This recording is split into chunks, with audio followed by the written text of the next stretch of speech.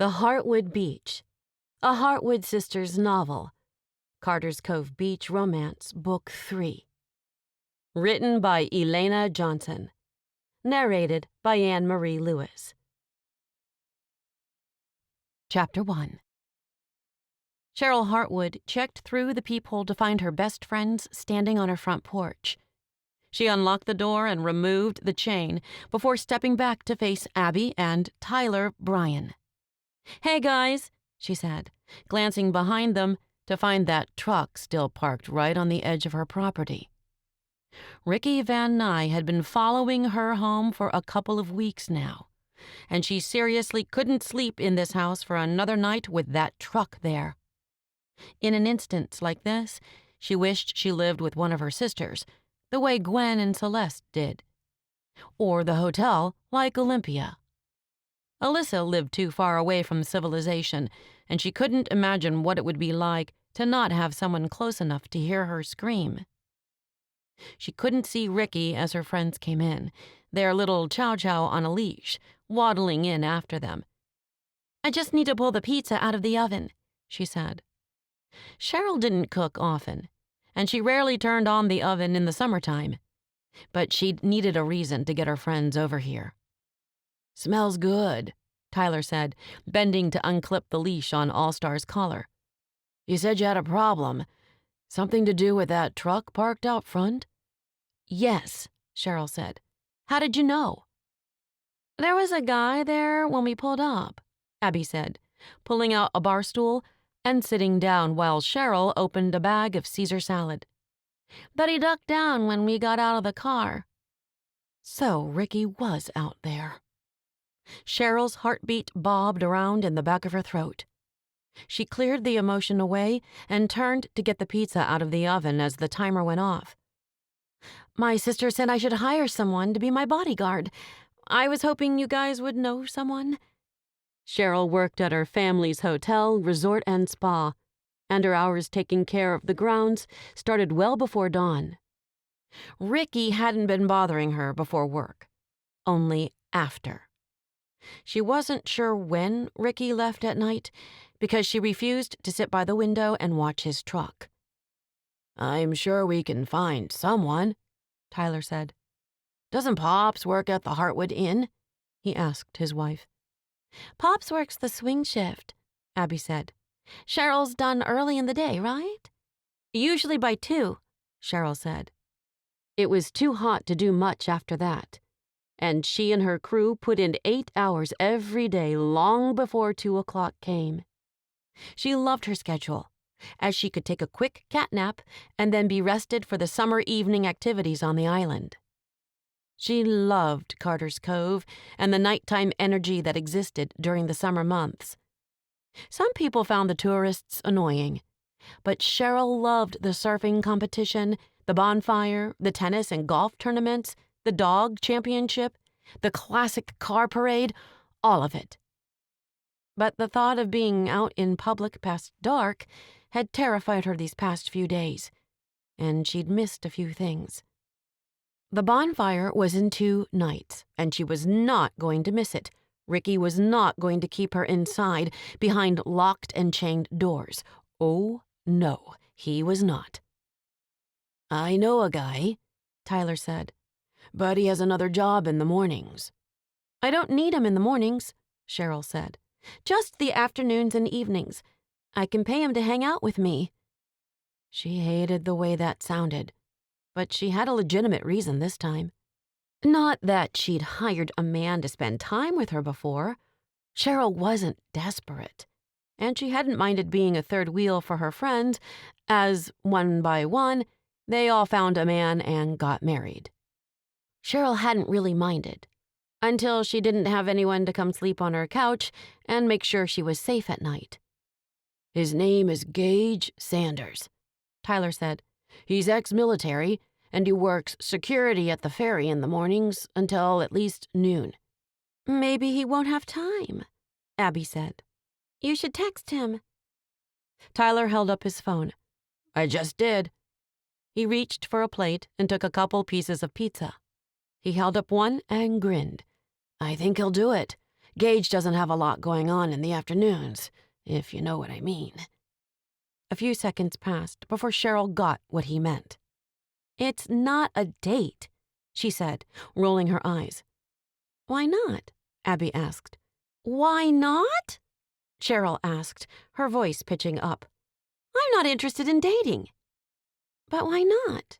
Abby scooped some salad onto her plate, only glancing at Cheryl as if she didn't get why Cheryl didn't want to involve a man in her life again.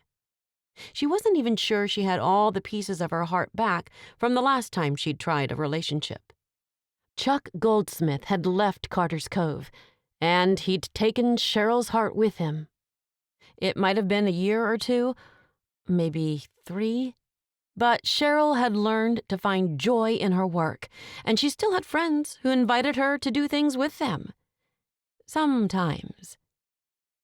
Tyler's phone chimed, and he practically lunged for it.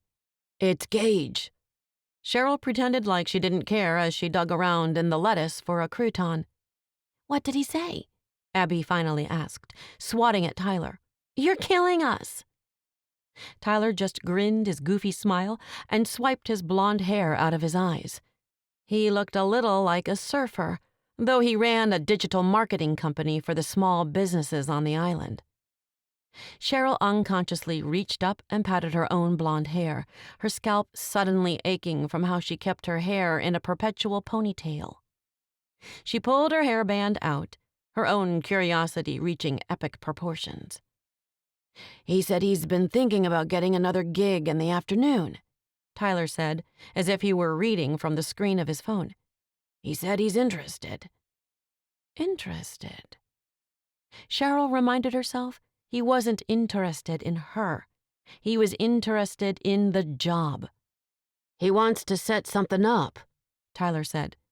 "Should I give him your number, or do you want his?" "Give me his," Cheryl said. A moment later, her phone buzzed, and Tyler had forwarded the contact. "I'm going to text him right now."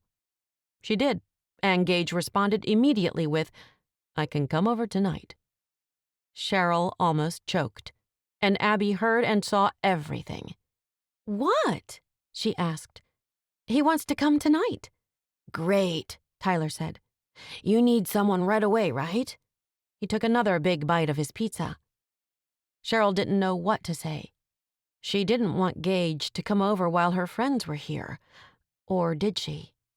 "Let's go," Abby said, though she hadn't finished eating. Tyler looked back and forth between the two women. "I'm missing something." "Nope," Abby said, popping the pea.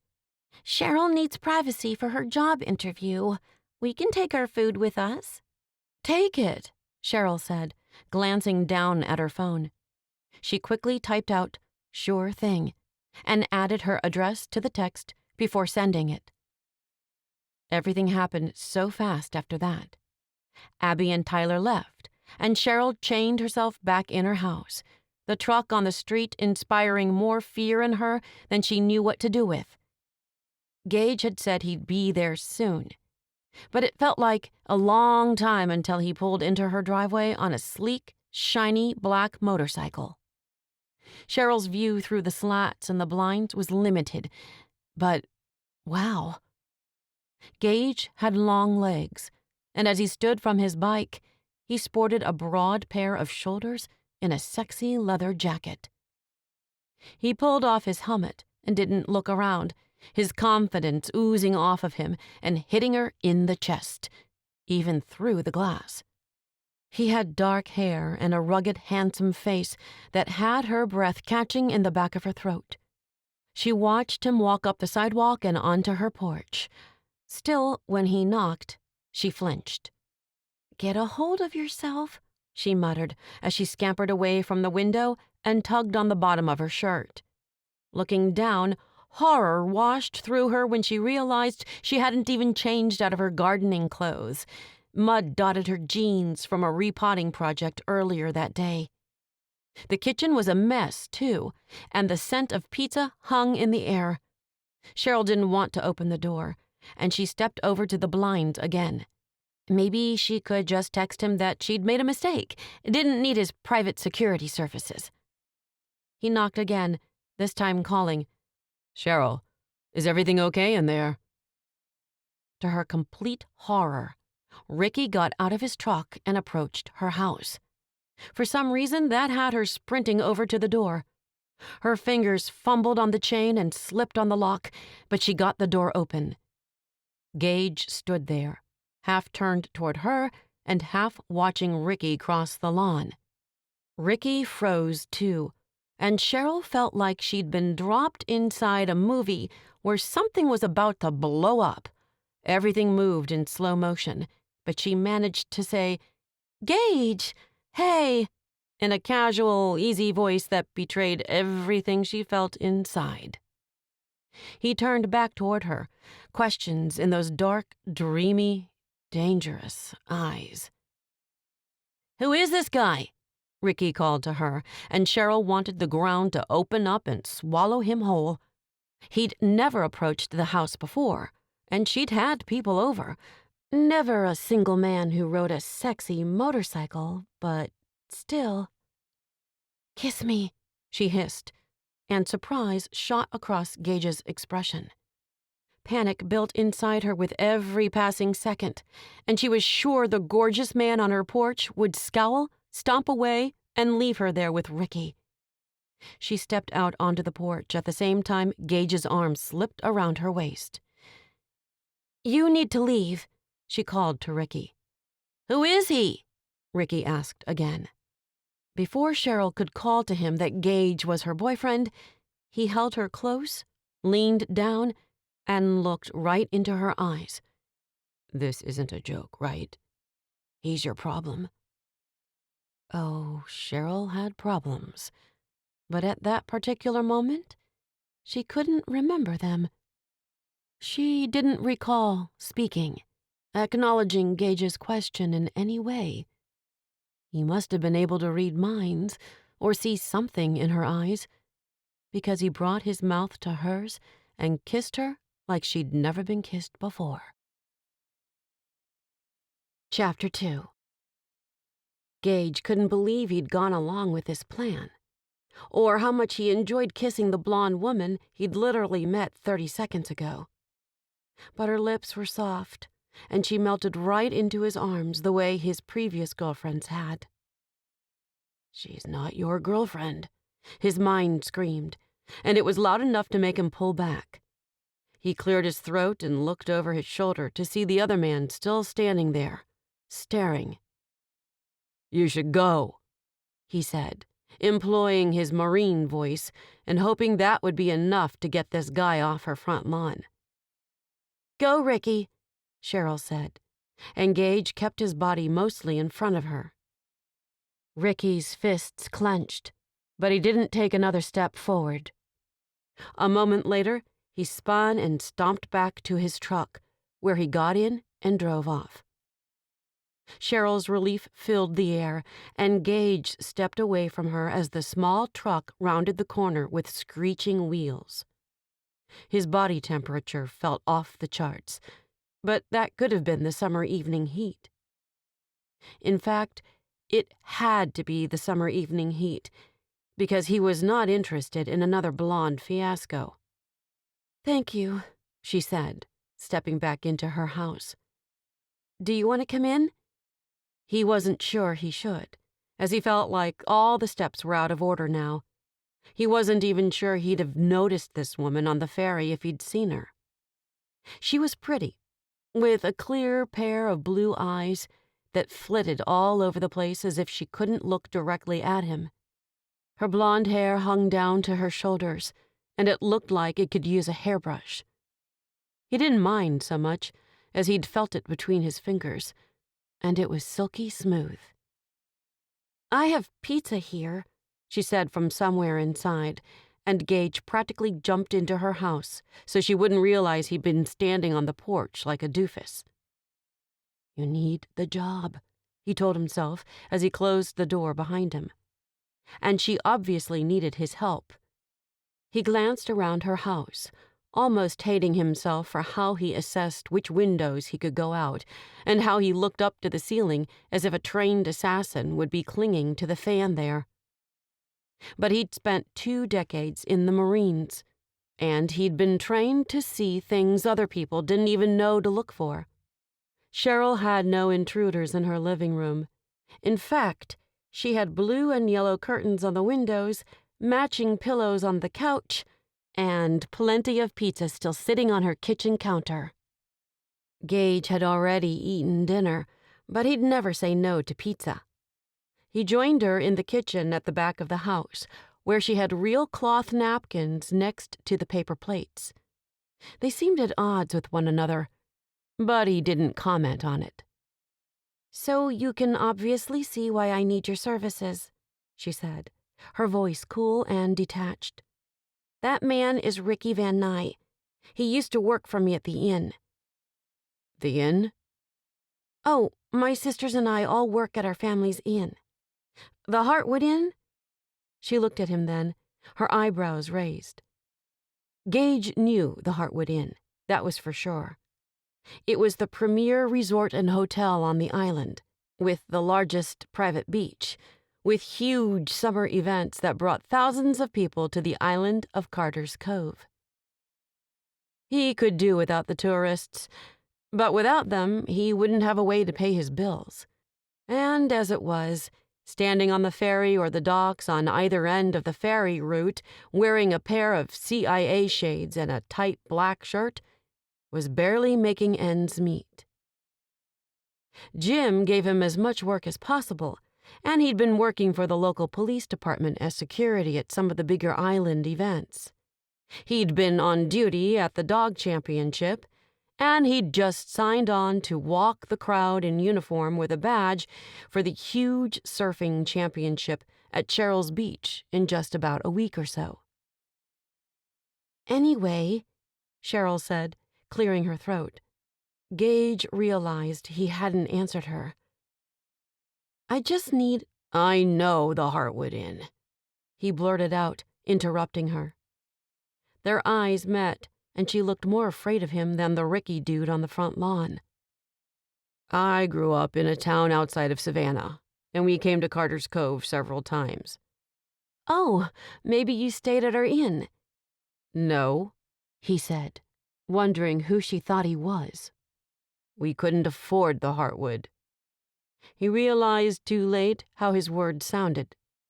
Plus, he'd had a girlfriend or two, or 3 or 4, that had told him sometimes his speaking voice sounded like a bark. "Oh," Cheryl blinked, the shock plain to see on her face. She turned away from him, almost hesitantly, as if she wanted to keep one eye on him but not look at him at the same time. "Did you want something to drink? Salad?" "The pizza's fine," he said, picking up a piece of cold pizza. He didn't care. He loved pizza in all its forms, and he asked, "Have you been to Pie Squared?" "The new place by the ferry?" "Yeah." "I've been by," she said evasively. "Which means no," he said, trying to put a smile on his face. It honestly felt like a scowl, and he wiped it away quickly, which meant Cheryl didn't see it by the time she turned around. "I haven't been down that way since they opened," she said. Of course she hadn't. She lived in a quaint, quiet neighborhood bordering the beach.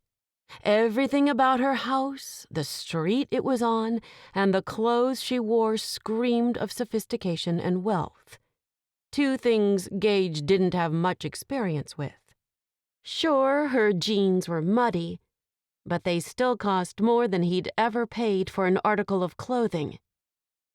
The only thing he'd ever put any money into was his motorcycle, and he simply wanted to be on the bike right now, riding away from her. "I need someone to pick me up at work," she said. "I get off at 2, but I can hang around the hotel to accommodate your schedule." He nodded and took another bite of his pizza. She continued with, "I just need to get home safely. Then you can go. Maybe come back in the evening to make sure Ricky isn't here bothering me.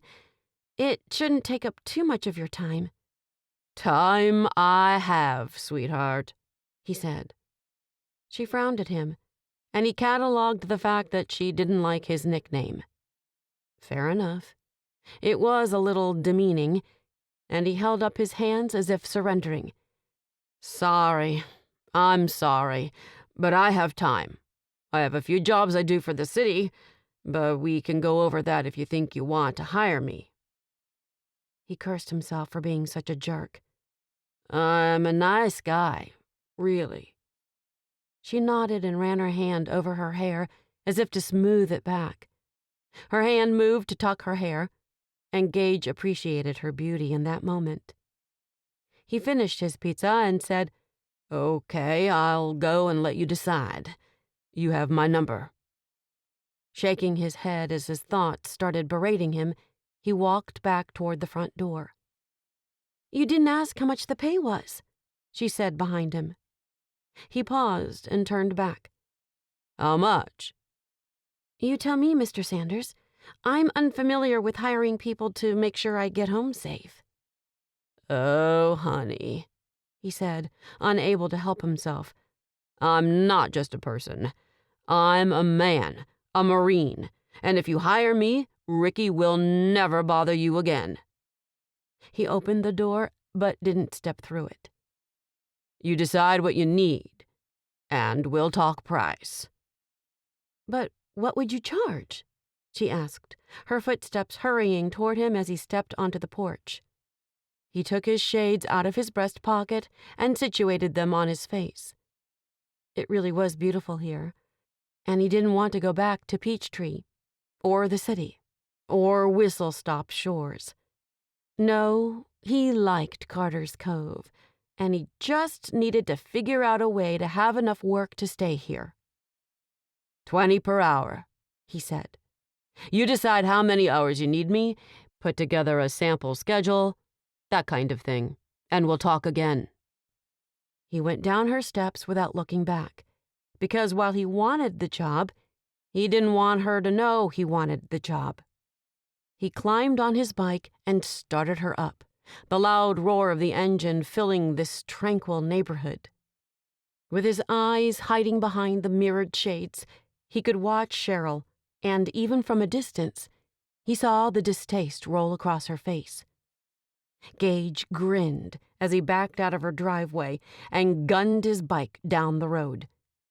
He honestly wasn't a jerk, but he was who he was, and she should know it before she hired him. He drove around the island a bit, getting away from the larger crowds, which mostly stuck to the downtown area. He stopped by the grocery store and bought apples and pears to make a tart, and he put together a delicious dessert. Through it all, he couldn't stop thinking about that kiss on that porch with that blonde woman. What do you think? He asked his dog, who lay right on the line he'd established for her, just outside the kitchen. Britta didn't answer, of course, and he tossed her a small chunk of hot dog and went back to cleaning up while the tart baked. And thinking about Cheryl.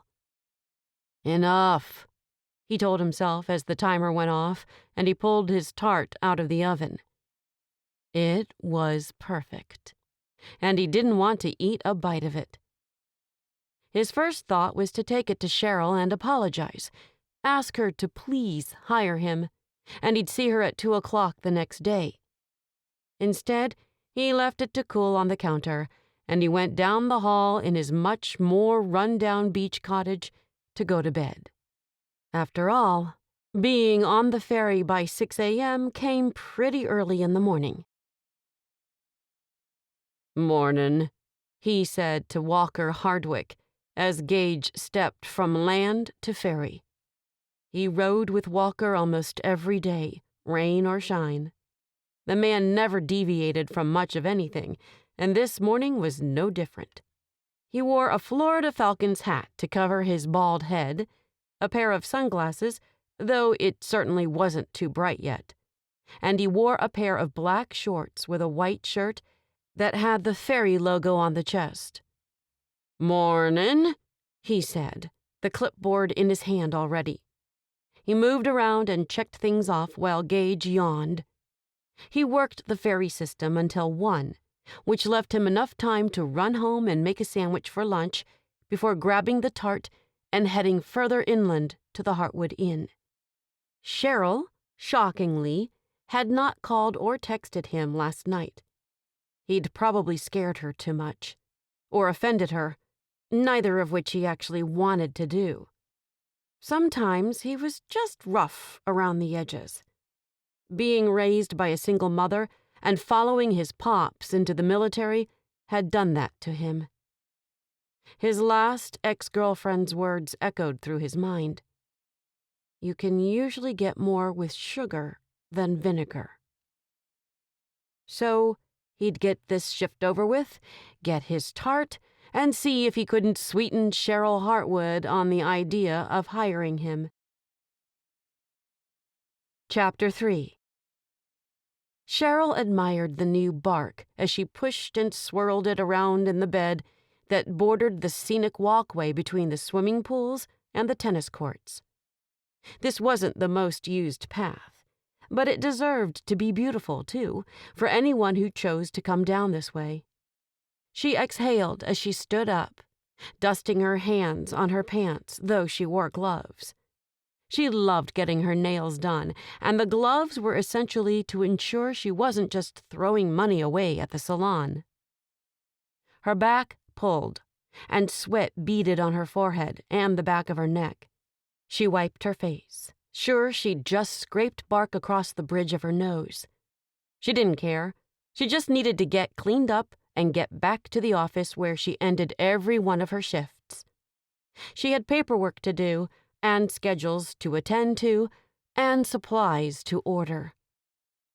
She'd brought out a golf cart with a small wagon hitched to it, and she started gathering up her tools and trash. She'd spread 16 bags of bark in the past couple of hours, and she pulled the golf cart to the last spot where she needed to pick up the empty bags. It was in the dipped curve of the sidewalk, and she literally felt like the only person on the grounds in that moment. A sound clicked behind her, almost like the chain on a bicycle, and she turned to see who was coming so she could get out of the way. The sidewalk remained empty. The branches of the tree farthest from her waved, but the air was absolutely still. No wind, not even a breeze coming off the ocean. If she were down on the beach, there would at least be a whiff of a breeze. Her skin crawled, and her heart started to pound in the back of her throat. She swiped the empty bags from the beds she'd barked and mashed them in her hands. She'd been thinking about Gage a lot since he'd roared off on that sexy, sleek, scary motorcycle. That kiss. Those hands. The bike. The man had a lot to admire, but he wasn't really her type. At all. Not even a little bit.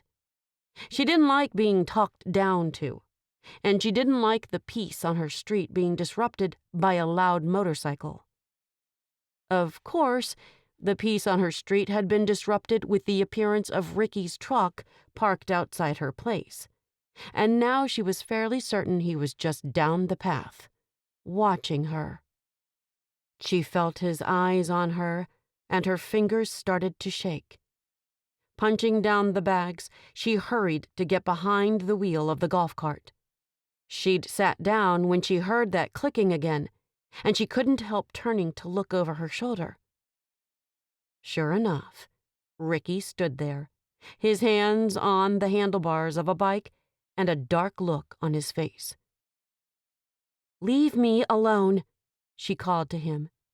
She started the golf cart and jammed her foot on the accelerator, telling herself not to look back.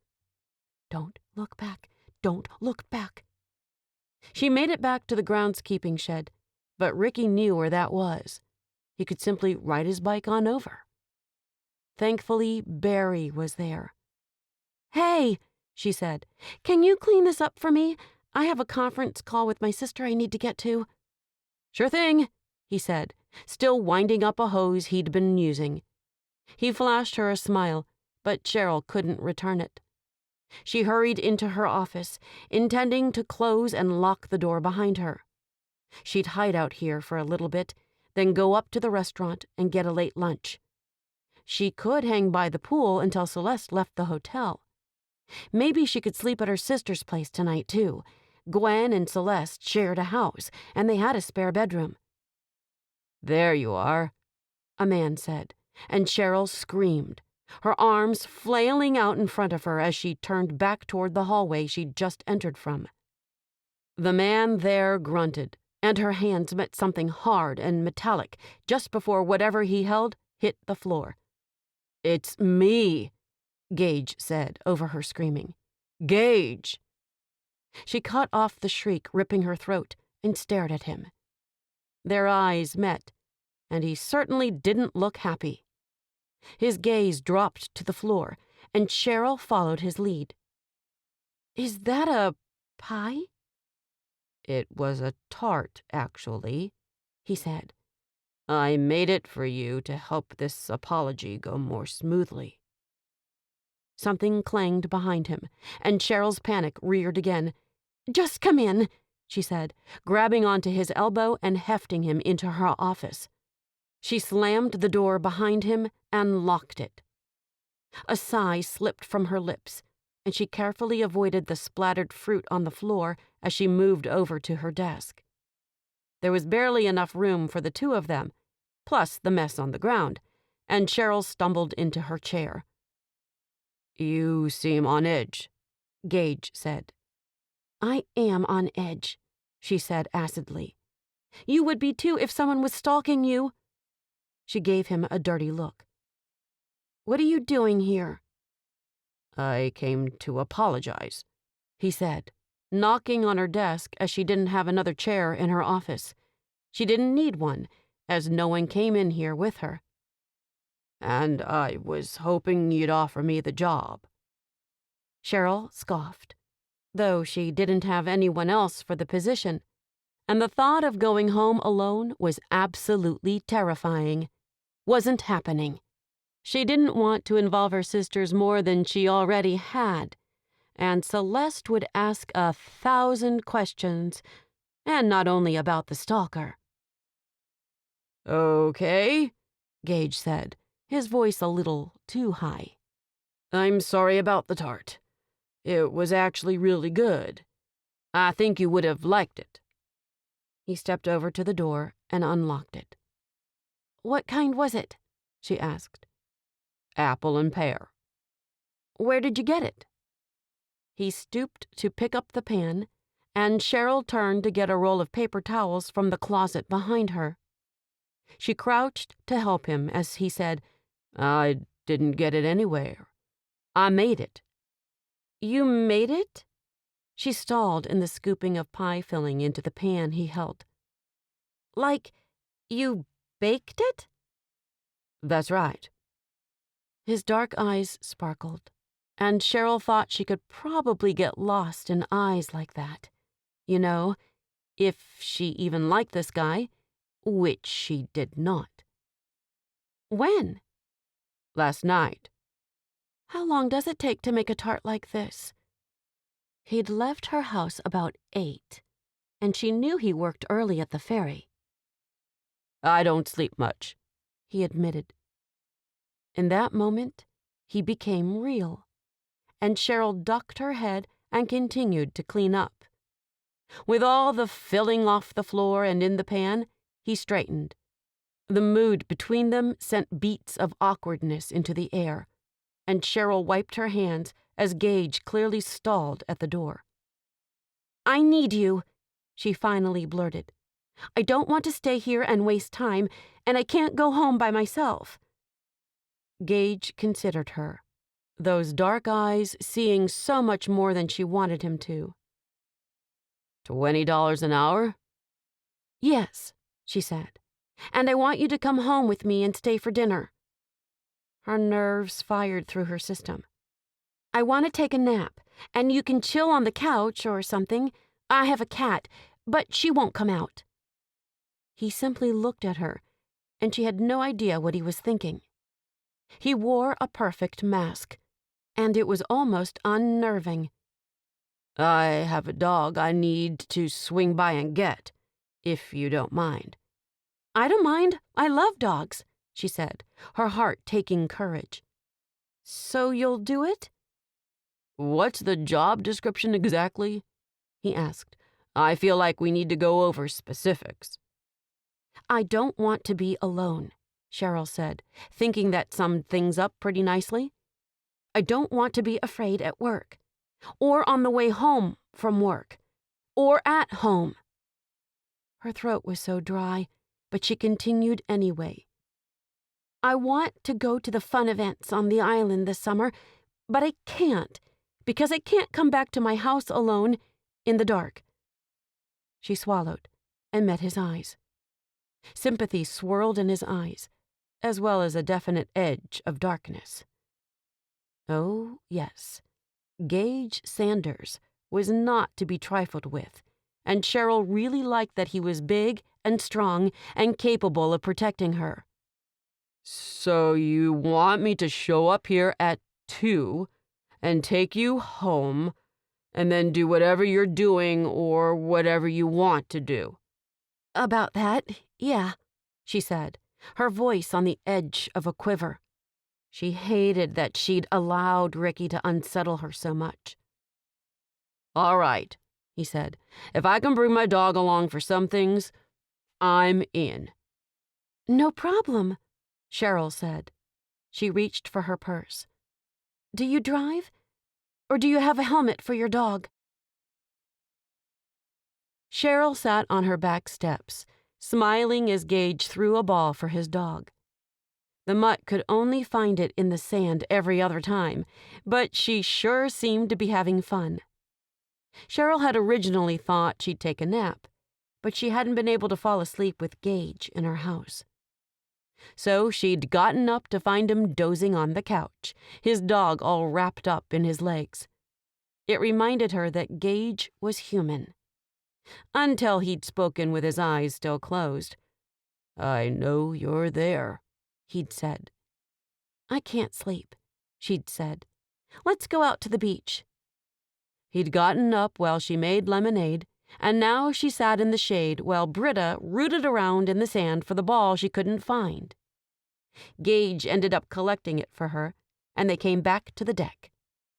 "Whew," Gage said as he sank down. "It's hot today." He picked up his glass of lemonade and took a long drink. "What's on the summer calendar tonight?" he asked. "I think it's the hot dog roast," she said, her distaste obvious in her tone. "And we don't like hot dogs?" "It's all teenagers and singles," she said. "Are you not single?" he asked, glancing at her. Heat filled her, making her face feel like it had burst into flames.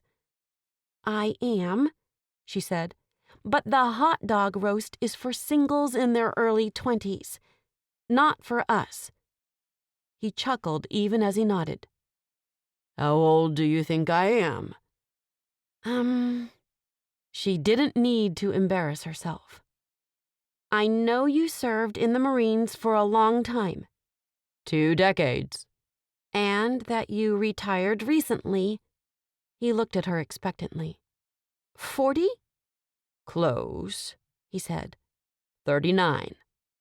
"Guess my age," she said, shaking her head so her hair fanned out around her face. She ducked her head and looked up at him through her eyelashes. He laughed, and Cheryl didn't know the man was capable of such a sound. "Oh, I'm not playing that game," he said. "I'm smarter than you think I am." "Fine," she said.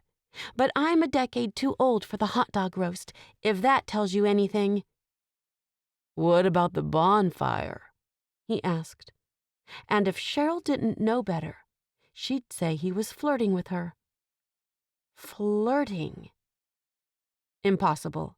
Gage Sanders didn't know how to flirt. But he knows how to kiss. Flames burst along every inch of her skin, and she looked away. The bonfire is acceptable." "Great," he said, groaning as he stood. "I think I'm going to try to make that tart again." He left her sitting on the back steps, utterly confused. He had so many pieces to him, and she was having trouble fitting them all together. She reached over and patted Britta absently. "He's kind of complicated, isn't he?" The dog just continued to pant. Cheryl pulled out her phone and scrolled through her texts until she came to Abby's name. "I need more info on this Gage guy." Chapter 4. Gage whistled as he went to work the morning of the bonfire. "Mornin'," he said to Walker, just like always. "What are you so happy about?" the man asked, checking something on that clipboard. "Nothin'." "Right," Walker scoffed. "You've shown up for 2 mornings in a row, smilin' and whistlin'."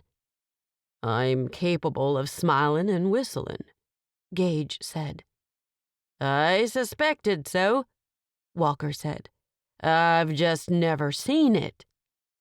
Gage didn't know how to argue with him. It wasn't like he had a lot to smile and whistle about on the ferry. In fact, he was supposed to look imposing and intimidating. "Erica and I are going to the bonfire tonight," Walker said. "You're welcome to come." "Oh, Gage didn't know what to say. "I'm going with a client." Of course, the way he'd been thinking about Cheryl wasn't exactly businesslike. He'd spent a couple of afternoons and evenings with her, and it was much better than trying to find something to keep himself and Britta busy in his non-working hours. No, they hadn't done anything earth-shattering. Time on the beach, then making her a new tart before she whipped up a meal of steak and grilled vegetables. Yesterday, she'd shown him the Maritime Museum, somewhere he hadn't been on the island yet, though he'd lived here for the past couple of years since he'd retired from the Marines. Spending time with her was easy. He could talk to her, though they hadn't done much more than share about their families. Fine, Cheryl had done most of that. Gage hadn't said a whole lot about anything. He didn't exactly have secrets. He just didn't see the point of hashing over things he couldn't change.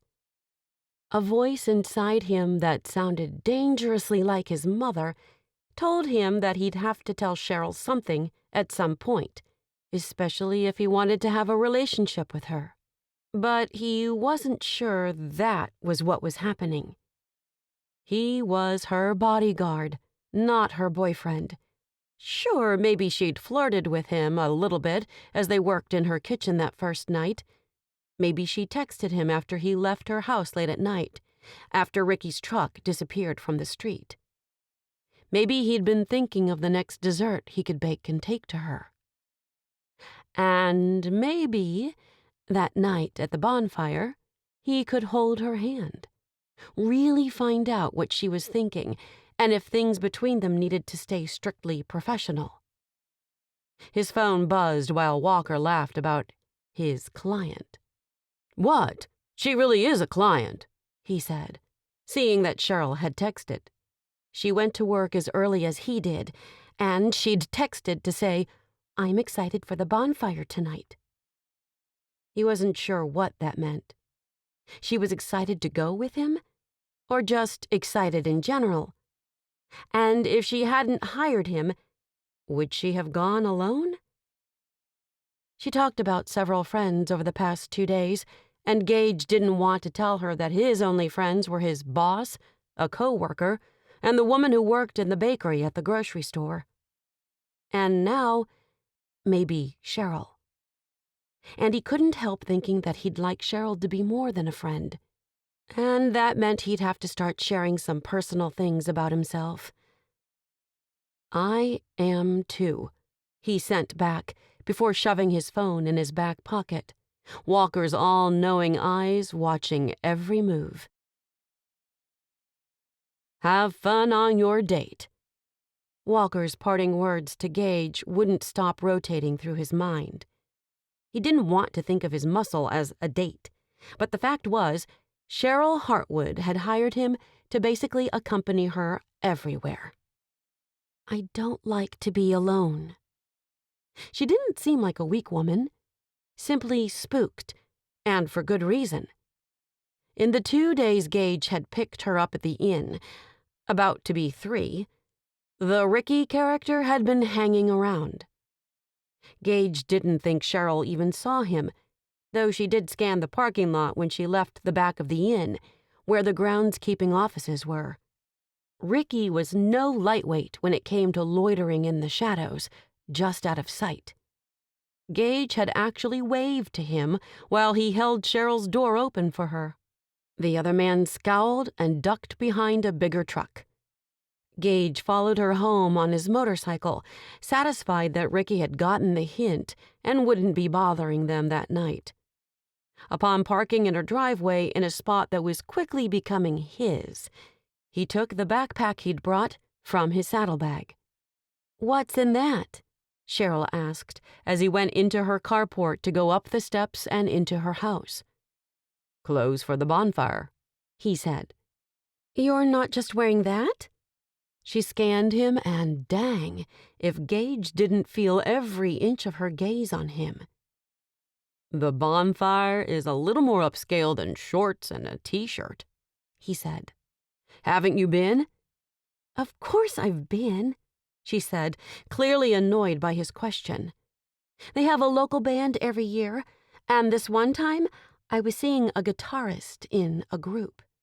"Then you know you don't wear shorts and a t-shirt," he said. "Some people will be," she argued. Gage suppressed the sigh he wanted to hiss through his teeth. "Yes, but we're not in our 20s, remember?" He lifted his eyebrows and shot a look at her that drove home his point. She rolled her eyes and turned away from him. "Fine. Do you want lunch?" "Have I ever turned down food?" Something like a hiccup came from her, and a few moments later she started laughing. She'd been trying to hold it back, and a slow smile spread across Gage's face as the sound of her happiness filled the air. Oh, yes, she was definitely different when she wasn't skittish, wasn't scared, wasn't scowling. Now, he just had to figure out how to stay on this good side of Cheryl until he figured out how to tell her she made his heart beat in a way it hadn't in a long time. "We have to run over to my parents before we go tonight," she said. "All right," he said, that heart of his kicking out extra beats. "What for?" "My dad loves my meatloaf, and I made him an extra one last night." "I thought you were taking that this morning." Gage dropped his backpack on her love seat and sat beside it. Cheryl remained silent, which drew Gage's attention. "You didn't go?" "Ricky was here this morning. He tried to talk to me." Instantly, Gage was on his feet and moving into the kitchen with her. "Cheryl, you're supposed to call me if he comes around when I'm not here." She wouldn't look at him. "I know, but I took care of it." "Did you? What makes you think that?" Cheryl looked up at him, her blue eyes firing like lasers. "I told him I'd call the police if I saw him hanging around again." She'd told him that Ricky had asked her out several times, and she'd said no. When he'd started pestering a couple of waitresses at the on-site restaurant at the inn, she'd fired him. Oh, and he hadn't shown up for work 3 days in a row. Her reasons for terminating him had seemed on the up and up, and Gage hadn't questioned her further. "Honey, this guy doesn't care about the police," Gage said. "Don't call me honey." Gage fell back a step at the sharpness in her words. The anger in her face faded quickly, and she ducked her head. "Sorry, that came out harsher than I intended." His heart shriveled, and he had no idea what to do about that. So he said nothing and put more distance between them. What a fool he was. Just because he'd kissed her, and it had been fantastic, didn't mean they were a couple. She was paying him to babysit her, for crying out loud. He couldn't forget that. Maybe he better start telling himself that to begin with. "It's fine," he said, returning to the love seat. "I asked him what he was doing parked outside my house the other night. He said he was working on the water main at the Oscarsons." "He's a liar," Gage said. "How do you know?" "I've already been next door, and they said they did have some trouble with their water line, but they'd never seen Ricky before." Cheryl joined him in the living room, a plate with a ham and cheese sandwich on it. She handed it to him, and he looked up to meet her eyes. Something charged and electric passed between them, and if she didn't feel that, she had to be dead. He took the plate as a blush stained her cheeks, and he knew she felt something. How much and what, he wasn't sure. "When did you talk to them?" "The day you hired me," he said. "I'm nothing if not thorough." She nodded and folded her hands in her lap. "Thank you, Gage. The last few afternoons have been much better for me."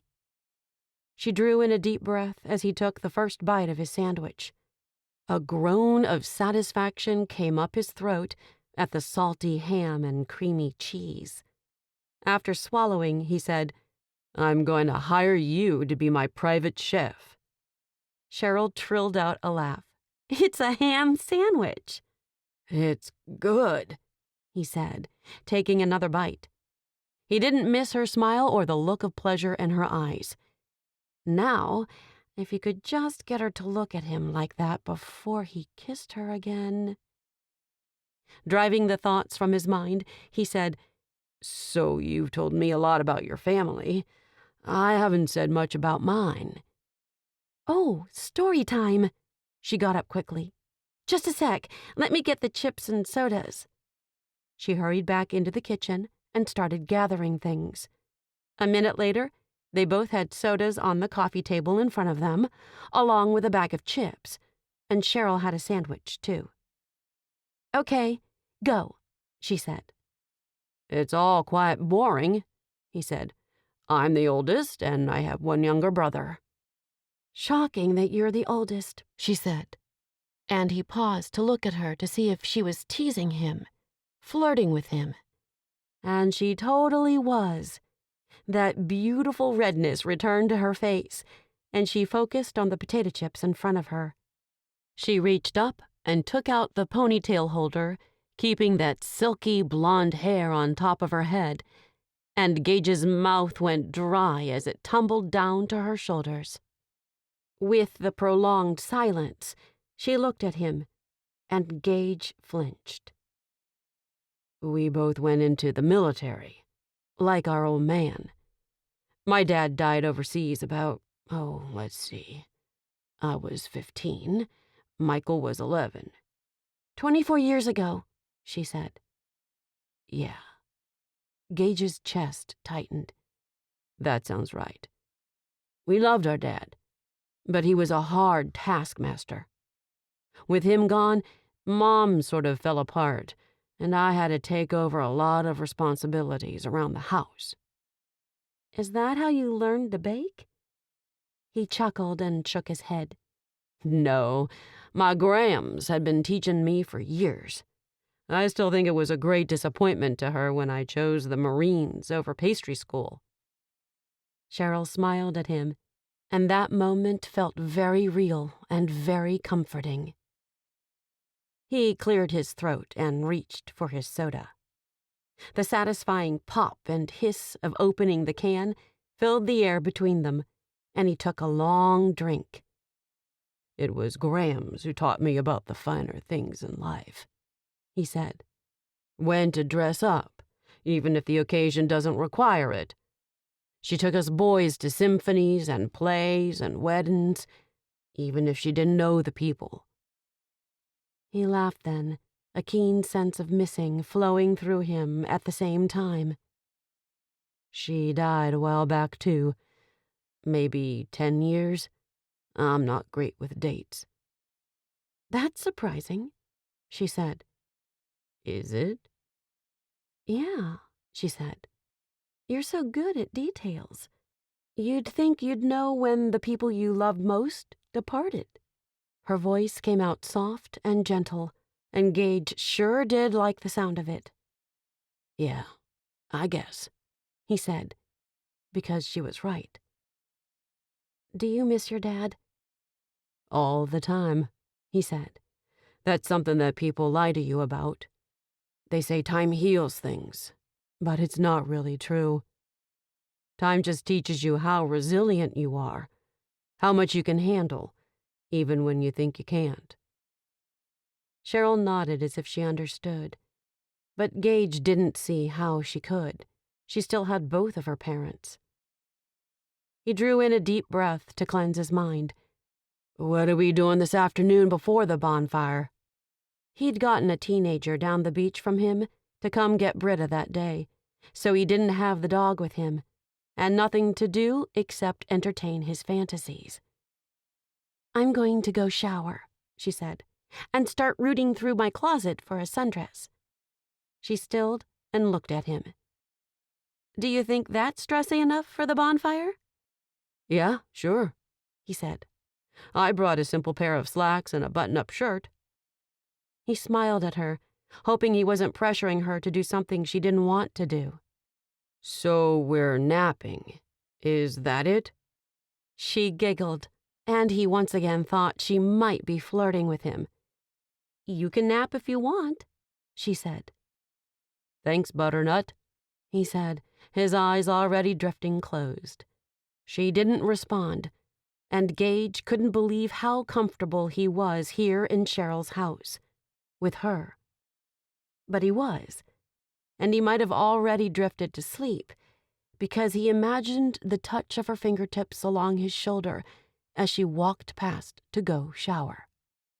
Ah, what a nice dream this was. Chapter 5. He's not my boyfriend, Cheryl muttered to her mother for the third time. I hired him to help me with a problem, and we're just going to the bonfire tonight. That's all. The bonfire, her mom said. That's romantic. Mom, stop. She turned from the fridge, where she'd taken far too long to find the bottle of ketchup. You just heat this at 400 degrees for about an hour, she said in a much louder voice. Gage had sat at the table with her grandmother, who was currently educating him on the finer points of gin rummy.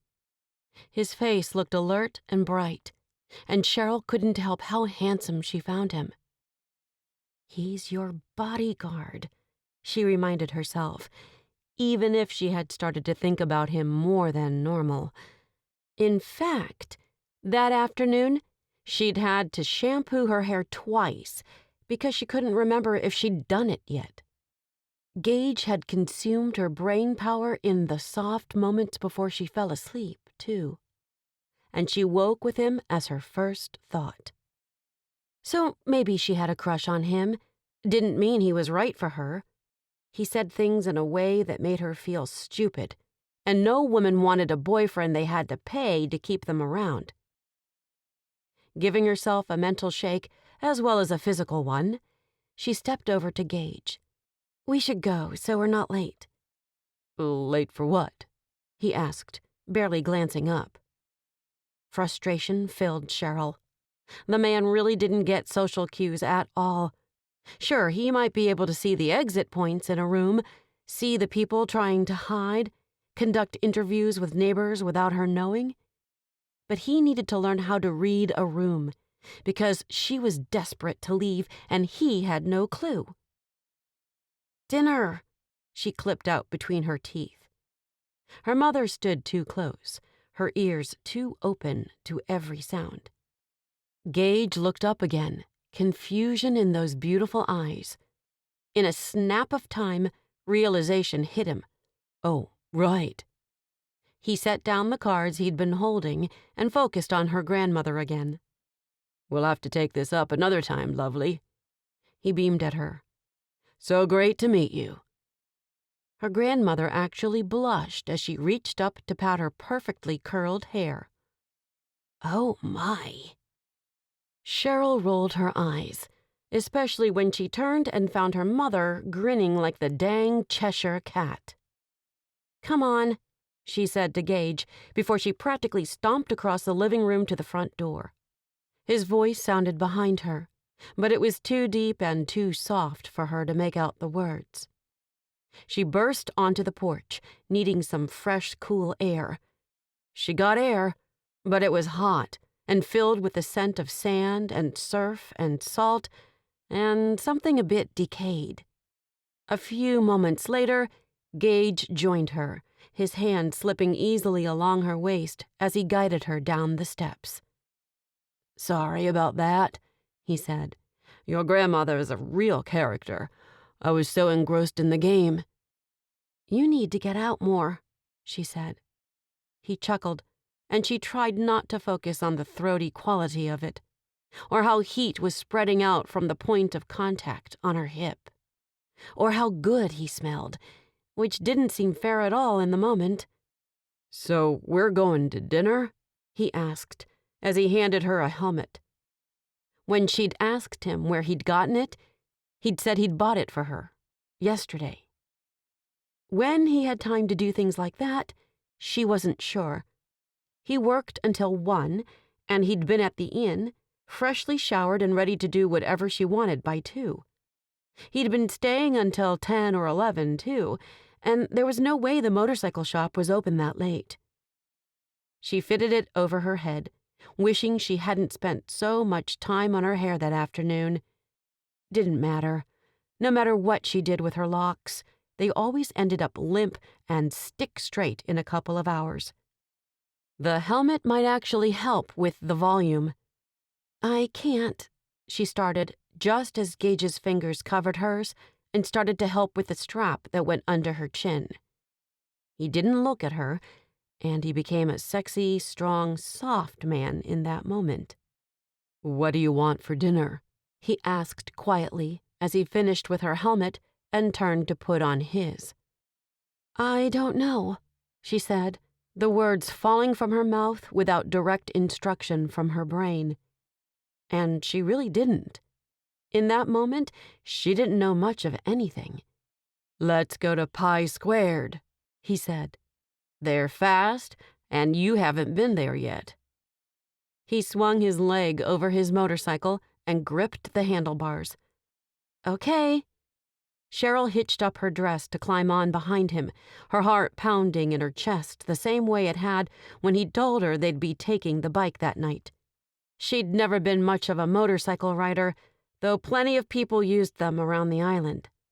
They were one of the best ways to get around Carter's Cove, especially when the crowds swelled in the summer months. But he'd taught her how and where to sit, how to lean with him, and how to hold on to him. She wrapped her arms around him and pressed her cheek to his back. Ready? He asked, turning his head though he couldn't possibly see her. He felt warm and solid and real in front of her. And Cheryl loved how grounded she felt on this motorcycle, with this man. She knew her mother and grandmother were probably watching, but she decided she didn't care. Ready? He eased them away from the curb, keeping the engine rumbling nicely instead of filling the air with the sharp roar of it. He didn't turn left the way she expected him to, but went right instead, winding down the neighborhood streets to the coastal highway. A sense of wonder and freedom filled Cheryl, and she couldn't keep the smile off her face. Riding in the open air like this made her feel alive in a way she hadn't felt in a long time, and she loosened her grip on his body and straightened so she could feel the sea breeze against her face. Laughter tumbled from her chest, and she put her hands on his waist to steady herself, His laughter joined hers, but she could barely hear it. Didn't matter. She could feel it in his body, and when he accelerated, she whooped with joy. By the time they arrived at the bonfire, Cheryl's adrenaline rush had faded. They'd enjoyed dinner at Pie Squared, and he hadn't been lying. The pizza was fantastic, and she'd eaten way too much. Her pulse spiked again as Gage took her helmet and stowed it in his saddlebag before taking her hand in his. "Is this okay?" he asked, and Cheryl had no idea what to say. She looked around as if she were important enough to have paparazzi behind her, snapping pictures of every person she even looked at. No one cared that she was holding hands with the gorgeous, dangerous, mysterious Gage Sanders. "It's fine," she said. "Oh," he chuckled. "Must not be okay then." He started to pull his fingers out of hers, but she held on to them tightly. "It is." "I've had other girlfriends," he said bluntly, "and when they said something was fine, it definitely wasn't." "How many other girlfriends?" she asked, sliding her fingers between his and holding on. He grinned at her. "Several. No one since I moved here permanently, though. Well, there was this one woman." He shrugged. "But she didn't live here." "Name?" "Dana O'Shiel." "Yeah, I don't know her." He tugged her closer to him as they approached a couple coming their way. "I said she didn't live here." "Plus, it's not like I know everyone on the island. Pretty much only if someone grew up here and stayed, the way I have." She pointed down the boardwalk. "For example, the band playing tonight is all locals. Some a couple of years older than me or younger than me. I only knew the banjo player." He said, reaching for a tumbler of water as a waiter paused. "You want something to drink?" "Just club soda," she said, and the waiter pointed to the wet bar that had been set up on the sand. Cheryl glanced around and saw that almost everyone there had dressed up a little bit, and she was so glad she'd found this splashy sundress in the back of her closet. It left her shoulders a little barer than she normally liked them, but as the sun drifted down, she wasn't afraid of getting burnt. Gage led them over to the bar, where he ordered club soda for both of them, his with lime and lemon and orange. His glass looked colorful and vibrant, and Cheryl thought it fit him really well. She never would have imagined the Gage she'd met on her front porch at an event like this, but he fit in seamlessly with that button-up shirt undone at the throat and his sandaled feet. They strolled along the boardwalk closer to the band, and she pointed with her glass. "That's Matt Lindstrom right there, with the banjo." She grinned at the man she'd been friends with for many years, searching the crowd for his wife. Cheryl was friends with Lindsay, too, and while they had just had their first baby, they still invited Cheryl to dinner sometimes. All of her married friends did, and she cut a look out of the corner of her eye at Gage. Maybe she could start bringing him to lunches and dinners and picnics on the beach. Maybe she could be part of a couple again. Her heart seized, and Gage looked at her as if he could tell her vital organ had skipped a few beats. "What's wrong?" He didn't search the surroundings, but kept his gaze right on hers. "Nothing," she said. "I was just thinking about my last boyfriend." "Oh, that's not what I want to hear." He gave her a smile. "I mean, we're here together. This band is great. The moon is coming up. No man wants to hear the beautiful woman he's with is thinking about another guy." He lifted his fruity club soda to his lips, those dark eyes devouring her. Beautiful woman he's with. So before the disaster that has become Ricky. Wait, Gage said. your last boyfriend was the stalker? No, she shook her head. No, I never went out with him. He just asked me a bunch of times. Gage nodded and said, Continue. as if this were an interrogation. Annoyance squirreled through her. I don't want to tell it now. Oh, come on, he said, practically rolling his whole head. What did I do? You were just like, continue. Like all of your demands would be satisfied before I said another word. Gage's eyes sparkled like dark diamonds, and dang, if Cheryl didn't want to lean closer and see what he found so funny. Well, he drawled in that Savannah accent. Won't all my demands be satisfied tonight? He leaned closer, sending Cheryl's pulse into a complete tizzy. No. She pushed against his chest, laughing in the next moment. I don't even know what your demands are, so they definitely won't all be satisfied. He said again, touching his nose to her cheek for a moment before straightening and backing up. You can keep telling the story whenever you're ready. Thank you, Your Highness. He scoffed, but not an ounce of discomfort or unease sat on his face. Cheryl wasn't sure how to pick up the story again. Anyway, she said, before Ricky, I dated this guy named Chuck Millstone. I thought things were going well, but so did his other girlfriend. Ouch, Gage said without missing a beat. And Chuck is a stupid name. Surprise shot through her, and she burst out laughing. It is, isn't it? I mean, no offense to the nice Chucks out there. The one she'd dated had not been nice. In fact, he'd accused her of trying to change him, and that was why he'd had to go find another girlfriend who loved him just how he was.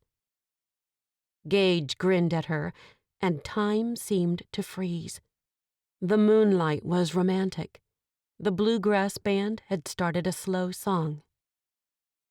Do you want to dance? Gage asked. And there was nothing more exciting to Cheryl in that moment than the idea of dancing with the ex-Marine, bodyguard/boyfriend, sexy man in front of her. Sure, she said at the same time someone else said, Cheryl? She startled, immediately stepping away from Gage, who fell a half step behind her. Her oldest sister stood there, a delicious-looking man on her arm, too. Olympia! Her eyes flickered to the tall, sandy-haired man at her sister's side. This is Chet, she said, looking up at him. Gage, she said, and Olympia shook the man's hand. Nice to meet you, Olympia said, her eyes grinning as if they knew what Cheryl had been thinking about dancing with Gage. What are you guys doing here? It's the bonfire, Cheryl said. I wanted to get out of the house tonight. Her sister wasn't dim, and Cheryl stared at her, hoping to communicate that she should wrap up this conversation so Cheryl could get her dance before the song ended. Olympia simply smiled at her sister. It's great, isn't it? She hadn't been out with anyone in years, and if she was really dating Chet, Cheryl was happy for her. Olympia's last boyfriend had cheated on her too, but not only that, he'd been married while they were dating. Married? She looked at Chet again, and it sure seemed like there were plenty of sparks there. I really like the band, Cheryl said. Did you know the banjo player is Matt Lindstrom from high school? Really? Olympia asked. I didn't recognize him. Chet leaned closer to her, and she turned her head so he could whisper in her ear. He said something, she nodded, and he walked away. Olympia watched him, interest evident in her eyes, and Cheryl grinned at her sister. What's with you two? Cheryl asked, leaning closer. You've never said you're seeing someone new. I'm still trying to figure out what we are. Olympia glanced at Gage, leaning in and whispering too, though Gage seemed totally engrossed in the band and the crowd around them. A front, Cheryl knew. The man heard and saw everything, literally everything. I'm sure you know what I mean. Cheryl just blinked. I have no idea what you mean. And yet, she found herself inching back into Gage, who put his arm around her, his hand resting easily on her hip. Olympia looked like a cat who'd just gotten his first canary. The song was almost over, and Cheryl was going to miss it. See you later, O. She turned into Gage and said, Let's dance. He obliged, and though they only got 30 seconds, they were 30 of the best seconds of Cheryl's life, dancing in the arms of her bodyguard.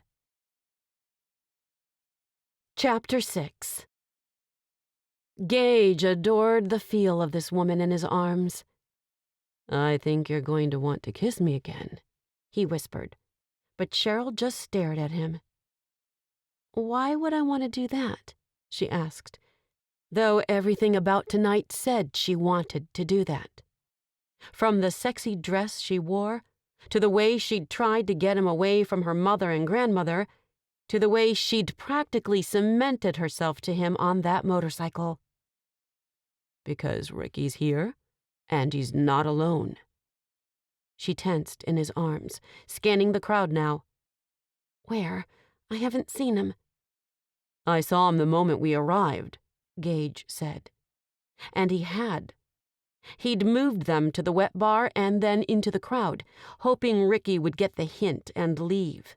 He certainly wasn't going to make a move in public. Gage knew that.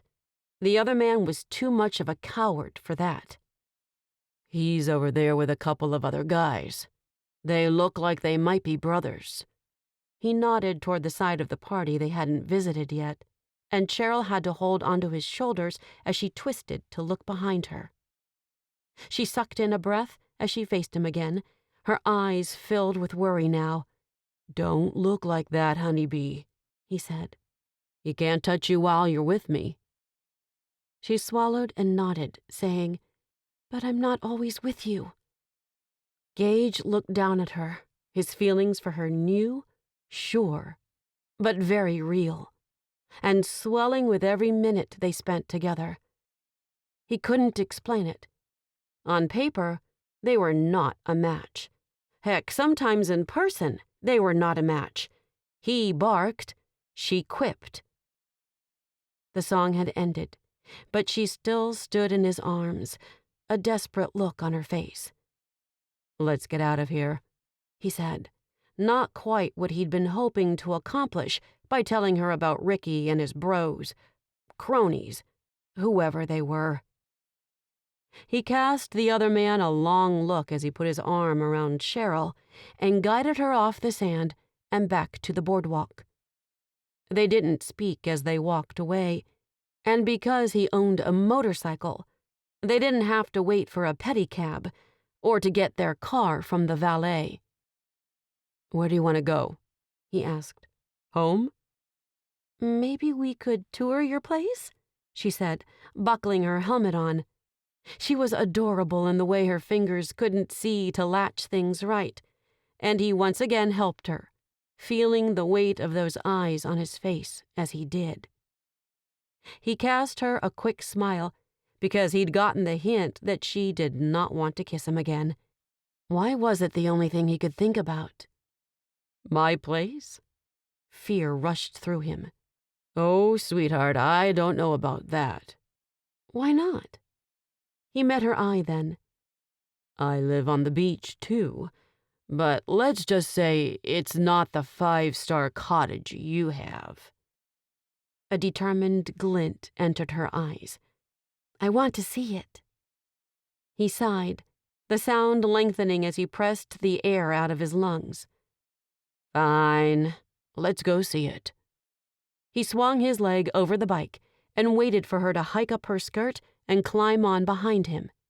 He hadn't ridden with a woman on the back of his motorcycle for far too long, and he sure did like the addition of Cheryl to his life. It was a quick ride away from the bonfire to his shack on the beach, and thankfully, he'd learned to leave a light on when he left in the afternoons. He'd been staying at Cheryl's late, and it was dark out on this lane. "This is cute," she said as she got off the motorcycle. From inside the house, Britta barked, and Gage left their helmets on the handlebars instead of stowing them away. He had neighbors out here, sure, but no one would bother the bike. "Cute?" he asked, adding a growl to the word, though her assessment of his house didn't really bother him.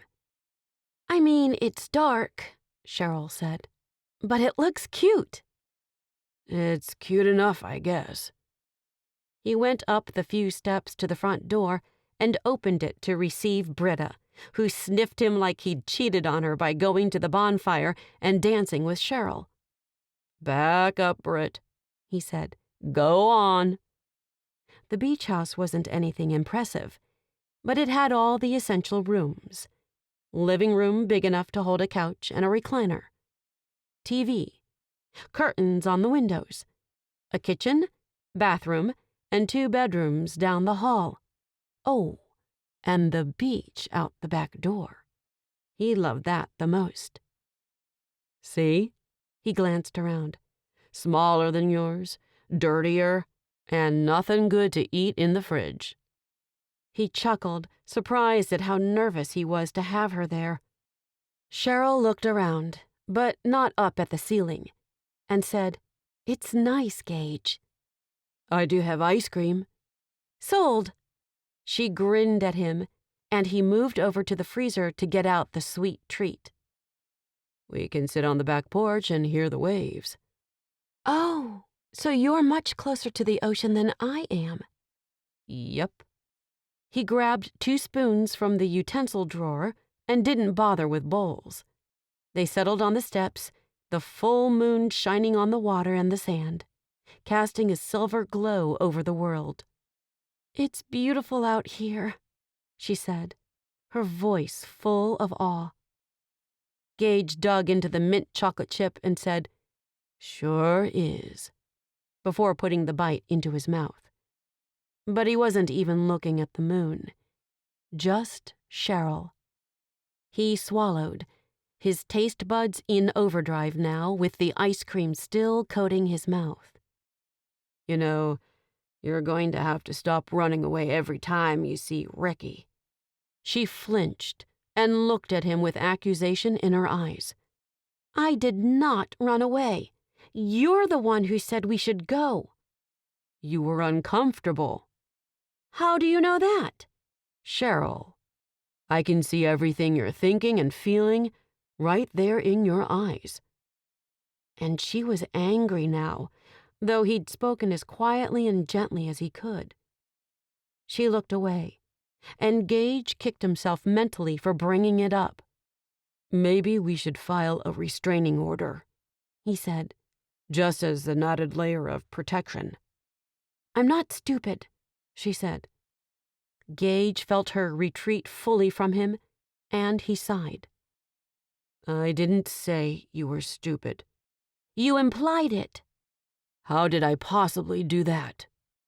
"You said I should file a restraining order, as if I'd never thought of that." "Have you thought of it?" "Yes." "And?" "And I researched it," she said, the volume of her voice lifting into the starry sky. "And he hasn't done anything that would warrant a restraining order. No judge would give me one." Gage simply nodded, wondering how this conversation had gone sideways so fast. She stabbed at the ice cream, and Gage let her. He didn't want another bite anyway. He let the waves push and pull his thoughts, because speaking to Cheryl always seemed to get him in trouble. Grams used to say that on nights like these, you could catch fairies. They like to come out and dance under the light of the full moon." Where the words had come from, Gage wasn't sure. Several long seconds went by, and finally Cheryl asked, "Did you ever catch one?" Their eyes met, and the awkwardness broke between them. He chuckled and ducked his head, and she giggled. "Not even close," Gage whispered, hoping he hadn't ruined his chances with the only woman who'd caught his eye in the past couple of years. The next day, Gage watched the same man ride the ferry back and forth twice before he approached the guy. "Where are you going?" he asked him, folding his arms. The man glanced up, but his sunglasses obscured his eyes. Gage stared down at him. "You've been on the ferry a lot today." "Is that a problem?" he asked. "It is if there's something unsafe going on." "Sit down," the guy said, glancing around. Gage hesitated for a moment, and he followed the other man's gaze. A woman sat down on the end of the bench. Gage sat down. "Stalking?" "No," the man said quickly. "I just know she rides the ferry over to the mainland to work, and I wanted to see if I could talk to her today." "And she missed the previous ferry?" "I guess," he said. "Have you ever talked to her?" Gage asked. The man shook his head, and though the sun shone brightly overhead, Gage thought he'd started to blush. "She lives down the road from me. Look, I'm not doing anything wrong." Considering Gage had been hired to take Cheryl home so the man following her couldn't do anything funny, he wasn't sure he agreed. "You talk to her today," he said, "and stop following her around." "I don't follow her around," he said. "I work on the mainland too, and I've just noticed her on the ferry." "All right," Gage said in a tone that clearly said he didn't believe the guy. He stood up and went back around the ferry, taking his time. The ferry ride took 30 minutes, and they'd been on the water for 10 minutes. He rounded the back of the ferry, where the dark-haired woman still sat, her e-reader in her hand, all of her attention on it. The man sat down the bench several paces, his focus on his own device. "Ma'am," he said, "there's a leak back here, and I've been asked to move everyone up a little bit." She glanced up at him, and he pointed down the bench. "Just down there would be fine. I'm going to be setting some stuff up here." It almost sounded true. "Sure," she said. "Thanks for letting me know." She gathered her purse and bag and got up, stepping down the bench a little bit. The man who'd ridden the ferry just to talk to her glanced up as she sat so much closer to him. Gage saw the panic on his face, and then it melted into a smile as he reached over and moved his briefcase. He looked up, and Gage touched his forehead in a quick salute before turning to go into the engine room to actually get a bucket. He didn't need that woman knowing he'd helped out the guy semi-following her. The rest of his shift was fairly uneventful, and he even survived Walker's few questions about how the bonfire had gone. At one point, Gage had thought the night was ruined, but after his mention of fairies, things had improved, and Cheryl had given him a tight squeeze before she'd slid off his motorcycle and disappeared through the front door of her house. And Ricky hadn't been parked out front, so Gage was counting the night as a win. Now, he just needed to figure out how to move out of bodyguard territory and into the boyfriend zone. Chapter 7. Cheryl's fingers ached after holding the rope so tight while Javier drove stakes into the ground so they could straighten this row of trees. The winds coming off the water could be murder, and these 4-year-old trees needed some support to help them grow straight and tall. That was, if Mother Nature didn't send a hurricane to wipe them all out. "Almost got it," he said, taking the rope from her and pulling it even further. How he did that, she wasn't sure. She thought she was strong, and she knew she was. It took muscles to lug around bags of gravel and bark, bend and squat and dig and prune. She loved every minute of it, except when her fingers hurt like this. Her mother had arthritis, and Cheryl suspected she probably did too. With how much she used her hands during the day, it wouldn't be surprising. "Okay," she said, exhaling as she looked down the sidewalk. "Only 70 more." Javier laughed, and Cheryl smiled. There weren't 70 more trees to do. It just felt like it. "How's Melinda?" she asked as they moved down to the next tree. "She's doing okay," Javier said. He'd been with the Heartwood Inn grounds crew for as long as Cheryl could remember. She'd thrown a wedding shower and then a baby shower for his wife, and their first baby was due any day now. "She's taken to walking morning and night, trying to induce labor." "Does that really work?" Cheryl asked. "Obviously not." Javier flashed her a grin. "I'm still okay to have time off when the baby does come, right?" "Of course," Cheryl said. She had an entire temporary crew lined up to prepare the beach for the upcoming surfing championship. She could get whoever she needed to stay on while Javier was gone. "You're missing the best part of the year, though." "You're such a liar." He ran his hands up the tree trunk, and Cheryl felt his love for the tree. She felt the same way, and she'd always been comfortable and at home caring for plants, flowers, trees, and shrubs. "Raking the beach is the worst time of the year." "Oh, come on," she said.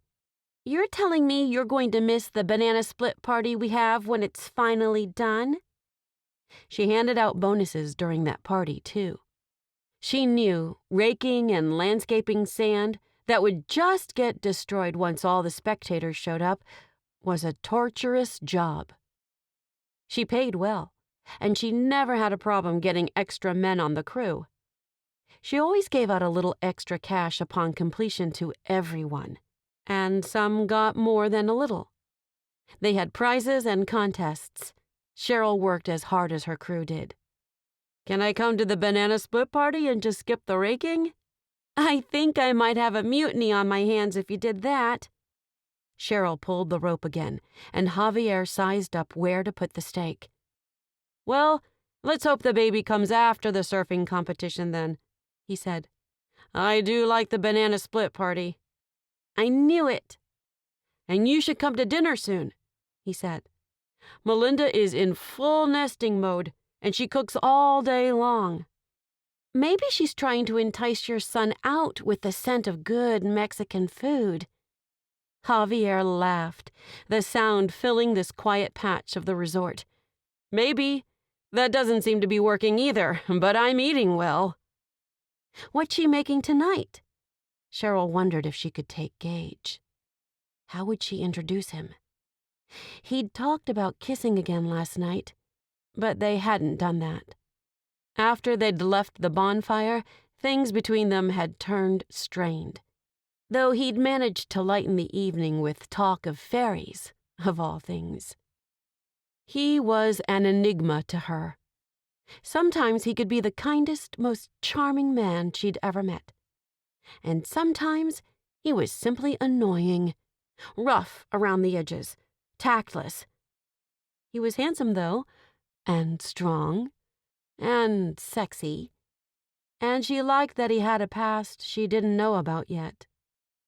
It was that past that hid the true man underneath that kept her interest and kept her from writing him off completely.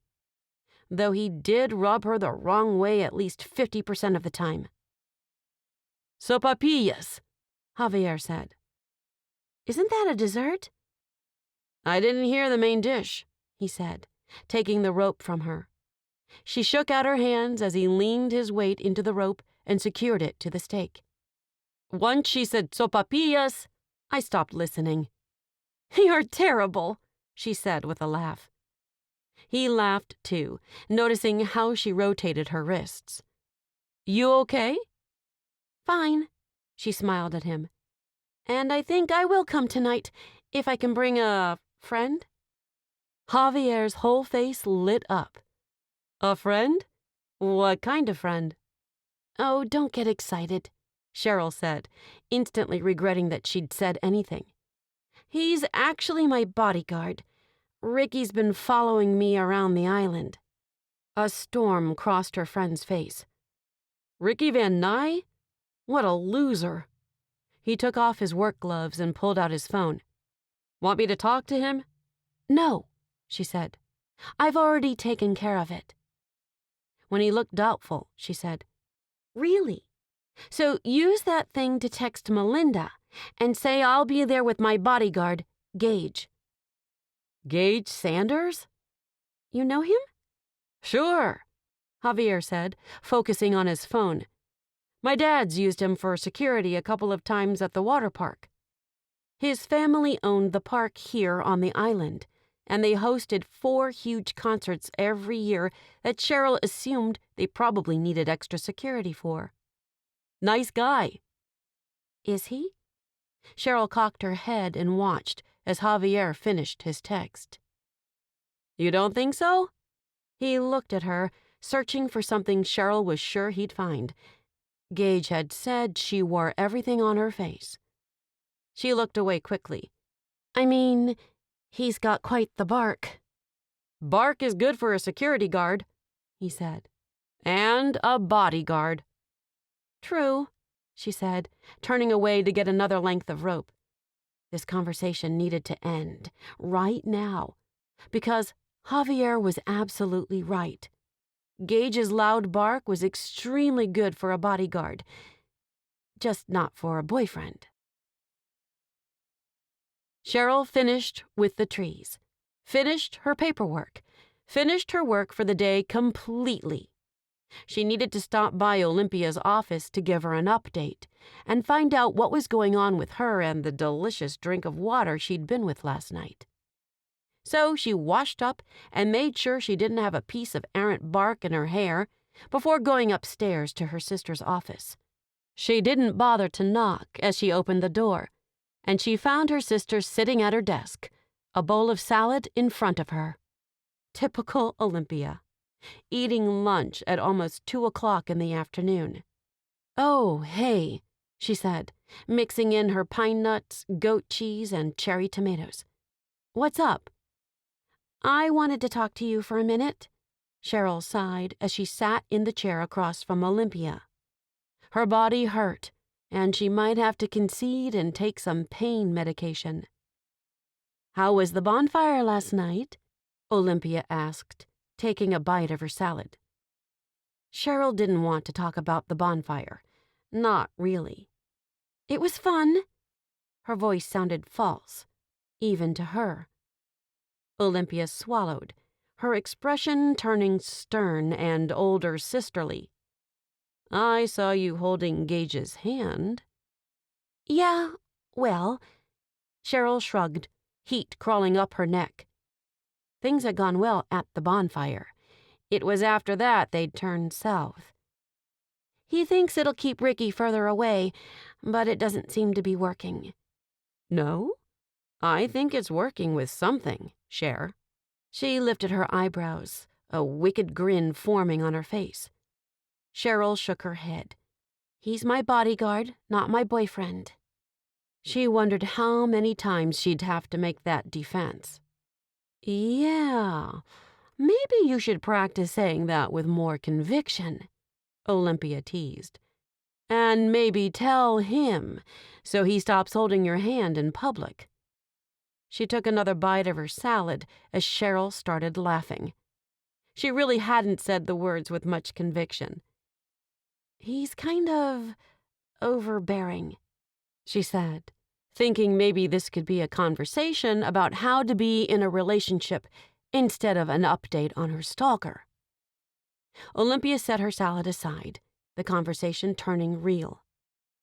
"But you still like him?" She wasn't asking, and Cheryl appreciated that her sister would take time from her crazy schedule to talk to her about a personal matter. Olympia always had, though. "Maybe," Cheryl said, confused about how she felt about Gage. Why couldn't he just be Prince Charming and sweep her off her feet? "I don't know." "Where'd you find him?" "He came highly recommended," Cheryl said. "He's worked private security for events on the island for a couple years. I called him, and he was available in the evenings." "I bet he was." Olympia grinned in a wicked way. "Did you send him your picture before he accepted the job?" Cheryl rolled her eyes, now ready to leave the office. Gage would be here any minute anyway. "No, I did not." "Did you get his picture? Because I bet you think he's gorgeous." Cheryl did think he was gorgeous, but she didn't want to admit it. So she shrugged one shoulder and said, "Maybe." "Oh, but he's your bodyguard," Olympia teased. "And he's kind of annoying." "He's been taking me home for a couple of nights," Cheryl said. "I barely know him." "Does he stay over?" "No," Cheryl said. "Ricky sort of backed off." "Tell me about this Ricky. We employed him?" "For a few weeks," Cheryl said, somewhat relieved to be back on topic. She felt whiplashed all over the place. First, she wanted to talk about Gage. Then she didn't. "His name is Ricky. Richard Van Nye. He said he was working on a water main for the Oscarsons. That was why he was parked outside my cottage." Olympia frowned and picked a nut off her salad. "But they live quite a bit down the road." "I know. He said the water line was right on the edge of our property." "And is it?" "I don't know. I didn't see it. And Gage said Ricky didn't know what he was doing." Cheryl sat back in her chair. "Anyway, I just came to update you on that. And to ask you about Chet." "Did you figure out what you are?" Olympia went mute, clearly inside her own mind. "Not really," she said. But Cheryl started laughing before she'd even finished speaking. "I can see it in your face, sis," she said. "You kissed him." Olympia looked like she'd swallowed the most delicious treat in the world. "Maybe." "Good for you. It's been way too long since you've been out with someone." Cheryl knew what Olympia had been through. She'd had her own version of a man cheating on her, though it wasn't nearly to the same degree as Olympia. Still, she knew that wounds like that took a very long time to heal, and the simplest of things could reopen them. "I know," she said. He's going to work for the inn next week during the surfing competition. I'm getting to know him. That's what we are." "And you get to kiss him goodnight," Cheryl said. "Sounds like a sweet setup." And she suddenly wanted that setup, too. A bodyguard/boyfriend who picked her up from work and kissed her goodnight. "Yeah." Olympia pulled her lunch back in front of her and glanced at her laptop. Code for, "I need to get back to work." "Okay, well, I'm going to go home," Cheryl said. "Gage should be here any minute. He works the ferry in the morning." "Oh, wow. Those start running at 6. "Yeah, he's ex-military. Says he doesn't need as much sleep as normal humans." Cheryl laughed, because Gage didn't seem to do anything the same as normal humans. Olympia smiled, got up, and gave her a hug. "If you like him, honey, He could be your bodyguard and your boyfriend. Jury's still out, she said, her phone chiming. As she checked it, everything happy inside her died, replaced with only annoyance. See? Look at this text. What am I supposed to get from that? She gave the phone to Olympia so she could see what Gage had said. Are you ready? I've been here for 5 minutes and don't see you. Want to go to lunch? Is he annoyed with me? She asked. Because I'm not standing on the curb the moment he pulls up? Like, I don't need that in my life. She didn't want to be bossed around. She ran a grounds crew of 64 people. Maybe she didn't get done with work right at 2 o'clock, right on the dot. I think he's asking you to lunch. Olympia handed the phone back. Maybe he's just saying he's here and he's been watching for you and he wants to take you to lunch. Maybe. Cheryl headed for the door, frustrated. I'll text you later. She opened the door to find the cause of her irritation standing in the hall. Oh, Gage, I'm coming. Geez, he'd come looking for her? What next? He'd go into the bathroom with her? She stepped past him, not willing to snipe at him in front of Olympia. But there was a storm brewing in her chest, and he better watch out. Chapter 8. Gage waved to Olympia and turned to follow Cheryl down the hall. I just hadn't heard from you. I was talking to my sister, Cheryl said. I literally just got your text. Yes, I'm hungry. We can go to lunch. Gage had a hard time keeping up with her, that blonde ponytail swaying violently as she marched away from him. So, she was angry. Well, so was he. He jogged the last few steps to the door that led back down to the lower level of the inn, where her office was. Ricky is down there. He put his palm on the door so she couldn't pull it open. Her eyes finally looked up and into his. But she didn't look like the scared rabbit she'd been last night. Well, let's go see what he wants, she said. Surprise arched his eyebrows. Is that what you want to do? You're the one who said I can't run away from him every time he shows his face. That's not exactly what I said. Move, Gage. Why are you so upset? She shook her phone at him. You made it sound like waiting 5 minutes for me was a horrible crime against humanity. Her fury stormed across her face, but she was still drop-dead gorgeous, maybe more so because of it. Gage wanted to quip right back at her, but he drew in a slow breath first.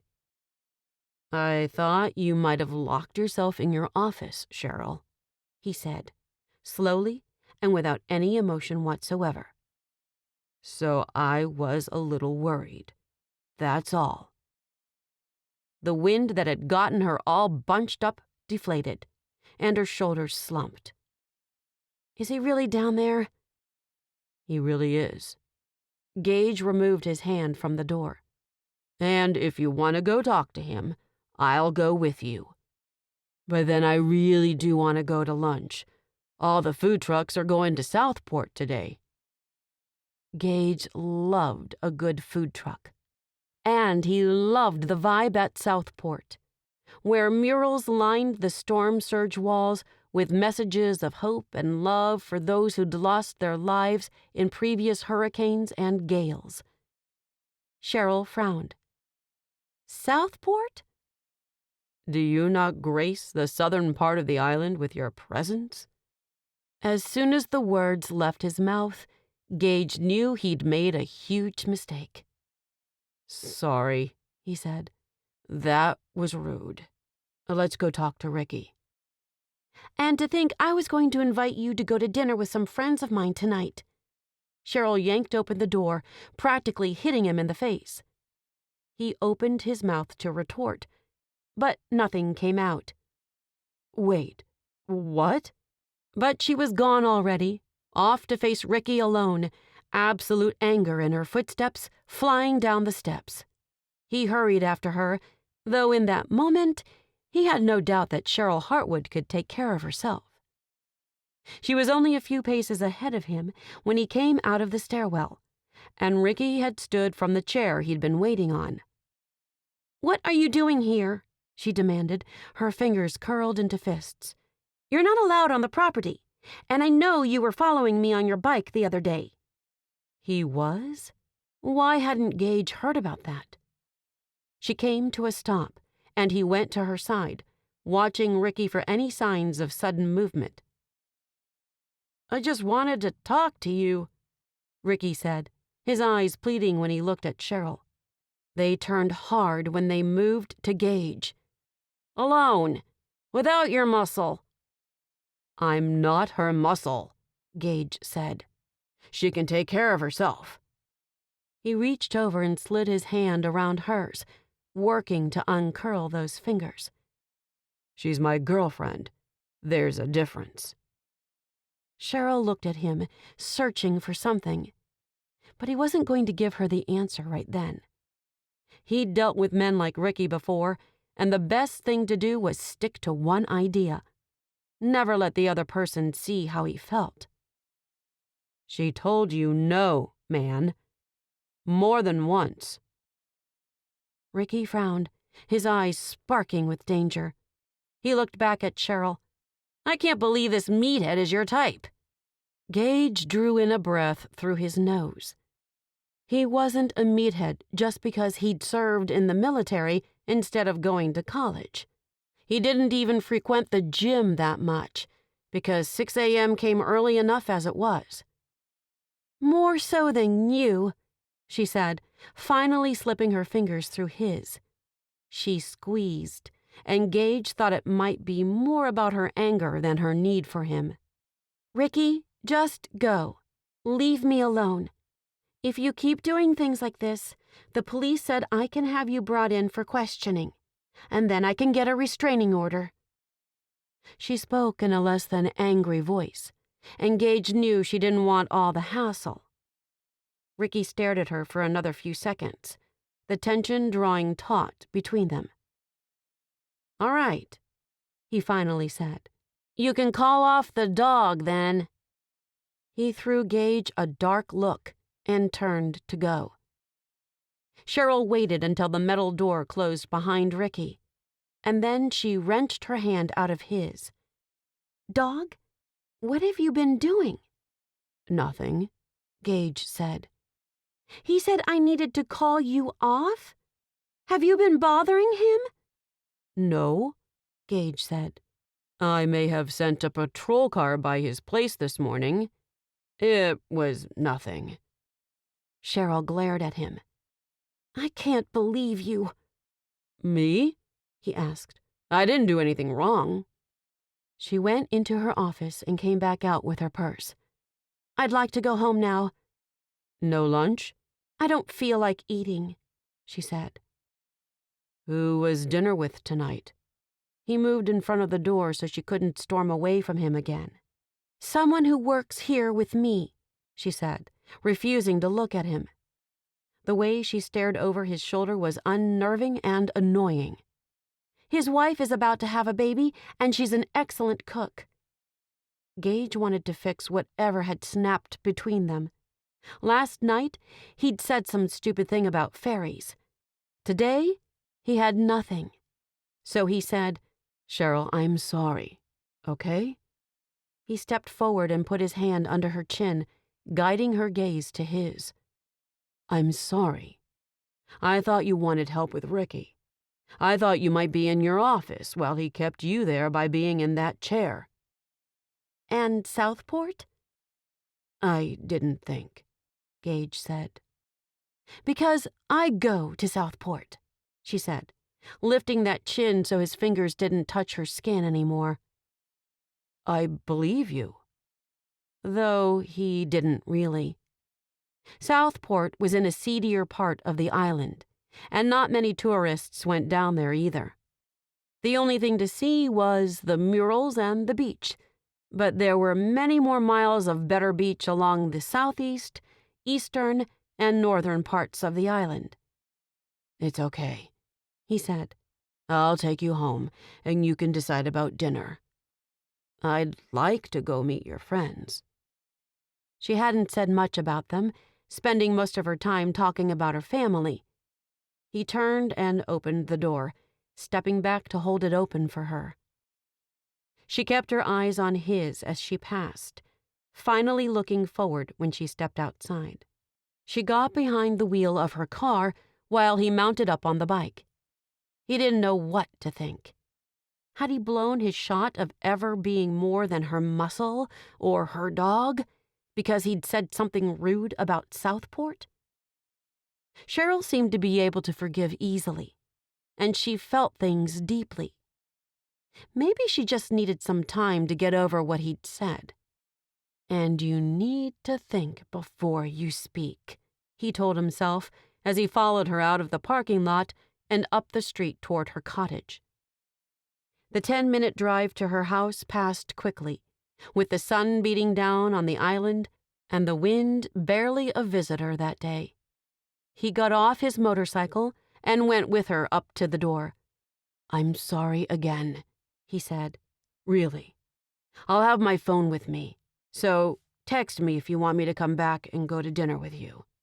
"I don't need to text you," she said, turning to him. Only a couple of feet separated them, but it felt like miles to Gage. He couldn't look anywhere but into her eyes, and she couldn't seem to look away from him either.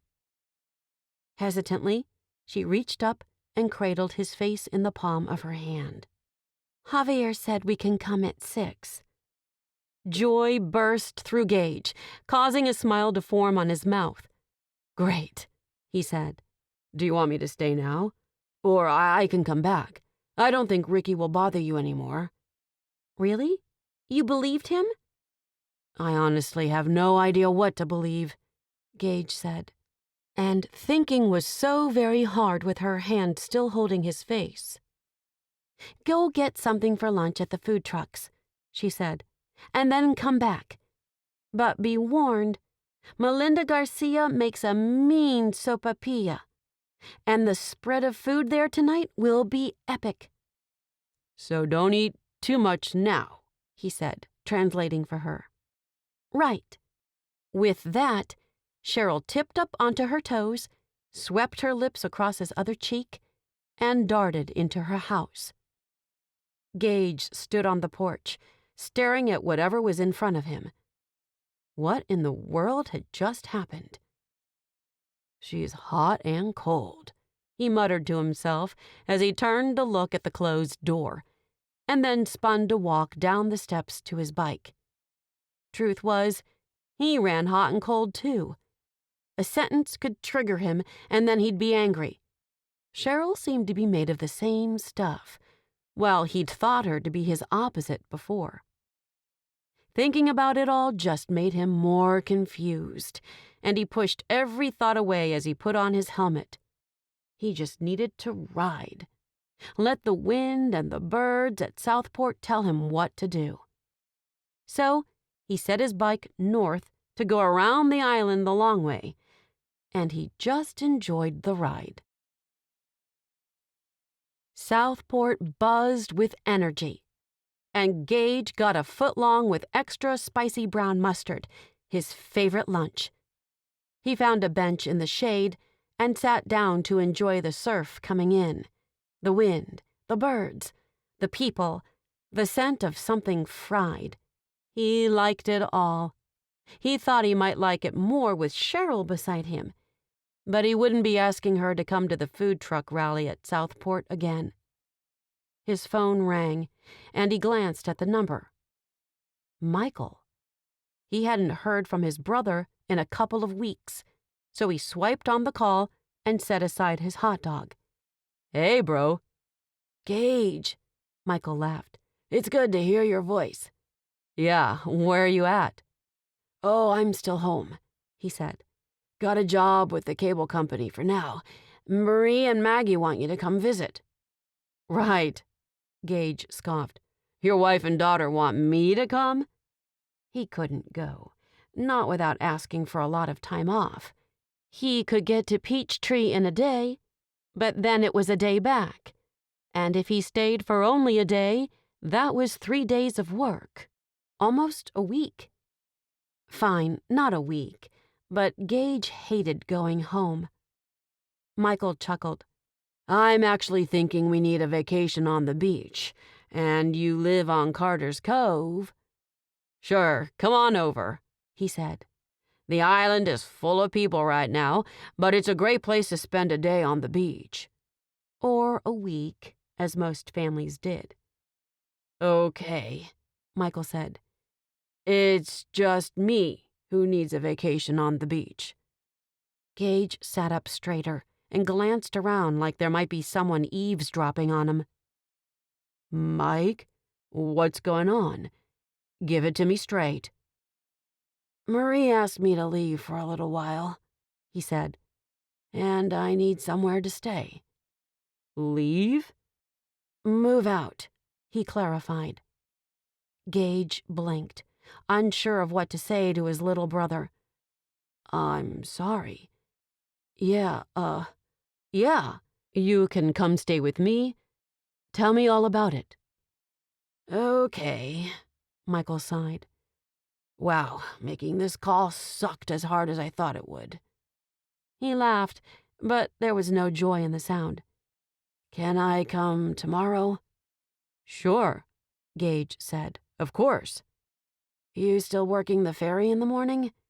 "Yes," Gage said. "But you stop by any time you want. Britta will be there, and I'll be home just after 1. They continued making plans, and Gage hung up. His hot dog had long gone cold, and he didn't have an appetite for it anyway. His brother was separating from his wife. So strange, he muttered to the sea in front of him. Michael and Marie had always been rock solid. Maggie, Gage's niece, was 7 years old, and she adored her father. Gage had never seen a family so strong. If they couldn't make things work, how could Gage ever expect to have a meaningful, lasting relationship? Heck, he couldn't even send the right text to the woman he wanted. Chapter 9. Cheryl changed out of her dirty clothes and showered before she collapsed into bed. Her thoughts revolved around Gage, and several minutes passed before she was able to drift off to sleep. Problem was, the man starred in her dreams, too, and he was always the thoughtful, vulnerable, apologetic man she'd seen a few times now. When she woke, the shadows coming through the windows fell in long slants, and she knew she was late. She also remembered how brash and blunt Gage could be, and it seemed like she'd constantly be at war with herself about the man who'd come suddenly into her life. She stood, a sigh leaking from her body. A dog barked, and she yelped as her bedroom door wasn't even closed.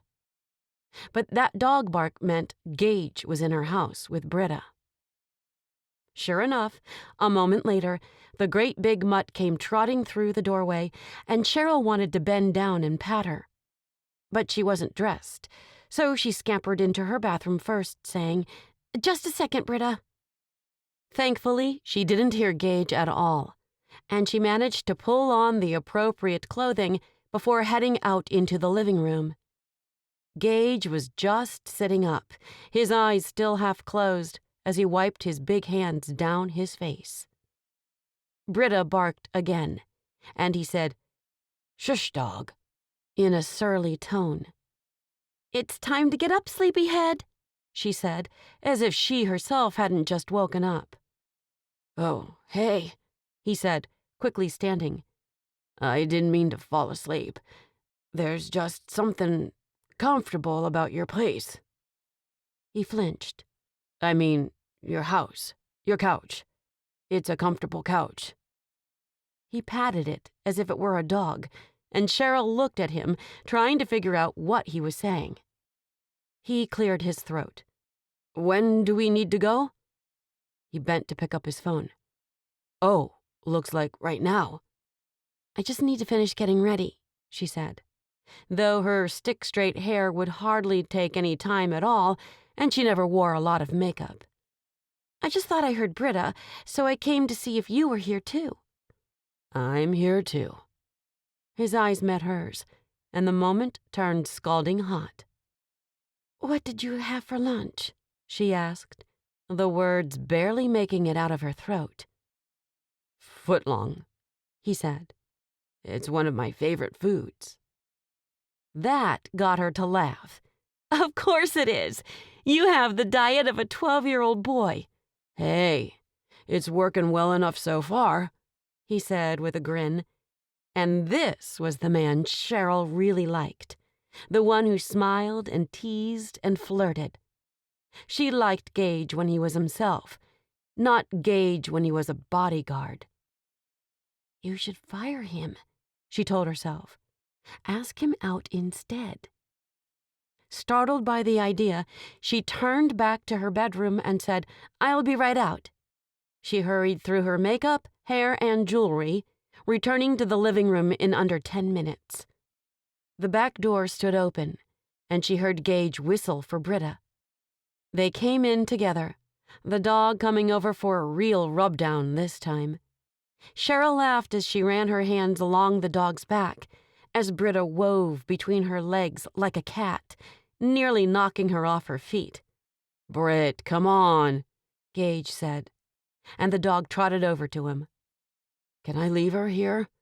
Sure, Cheryl said. Let me just get her some water. He started opening cupboards, a panicked look on his face quickly forming. She giggled and hipped him out of her kitchen. I'll get her some water. I can do it. I'm sure you can. But Cheryl pulled out a big plastic mixing bowl and filled it with cold water, while Gage stood there and watched her. There you go, pretty baby. Oh, Gage chortled, and Cheryl grinned at him.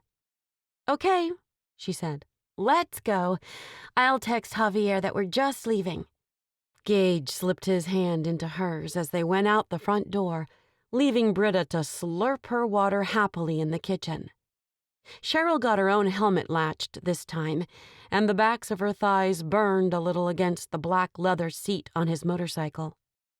But there was nowhere else she'd rather be, so she wrapped her arms around him and said, Ready. 20 minutes later, they pulled up to Javier's house, which was only 10 minutes from Cheryl's. I don't like yelling directions from behind you, she said as she took off her helmet. Yeah, that wasn't ideal. He put their helmets in the saddlebag and looked toward the house. So, how are things going tonight? Things? Yeah, he said. Am I holding your hand? Not holding your hand? How are you going to introduce me? Cheryl liked that Gage asked hard questions, seemingly without any embarrassment.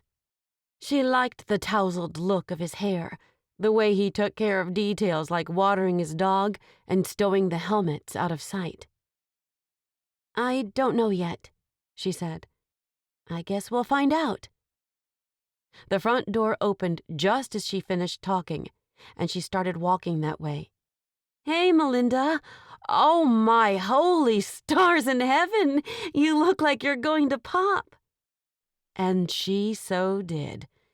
Cheryl practically ran up the sidewalk and steps and put her hand on Melinda's elbow because there was no way the woman could balance as front-heavy as she was. Cheryl had dealt with quite a lot of jealousy over the years as her friends got married one by one, moved on from their single lives, and started families. The green-eyed monster reared its ugly head again. But she covered over the feelings with a smile. Melinda was older than her, and this was her and Javier's first child. Not everything had to be accomplished by age 30. And Cheryl wasn't much older than 30 anyway. Melinda smiled and said, I'm so glad you came. Javier acts like I'm going to break. Cheryl took her hand off Melinda's arm and let her waddle into the house first. She glanced back at Gage, who was just now coming up the steps. One look at his handsome face, and she knew how tonight was going to go. She put her hand in his and went in the house after Melinda, the air conditioning delicious on this hot, humid South Carolina night. "Mel, this is my boyfriend, Gage." "Boyfriend!" Javier called, darting out from behind the wall that separated part of the kitchen from the living room. He laughed as he wiped his hands on a kitchen towel and tossed it on the counter. "I knew it! Cheryl!" He shook his head and came into the living room. "You're a sneaky one." He shook Gage's hand. "I'm Javier Garcia." "Javier," Cheryl said, her voice a little tight. "He's worked at the inn forever." "Forever?" Javier scoffed. "Nope, but a while. This is my wife, Melinda."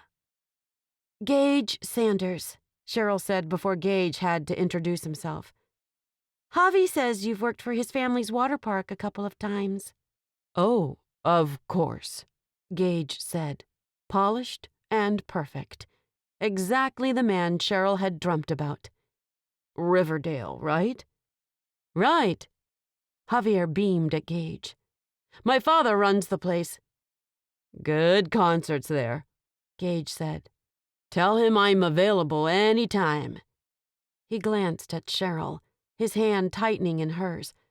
"Except for the surfing competition, I'm working that." "Oh, he knows better than to schedule something against the surfing," Javier said. Come in, come in. You don't have to hover by the front door." He moved back into the kitchen, Melinda following him. Cheryl went before Gage, glad she'd gotten an awkward introduction out of the way. "Holy cow, Mel!" She took in the spread of food in front of her. "I told Gage you would do this, but it's still a little overwhelming." "Oh, it's just tacos," she said. "Just tacos?" Gage had joined Cheryl. "This looks amazing." Melinda had prepared authentic refried beans, Spanish rice, fresh tortillas that Cheryl had seen her hand roll in the past, and all the toppings. Little bowls held cheese, lettuce, olives, tomatoes, salsa, and a variety of sauces. "Which one is the spiciest?" Cheryl asked, reaching for a handful of chips. "The red one," Javier said. "The green one is more mild." "I'm starving," Mel said, and Gage added, "Me too." "Oh, he's always starving," Cheryl teased, glad when Gage's dark eyes sparkled instead of turning hard. "Hey, that footlong was hours ago," he said. "And I forgot to tell you, my brother is coming into town tomorrow." "Oh?" Cheryl took the plate Javier handed her, but she didn't immediately dive into assembling her taco. "You can have the day off if you want." "Day off?" Mel asked at the same time Gage said, "That's not necessary." Cheryl looked back and forth between Mel and Gage. Gage is sort of my bodyguard, too." "Bodyguard with benefits, babe," Javier said, throwing a teasing look at Cheryl. She rolled her eyes and started making her tacos, as Mel nodded. Melinda and Javier cleared out of the kitchen, and Gage moved around to the other side of the counter to spoon beans and rice onto his plate. "Is that true?" he asked, not looking up from his food. "Which part?" "Bodyguard with benefits?" He looked at her then, and Cheryl shrugged. "I guess we'll see."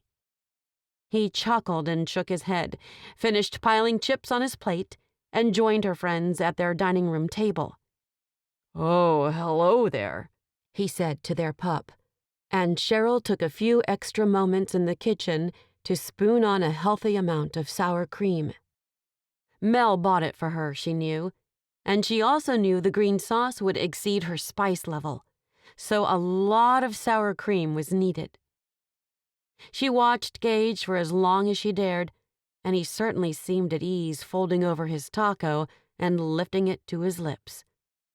Heat shot through Cheryl as she watched that mouth, wondering what it would feel like against hers when the kiss was real.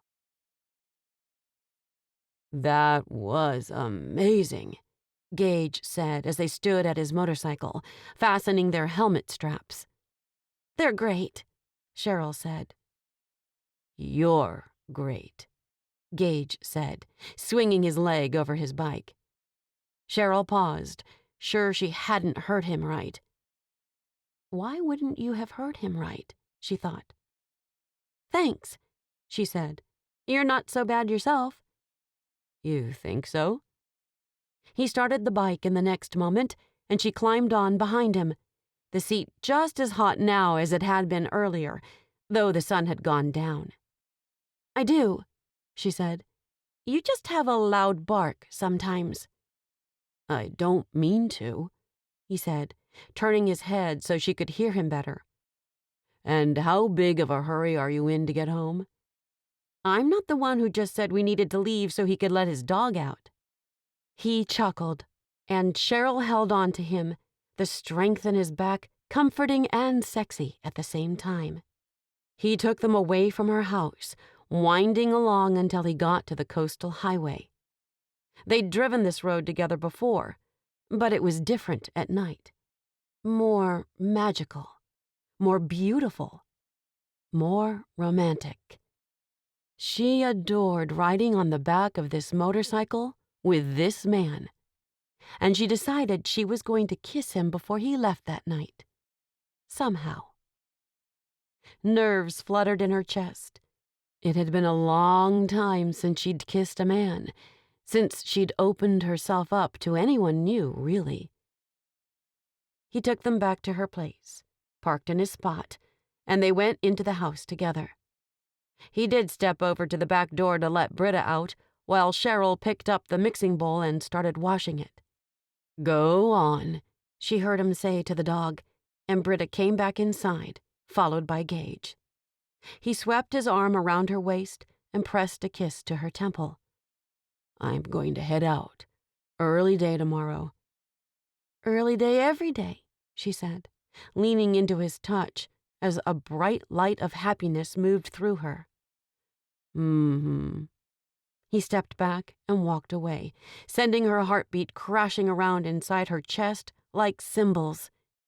He wouldn't just leave, would he? He would, and he was. Cheryl tossed the sponge back in the sink as he said, "Come on, Britt. I'll go slower than I did this afternoon." "Hey, yeah," she said, though it was practically a yell. Gage turned back to her, his eyes widening with surprise. "How did you get her here on the bike?" He bent down and clipped a leash to his dog's collar. "She ran. I rode." He gave her another grin and turned again. Cheryl didn't quite know what to do. She darted around the couch and met him at the door. "Thanks for coming with me tonight." "It was really fun," he said. "I don't get out socially, if you know what I mean." Oh, she did. Without second-guessing or saying anything else, she tipped up onto her toes and said, "I don't want you to leave without kissing me." Gage searched her face. Not a smile in sight. Cheryl wasn't smiling either, because she was dead serious. "Bodyguard with benefits," he said, lowering his mouth to hers. And, wow, Cheryl could barely stand the taste, the touch, the towering presence of this man. Chapter 10. Gage could kiss Cheryl forever. This kiss was different than the one he'd laid on her doorstep days ago. How many days? He wasn't sure. He wasn't sure of anything in that moment. Only kissing Cheryl mattered. He growled as her fingernails moved up his scalp and into his hair. He turned her so she was pressed into her front door, and he kissed her like he was starving for something only she could provide. She matched every stroke of his mouth, and he dropped his lips to her neck. "Gage," she whispered, only encouraging him. He could not get enough of her skin, her perfume, her lips.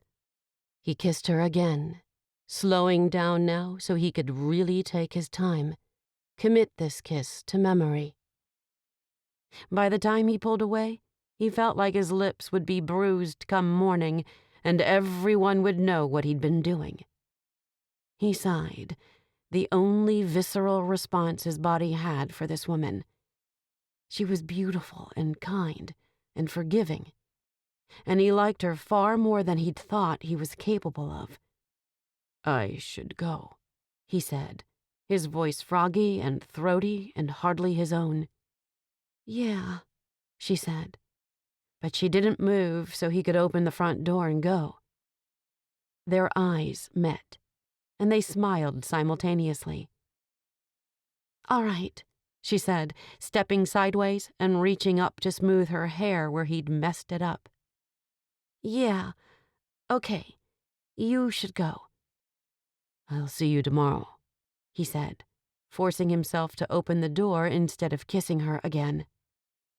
The air outside was still hot, but it was infinitely cooler than the climate inside her beach cottage.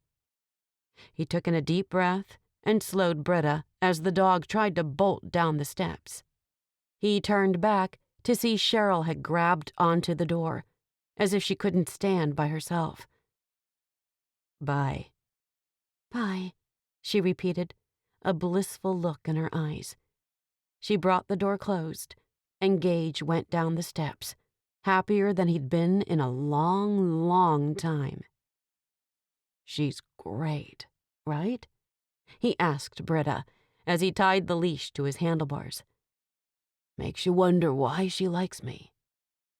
He glanced back up to the door, but Cheryl hadn't come out. He did have a loud bark sometimes, and sometimes it served him well. It kept him employed, for one. But he could work on being softer with Cheryl if it would earn him another kiss like that one. The next day after work, Gage pulled into his driveway to find the front door open. He stared at it as he got off his motorcycle, trying to be as silent as possible. If the door was open, Britta would be gone, as she didn't need a reason to run toward the rectangle of light. He kept his helmet under his arm as he approached the house. He pulled his phone out of his pocket and typed in 911, but he didn't dial it yet. "Hello?" he called as he went up the steps. A dog barked in the distance, and it sounded suspiciously like Britta. Gage stepped inside and saw a couple of pieces of luggage by the door, and everything came back to him. The army green duffel bag definitely belonged to his brother, and he'd probably just forgotten to make sure the door had latched behind him. Gage hadn't told him to check on that, and the wind on the beach had a reputation of pulling on unlatched doors and opening them.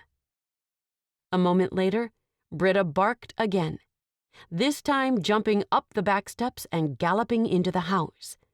"Oh, hey," he said, laughing. "There you are. Is Uncle Mike here? Is he? Is he throwing you a ball?" He scrubbed the sand out of Britta's wet beard, not even caring that the floor was getting dirty and slobbery. His brother filled the doorway, and Gage straightened, a smile on his face. "Hey," he laughed again as he embraced Michael, and it was good to see his brother, have a human connection. "How are you?" "I've been better," he said, stepping back, the smile still stuck on his face.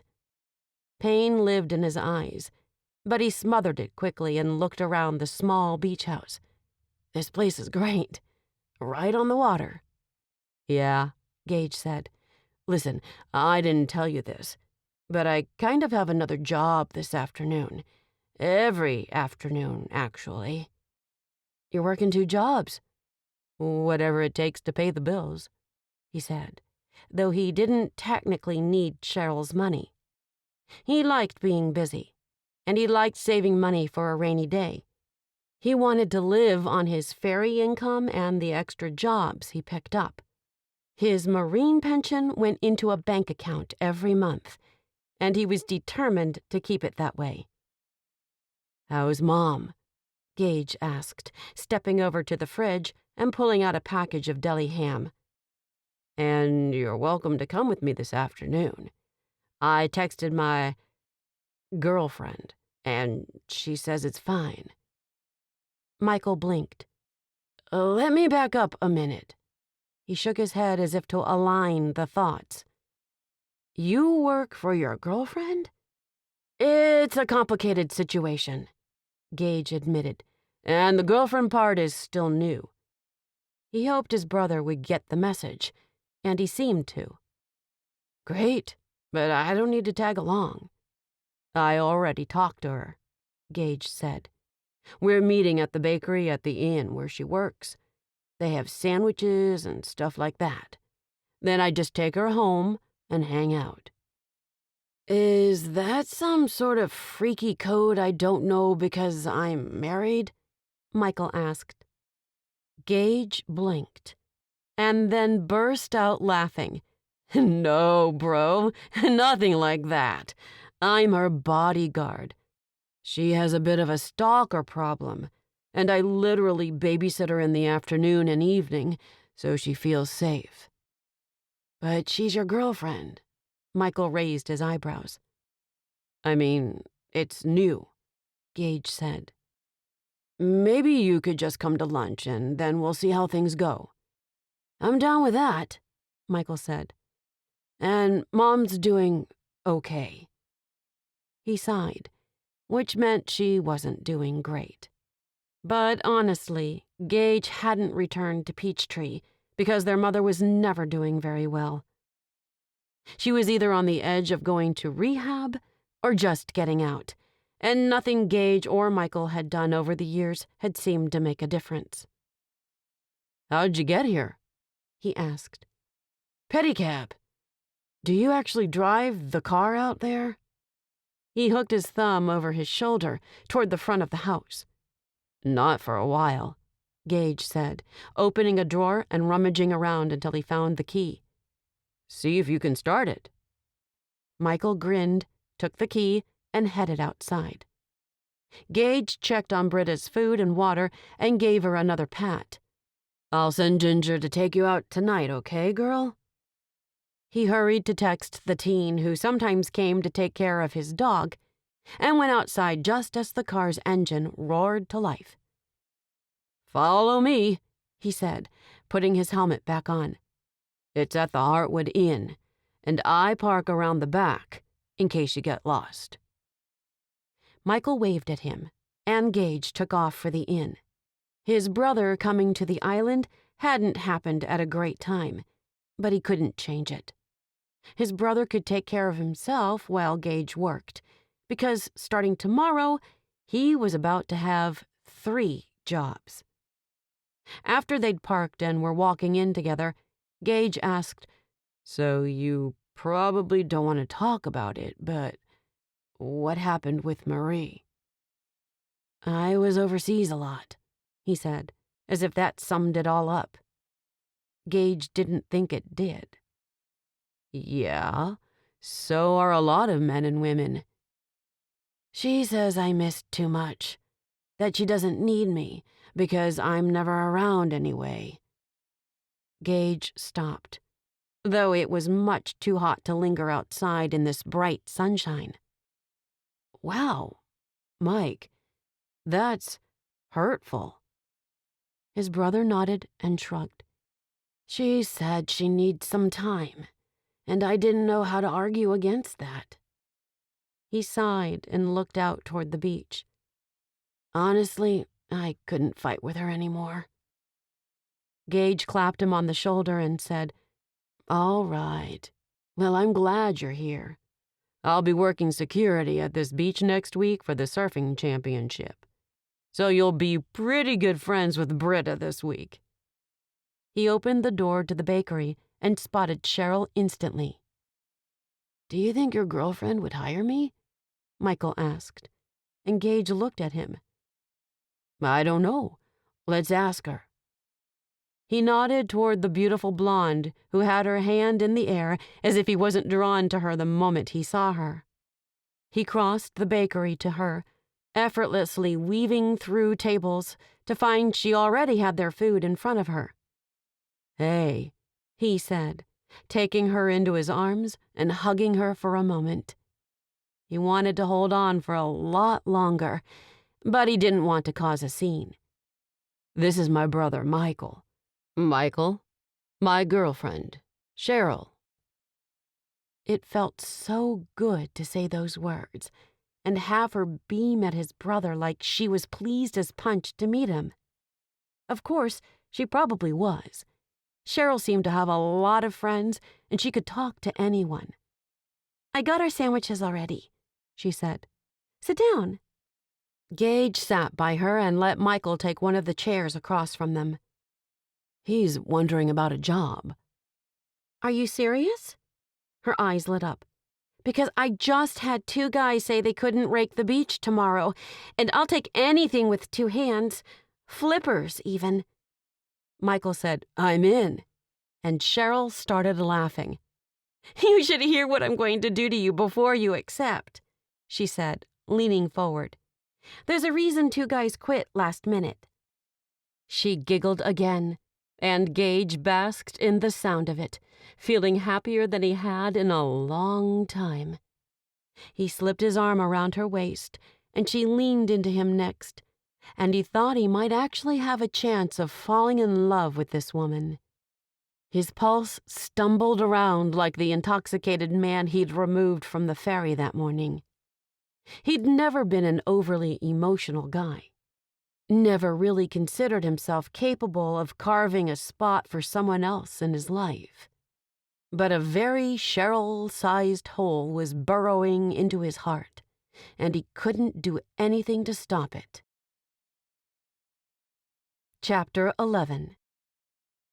Cheryl stood under the umbrella she'd set up first thing that morning, almost before the sun had gotten up. Well, that was practically impossible unless she got up as early as her sister Alyssa did. She was out on Big Blue by 3 each morning to get the fish the chefs needed for the restaurant at the inn. She looked at her clipboard and said, "Javier, we need the grandstands to run the entire length of the beach. Where are the rest of them?" "That's all we've got," he said.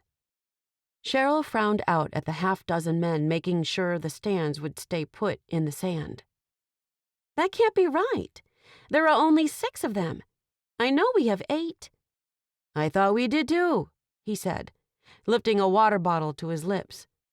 She'd lectured everyone at 6:30 that morning to drink enough, come stand in the shade if they got overheated, eat something. She had food and water on hand, and she'd ordered all the ice cream from the grocery store last night for their end-of-setup banana split party. The grocery store here on the island made specialty ice creams, including a banana pudding one that was killer with more bananas, hot fudge, and caramel sauce. Her mouth watered just thinking about it. "I'm going to check the shed," she said. "Simon was already in there this morning." "I know we have more stands." She handed him the clipboard. "Keep them working. Garbage cans are next, and Helen is bringing those in. She'll be here in 5 minutes." Cheryl hated walking through the sand in sneakers, but she couldn't show up for work in her swimming suit and flip-flops. So she wore her uniform, complete with the white sneakers to show solidarity with her grounds crew. She straddled the ATV and started toward the southwest side of the inn. The tennis courts were over here, along with that stretch of sidewalk with the flower beds she'd rebarked. They also had a huge storage shed behind a tall fence, and she left the ATV running while she jumped down to unlock the gate with her keycard. An electric record of every entry and exit was kept on the inn's computer system, and she could check to see if Simon had indeed been there that morning. But she didn't need to. Simon was trustworthy, and he'd definitely gotten the stands out that morning. Her ATV didn't have a wagon or trailer attached, and she wasn't sure how she'd get the stands back even if she found them. Call someone, she told herself as she motored over to the biggest door on the side of the shed. It went up with screeches and groans, and sure enough, there were no more stands inside. Olympia would lose her mind if Cheryl told her they were short 25% of their seating. Her sister sold tickets for those seats, and they cost more than just a spot of sand on the beach. They needed those stands. "Missing something?" a man asked, and Cheryl spun around, her heart ricocheting around inside her chest. Ricky. She backed up a step, pressing one hand to her rapid-fire pulse, while her other went immediately to her phone. "How did you get in here?" "That's not important." Of course it was important, but Cheryl didn't want to argue with him. "You told Gage you'd stay away." "Did I?" He took a step forward, and she went backward again, realizing that she was moving into the empty storage shed. "I don't remember doing that." "I'm calling the police," she said, glancing down at her phone for just a moment. But in that breath of time, Ricky had gotten closer. Too close. She looked right into his eyes, and pure fear seeped into her very bones. "I'm not going to hurt you," he said, though his eyes sparked with a type of danger that said otherwise.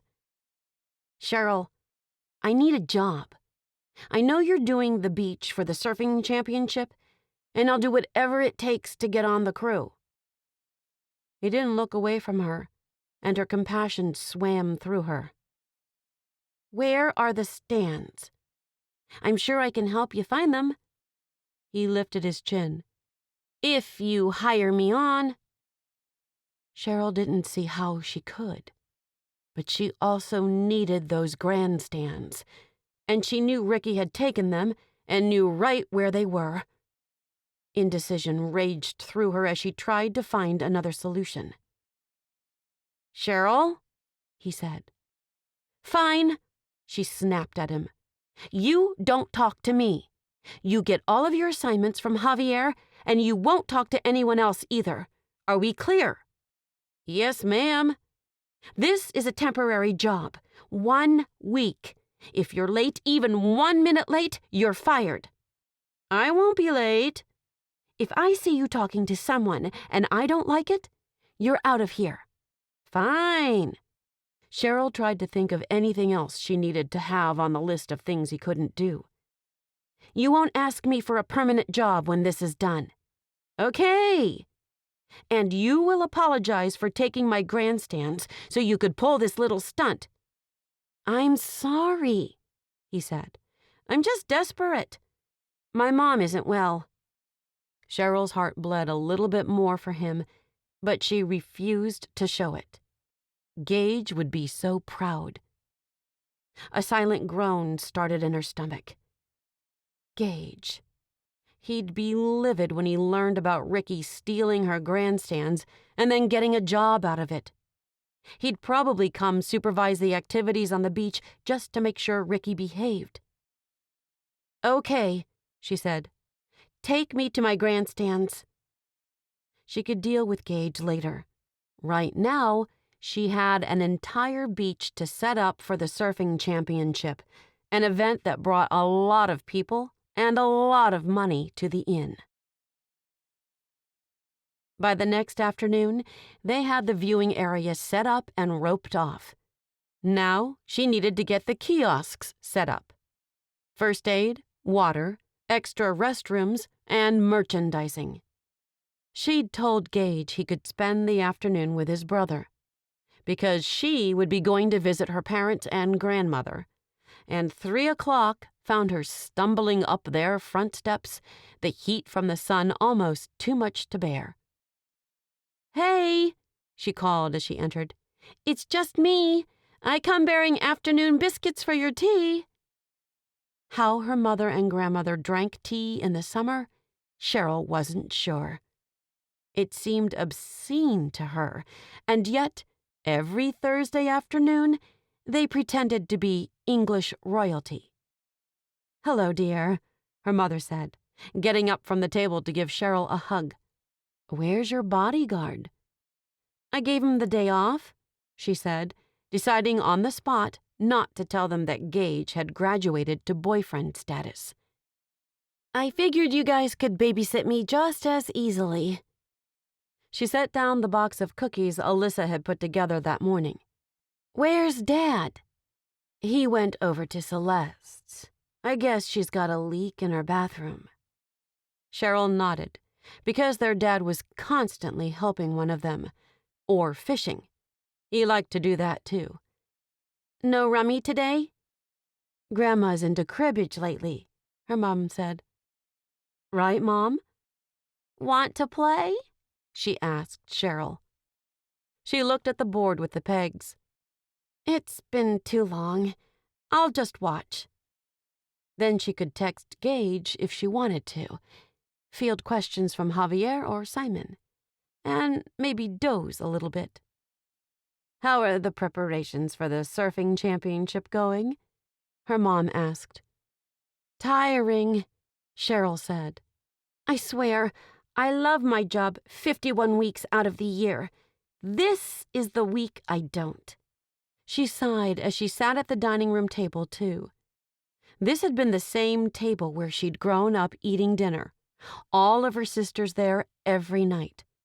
Her dad would even come home from the inn and spend an hour with them, sometimes going back to work or straight to bed. But she'd never doubted that her parents loved her. They provided a good life for her and her sisters, and she was grateful she could still see them every day if she wanted to. Their house had not been big, and all 5 girls had shared a bathroom. When her mother needed space, she stayed in a room at the inn, at least in the winter months. During the summer, the Heartwood Inn was constantly booked. Her phone chimed, and she glanced at Gage's text. "Did you make it? You said you were going to text me." Half appreciation, half annoyance filled her, and she quickly tapped out, "Made it," so he'd leave her alone. She couldn't really be upset, though. He had asked her to text him when she got to her mother's, and she'd said she would. "We're thinking about getting a cat," her mom said, and Cheryl whipped her head away from her phone. "What? Dad's allergic to cats." "At least you heard me," her mom said, picking up another card. "I've been talking to myself for 5 minutes. Sorry, someone texted." "Yeah, Gage," Grandma said. "I saw the message."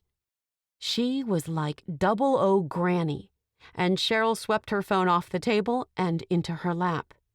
"How did you even see that?" she asked. "Granny has new glasses," she said proudly. "Plus, Doris down at the salon told me you two are dating. Is that true?"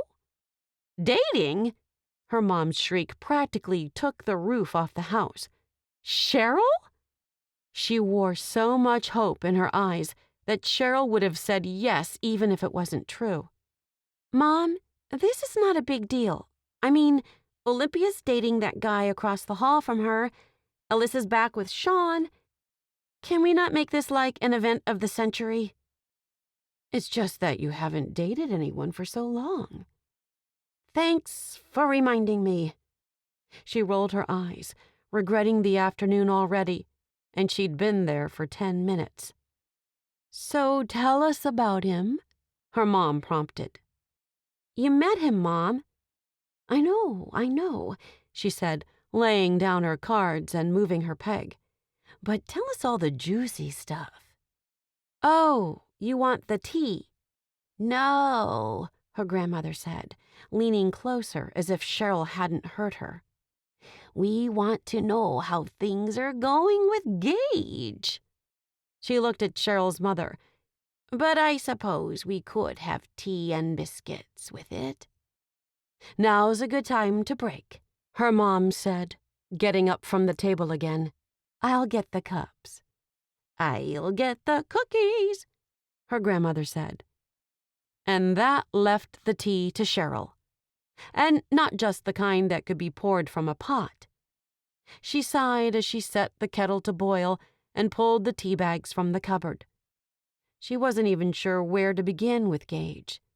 He was a complicated man, though he seemed simple on the outside. Her phone chimed again, but she'd left it over on the table. So her grandmother picked up the device and read, "Okay, sorry, I didn't mean to bark so loud." She looked perplexed as she studied the phone. "What does that mean?" "Nothing," Cheryl said, a smile forming on her face and moving through her soul. "Gage can be a bit demanding sometimes. That's all." And that was the tip of the iceberg. But he was her iceberg, and Cheryl just needed to figure out a way to keep chipping away at him until he melted completely. With a jolt, she realized she was thinking of changing him, as if she could really do that. She knew she couldn't. She'd already ruined one relationship with her attempts to form Chuck into the man she wished he was, instead of being satisfied with the person he already was. She frowned at herself, and then the teapot as it began to whistle. How long had she been standing there, thinking about Gage? Too long. She pulled the kettle from the burner and poured the hot water over the tea bags her mom had lovingly laid in the cups. "Mom," she said, catching her mom mid-bite on a chocolate chip oatmeal cookie. She forged on anyway. "How did you know you could spend your whole life with Dad and not go crazy?" Her mom choked, tried to swallow, and ended up spraying cookie crumbs out of her mouth. Her laughter followed, but Cheryl didn't know what she'd said that was so funny. When her mom finally quieted, she picked up her napkin and started wiping up the crumbs. "Oh, honey, I never felt that way. He drives me crazy to this day. You just learn to compromise." "Compromise," Cheryl said. So she could forgive Gage his bark, and he'd forgive her super sensitivity to his bark. Or something. "The tea is getting cold," Grandma said, and Cheryl refrained from rolling her eyes. It was hard, but she did it. Just like it was hard not to be annoyed whenever Gage texted her. But she could do it. I hope, she thought. She did like Gage. She just didn't like every single thing about him. But as far as flaws went, sending curt texts probably wasn't that big of a deal. Was it? Chapter 12. Gage growled as he pressed Cheryl into the metal door of her office, easily turning the deadbolt as he did. The last thing he needed was one of her crew members coming in while he made out with her, or for his brother to stumble upon them, as he happened to work for Cheryl now. "Gage," she said breathlessly, and he took the opportunity to move his mouth to her neck. She tasted like sweat and sunscreen, and he was ravenous for more of her. He hadn't seen her as much since she'd started making preparations for the surfing competition several days ago. Once it started, he'd be working long afternoons in the sun. It would be another 9 days before they got back to their normal schedule, and sneaking into her office with her for a few minutes had become their new normal for the last few days. She ran her fingernails through his hair and giggled, the sound like the sweetest song in Gage's ears. He pulled back with some difficulty, his breathing ragged to match the marching of his pulse. "I haven't seen you in forever," he said, his voice rough around the edges. "It was last night," she said, smiling as she pressed her lips to his again in a chaste kiss. "Feels like a long time." With his head clearer, he stepped away from her fully and said, "I brought that turkey bacon wrap you like for lunch." She'd been working longer hours. The only thing keeping her going was some banana split party on the horizon. She'd invited him to it as well, and he'd said he'd come. He just wanted to spend time with Cheryl, learn all about her that he could. He'd been working with her for just over a week, but it felt like a lot longer. "Thanks," she said. "How are things going with the new stuff Olympia is doing?" he asked. "Oh, and that hammock is at your place. I'll go over this afternoon with Britta and put it up for you, if you want." "I definitely want you to do that," she said, rounding her desk and sitting down. She pulled the white deli bag toward her and looked inside. "And Olympia's? Well, Olympia. She's constantly trying to think of things to make Heartwood better. She's been going nuts training new staff for actual food service during the surfing competition. We've never done that before." "It's a good idea." Gage pulled out the folding chair and sat down across from her. "Did you eat already?"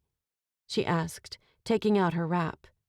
"No, mine is in there," he said. She reached in again and pulled out another sandwich. "Oh, it sure is." She looked at it. "California Club? Really? That has sprouts and stuff on it." She made a face, which made Gage want to kiss her again. "Yeah." He took it from her and started unwrapping it. "It's good." "I don't like roast beef on a sandwich." "You've told me," he said. "So tell me something I don't know. Where would you go on vacation if you could go anywhere?" "Anywhere?" Her eyebrows went up. "Anywhere." "Iceland," she said, "to see the northern lights." He nodded, a smile touching his mouth. He took a bite of his sandwich, expecting the same question in return. They'd been doing this during lunchtime for the past few days, and that was how he'd learned she didn't like roast beef on sandwiches, and that she loved watching crime dramas on TV, and that she always had sour candy in her purse. He'd told her more about himself than anyone else in the past few years, and when he'd realized that, he'd felt kind of stupid. But he'd never needed a lot of friends or people around him. In fact, while he loved having the island bursting with tourists, he also liked the smaller crowd of locals that hung around in the winter, too. "And you?" she asked. "Maybe England?" "You're guessing?"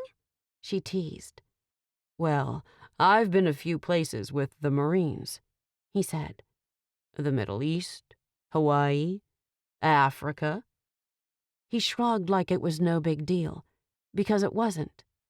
He certainly hadn't taken any safaris or surfing lessons while on active duty.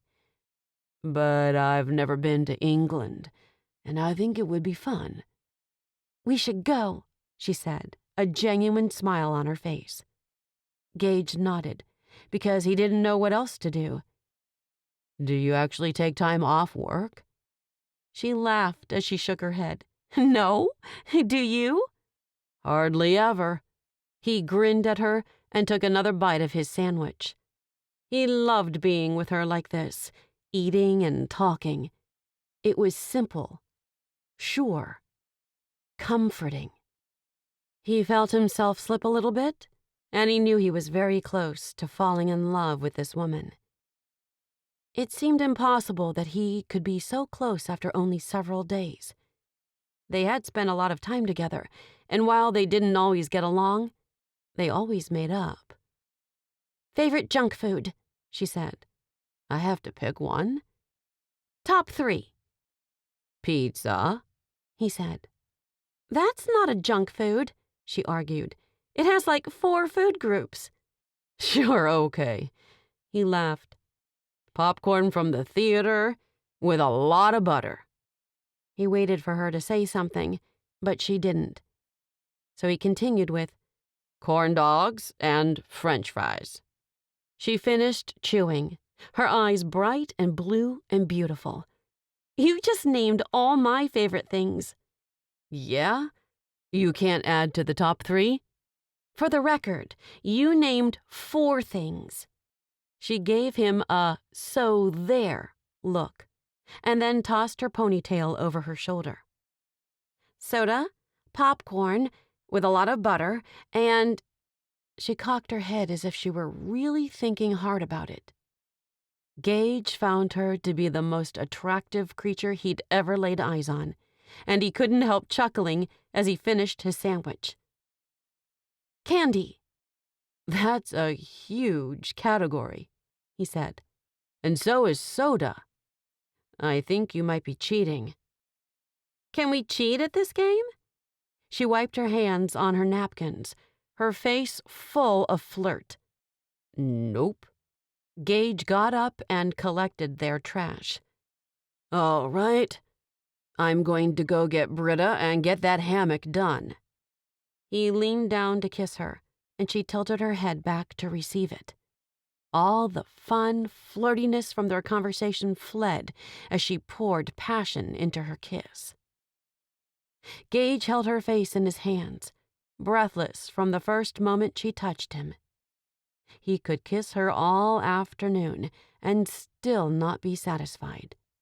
Someone knocked on her door and tried to open it, effectively making Gage jump away from her as if he'd been caught doing something wrong. "Just a sec," Cheryl called, straightening the collar on her polo as she stood. "Go on, you," she whispered. "You're going to get me in trouble." "With who?" he asked, genuinely wanting to know, as he moved toward the door. He flipped the deadbolt and opened the door, coming face to face with not just one, but 2 of Cheryl's sisters. Olympia he'd met at the bonfire. The other blonde had to be Celeste, as she worked for the inn doing special events and wedding planning, and she wore a cute pencil skirt with a tight-fitting blouse. He didn't think a chef or a shrimp boat captain, what Gwen and Alyssa did for a living, would wear such things to work. "Hey," he said. "Hello." "Gage," Cheryl said. "You know my sisters, Olympia and Celeste?" "Of course." He saluted for a reason he couldn't name and said, "See you later, Cheryl." Both Olympia and Celeste backed out of the doorway so Gage could squeeze by them, neither of them removing their eyes from him. He smiled and headed for the outdoor exit, feeling the weight of their gazes on him the whole time. "Come on," Cheryl said behind him. "Stop staring." "What were you 2 doing in there?" Olympia asked, obviously not trying to keep her voice down. The door was locked. "I've never seen this door closed," Celeste said. Cheryl laughed, and it took everything inside Gage not to turn around and wave goodbye to her. He made it out of the building without incident, taking a big breath of the hot sea air outside. "Okay," he told himself, not checking for Ricky's truck or anyone lurking nearby. "Time to put a hammock in a tree."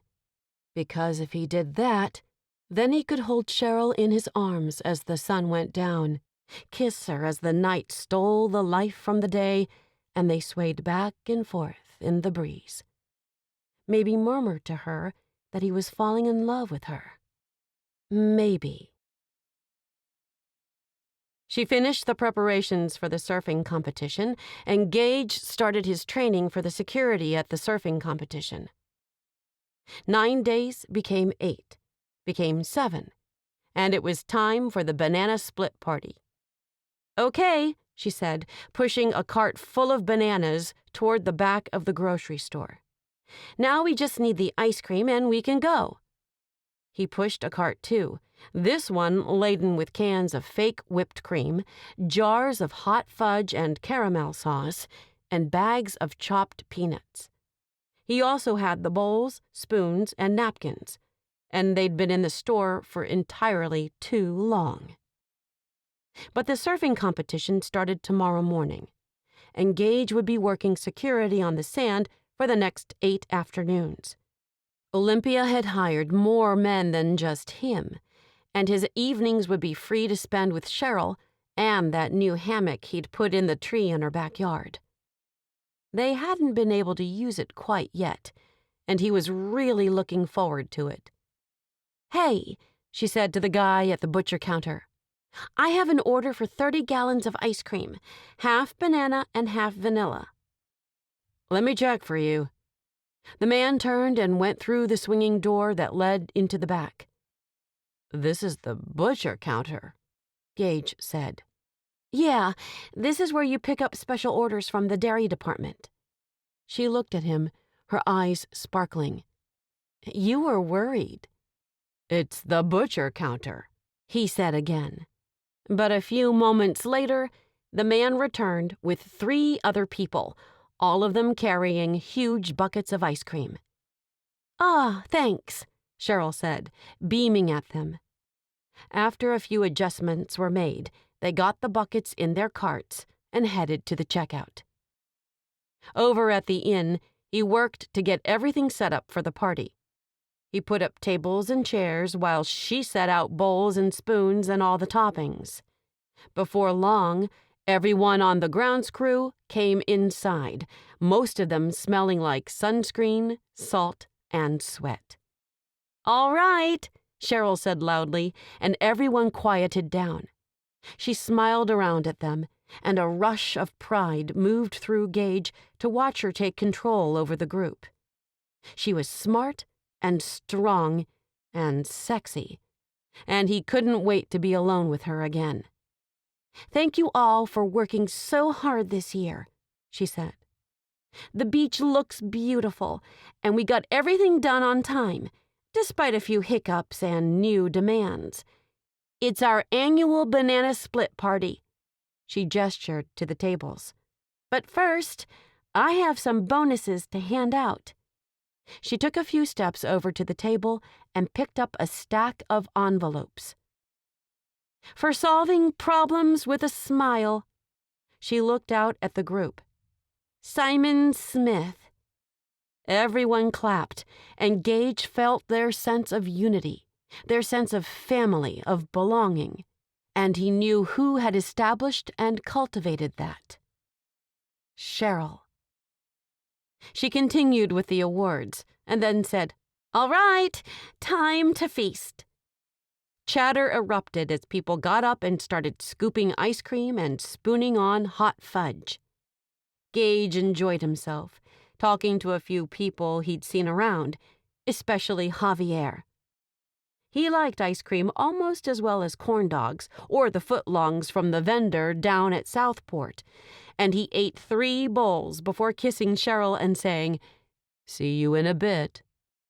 He had to go to one more meeting with Olympia, and then he'd take Cheryl home. He had something special planned for them that night, and he couldn't wait to be alone with her.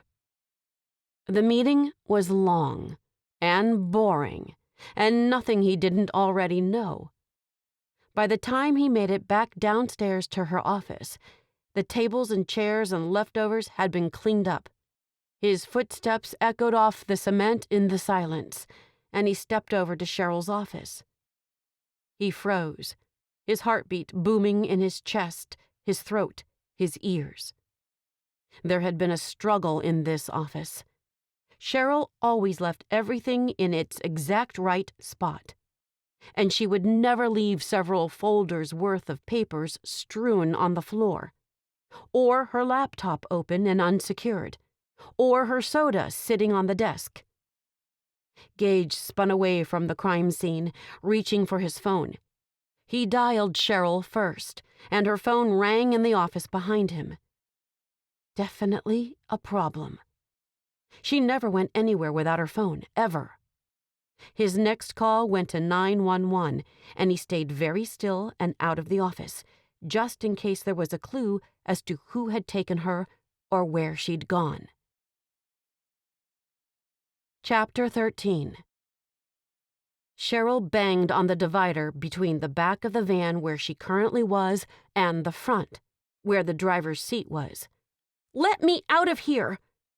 When she'd first been taken from her office, she wasn't sure if she should fight back or go willingly. But the crime dramas she liked so much had taught her to never get in a car with someone if she could help it. But the burly men who'd come for her hadn't given her a choice. She'd asked them who they were and what they wanted, but neither of them had answered. They'd shoved her in the back of this van, where there were no seats and the windows were painted black, and got in the 2 front seats. She'd tried the doors on the side and found them locked with no inside door handles. Same for the back door. So she'd decided to yell. Not that it was doing anything. She knew she couldn't get off the island without getting on a boat somehow, either a ferry, a sailboat, a yacht, something, and that hadn't happened. So she was still somewhere on Carter's Cove. She'd made peace with Ricky. At least, she thought she had. He'd been working for her on the beach for a few days now. He'd skipped the banana split party, as she'd asked him to, and everything was fine. She'd just finished cleaning up from that shindig and had sat down at her computer to put in the receipts for it. Olympia had strict policies about that, and Cheryl didn't want to get shut down on her budget by not following the rules. The outside door had opened, and she'd expected Javier or Gage to darken her doorway. It hadn't been either of them, and Cheryl hadn't even really gotten a good look at either man before they were on top of her, grabbing her arms and hauling her out of her office. She didn't have her phone, and she was pretty sure she'd knocked several things off her desk as she'd been ripped from the safety of the inn. How long had gone by? She pounded on the divider again, using both fists. Her family had had some trouble a couple of weeks ago, getting accused of some graffiti in the high-rise going up just down the street from the Heartwood Inn. Could this have something to do with that? She'd thought Alyssa's boyfriend's co-worker had done it, trying to frame the Heartwoods. Cheryl had thought that was all settled, and if there was someone to take for a ransom, it was Olympia, not her. "Hey!" she yelled again, and miraculously, a partition slid open, revealing a small window into the front of the van. "Look," one of the men said, his face filling the window. "We're not—" She punched him as hard as she could, pain exploding through her knuckles and up her arm. "Let me out of here right this moment," she said. The man yelped and clutched his face with both hands, a string of expletives coming from his mouth.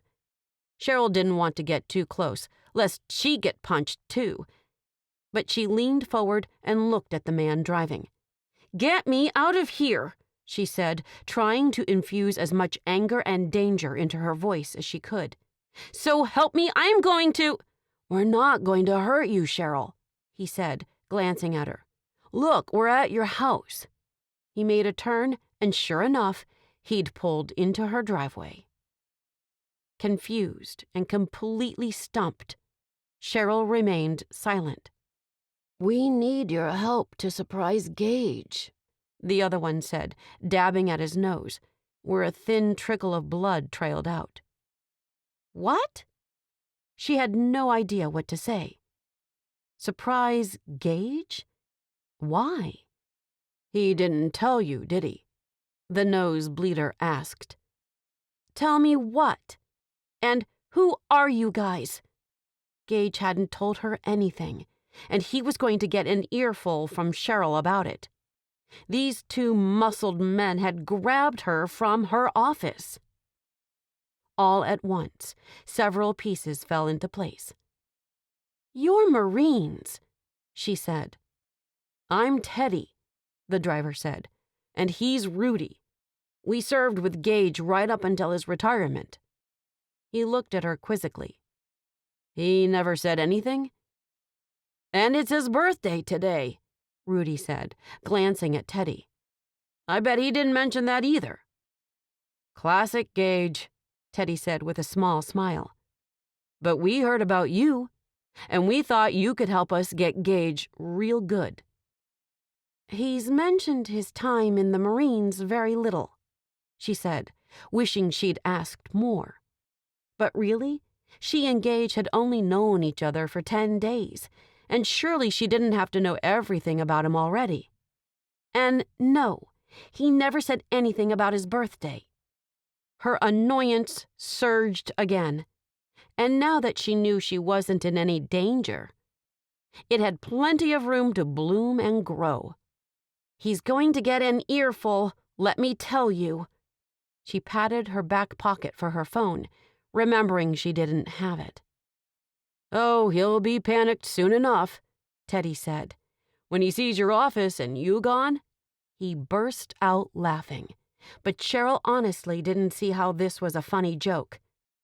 "Won't he be upset?"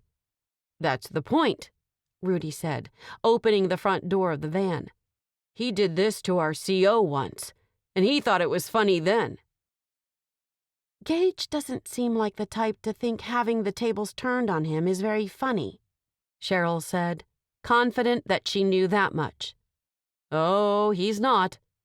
Teddy got out too, and a moment later, Rudy opened the back door of the van. Cheryl just looked at him. "Where did you get this vehicle?" "It belongs to my brother. It's usually full of band equipment. That's why there are tie-downs here." He indicated a divot in the floor Cheryl hadn't even seen.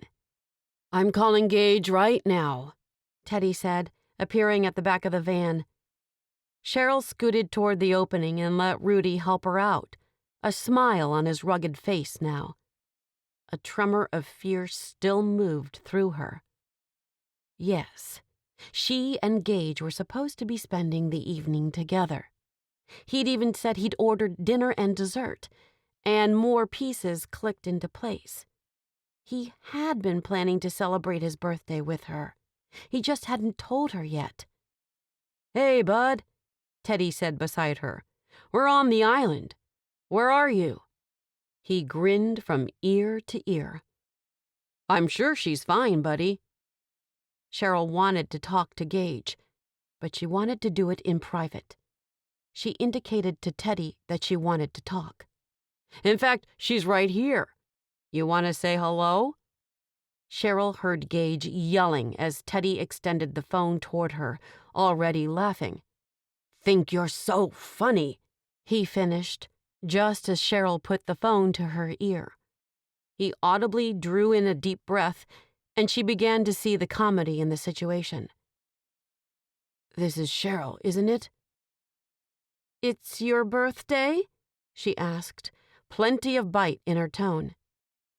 "You went along with this?" he barked back. "I called the cops, Cheryl. They're out looking for you." "Rudy will call them," she said, turning to his fellow Marine. "He called the cops." "Oh, boy." Rudy tapped and swiped and lifted his phone to his ear. "He likes her more than I thought." "Totally," Teddy said, pulling out a pair of shades and settling them on his face. "Better tell him we dog-napped Britta, too. He'll go postal." "We're at my house," Cheryl said. "They have Britta, apparently. Might just want to bring yourself." "Michael is picking up the food," Rudy said, leaning away from his call. "Yes, hello." He focused back on his phone call, rattling off his Marine rank as if the emergency operator would know what it meant. Cheryl didn't, and she'd had Gage explain it to her once. "And your brother," "I heard," he said. "Are you mad?" "Yes."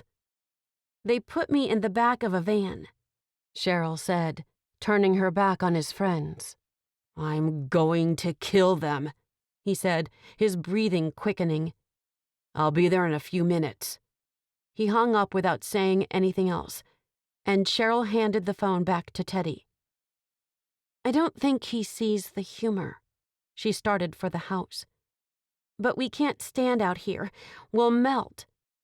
Exhaustion pulled through every muscle in her body, as it had been a long morning finishing the beach.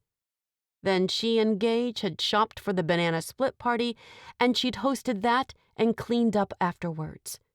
She kind of wanted the slow, candlelit dinner Gage had promised her. But as Michael pulled up to the curb in front of her house and got out with a few huge bags of food, she knew she wasn't going to get it. Cheryl was in her bedroom when Gage arrived, and she stayed there, needing him to have a moment to talk with his friends about what had happened. In the end, she was fine. So she'd ridden in the back of a van for 5 or 6 minutes, the total time from the inn to her beach cottage. She'd never been in any real danger. She unlocked the door at the same time someone knocked on it, so she opened it almost immediately. Gage stood there, his features dark and stormy. Maybe his friends had done her a favor because, wow, he was sexy when he was angry. "Are you okay?" he asked. "Yes." He visibly softened, but she wasn't done with him yet. "Is it really your birthday?" "Yes." He ducked his head then. "Why didn't you tell me?" She put her hand on his chest, feeling the warmth from his body against her palm. His pulse beat steadily, and she realized how attached to him she was. And she barely knew him. In that moment, everything became crystal clear, and she fell back a step. "You should go celebrate with the people who love you." Cheryl hated how the words sounded, but she couldn't change them or pull them back in. Gage blinked, surprise mixing with the fading fury. "Does that include you?" "I don't know, Gage," she said. "You didn't even tell me it was your birthday." "I was going to. Tonight, while we drifted in that hammock, and I fell more in love with you." She heard what he said, but she didn't know what to do with it. "This feels fast," she said. "It is fast." He looked down the hall and then back at her. "Please, come eat. I got that barbecue you like, with all that coleslaw. Nobody else will eat the stuff. And if you want to break up with me tomorrow, fine. But it's my birthday, so you can't break up with me today." Despite her mood, a smile sprang to her face. "Is that a rule?" "Yes," he said simply. "You don't have a present for me, do you?" Sadness hit her, and she shook her head. "I would have gotten you one, had I known." "You're my gift," he said, reaching for her. Somehow, he'd managed to turn the moment sweet and romantic with just 3 words. "Please, come eat with us." She moved forward when he tugged, and he added, "I can introduce you to them properly." "All right," she said. "But after everyone leaves, you have a lot of explaining to do." "Deal," he said, pressing his lips to her forehead. Cheryl tried not to press into his touch. Tried and failed, revealing that she'd started to fall for him too. But that didn't mean she was happy with his choices. Chapter 14. "You've met Rudy and Teddy," Gage said, his stomach still swooping from left to right. He'd learned to control it in the military, but he'd been retired for a couple of years now. He knew how to handle stress, and he knew how to keep his eyes peeled for danger. He just hadn't had to deal with such things much here in Carter's Cove. He glared at his friends, whose prank was certainly not funny. "Yes," Cheryl said cordially. "I think Rudy was the one who pushed me into the van." She smiled as she said it, but Gage could hear the undercurrent of discomfort in her voice. They laughed, and Cheryl stepped into her own kitchen to start setting up the food. That was exactly what Gage didn't want her to do. She'd had a very long day, with several more to come. He did too. He just wanted a quiet night with his girlfriend, and his buddies had ruined it. Thankfully, the police hadn't come over, and nothing had gone too far by the time Rudy called to let them know that Cheryl wasn't in any danger. No, Gage was the one in trouble, and he knew it. Cheryl wasn't happy about the false kidnapping either, but that front was all because he hadn't told her about his birthday. He moved into the kitchen to help her, mumbling under his breath, "I can do it, Cheryl." "It's fine, Gage." She put distance between them as she got down cups and started making punch. Gage's relationship with her was new, but they'd spent an extraordinary amount of time together, and she hated entertaining. For family functions, she'd told him that they went to her parents' house or had events at the inn. That way, she didn't have to clean up. "Since I spend so much of my job cleaning up after people, I hate doing it at home, too." And she'd definitely have to clean up after 4 men, a dog, and herself.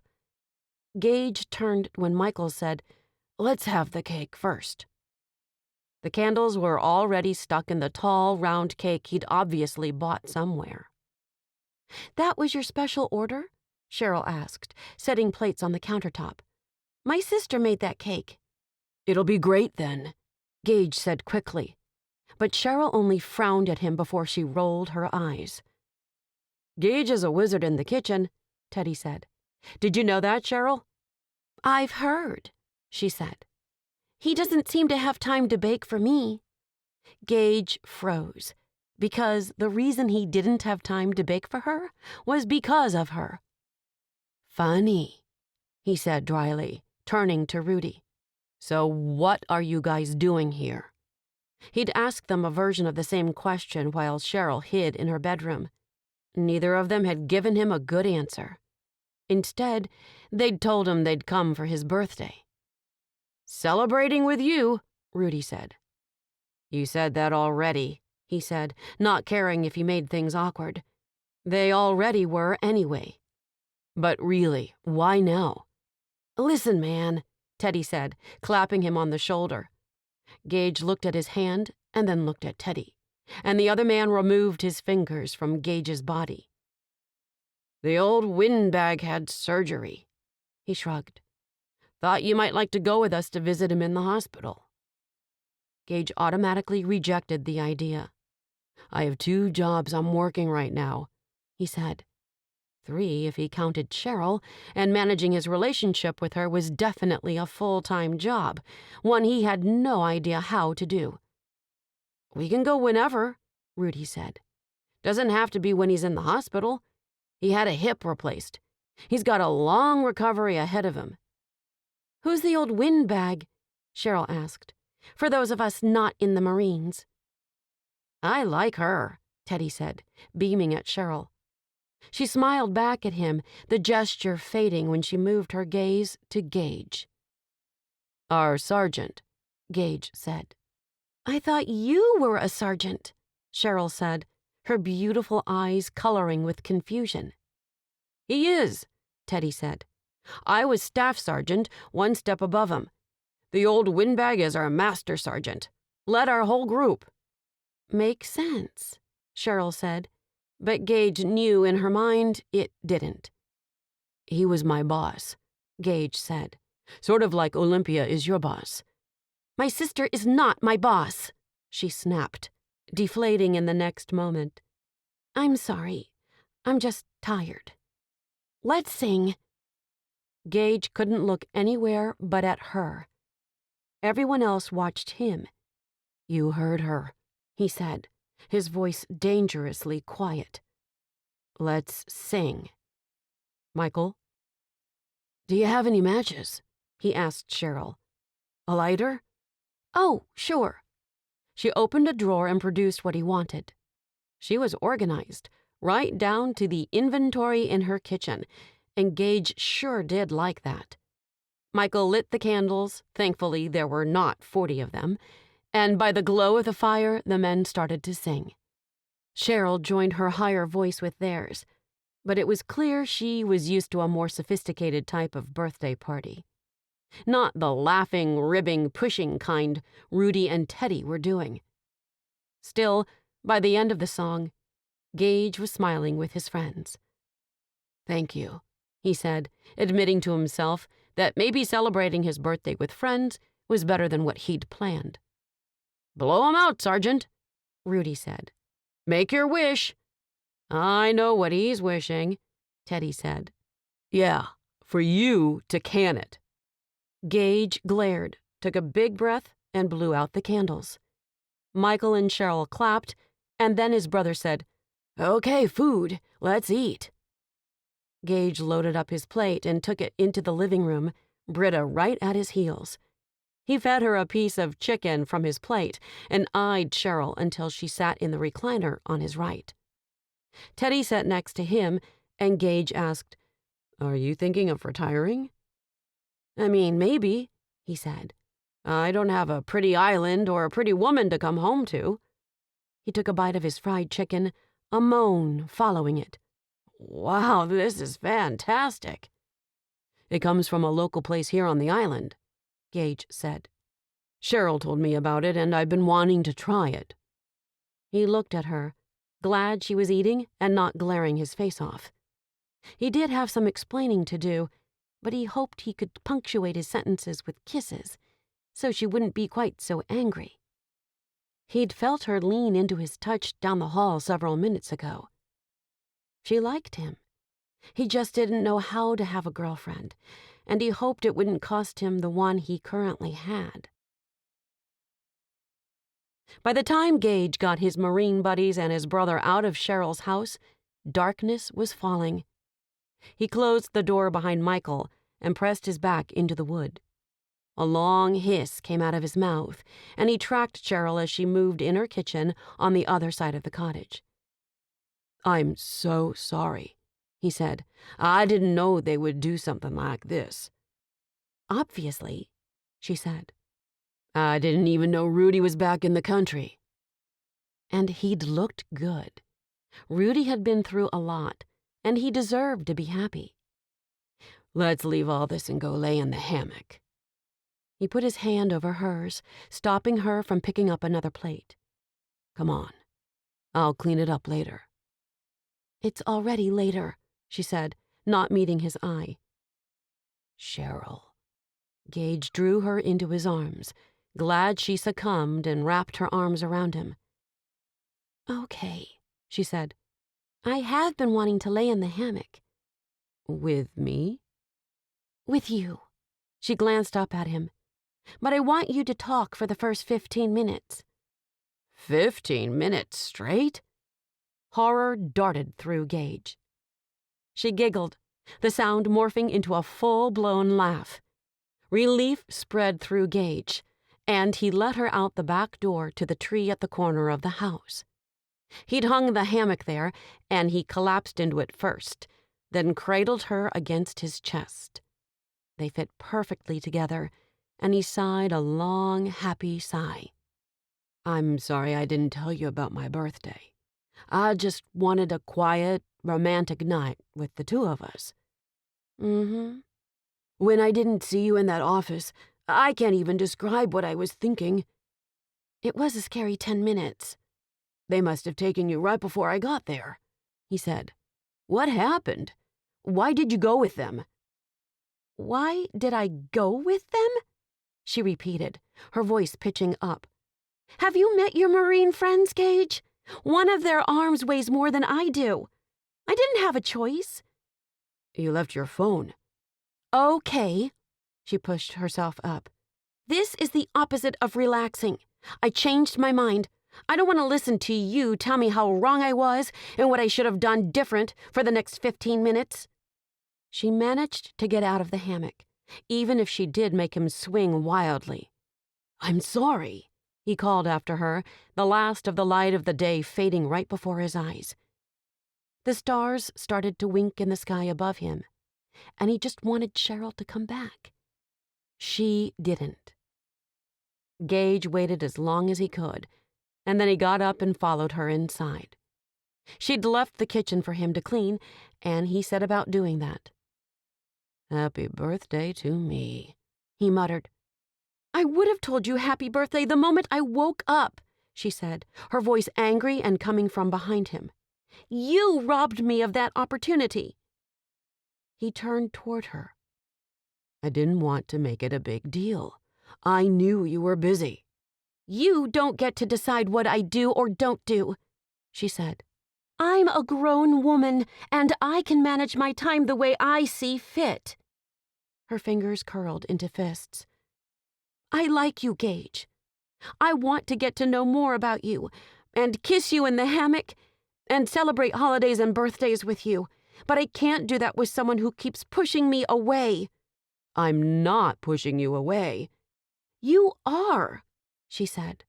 "Or you're at least keeping the door partway closed, your whole body weight behind it."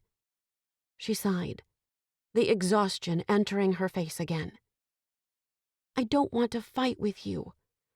If you don't want to be with me, just say it." "I don't want that at all," he said. "I want to spend all my free time with you, all of it." He watched Britta go over to Cheryl and sit on her feet, leaning her weight into the human. "I'm just really bad at this." "Define this." "Having a girlfriend. I'm good at following directions, reading tactical plans, watching people on the ferry and on a beach. But I'm not super great at this." He gestured between the two of them.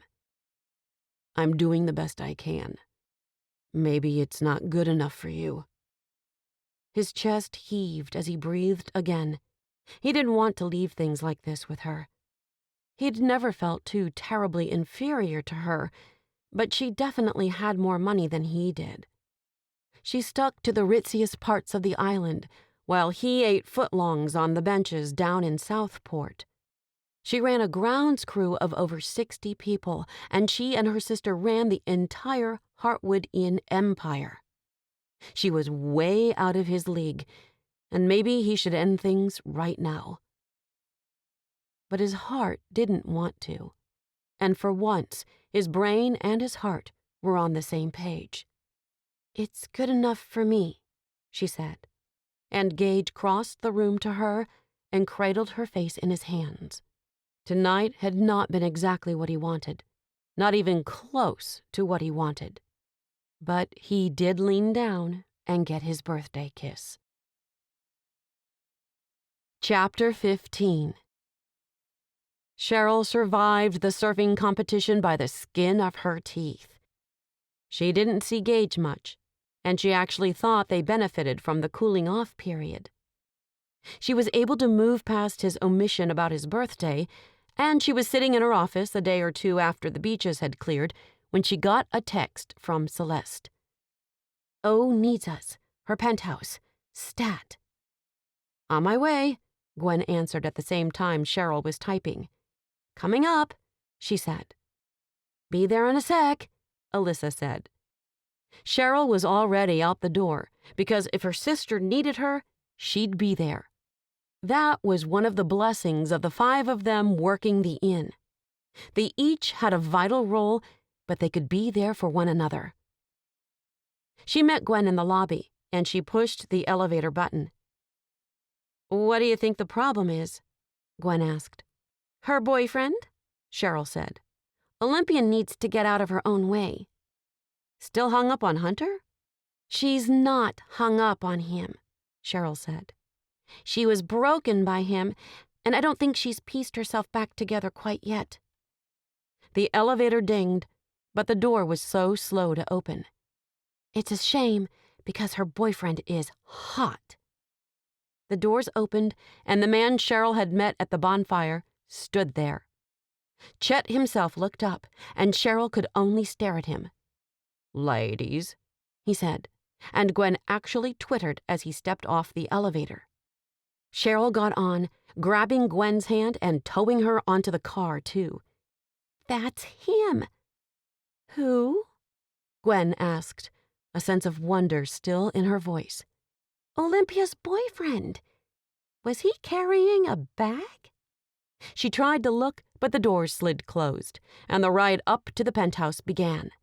When she and Gwen got to Olympia's apartment, they found Celeste cleaning up ice cream containers, and Olympia lying on the couch, nothing curled or pressed or straight, the way it usually was.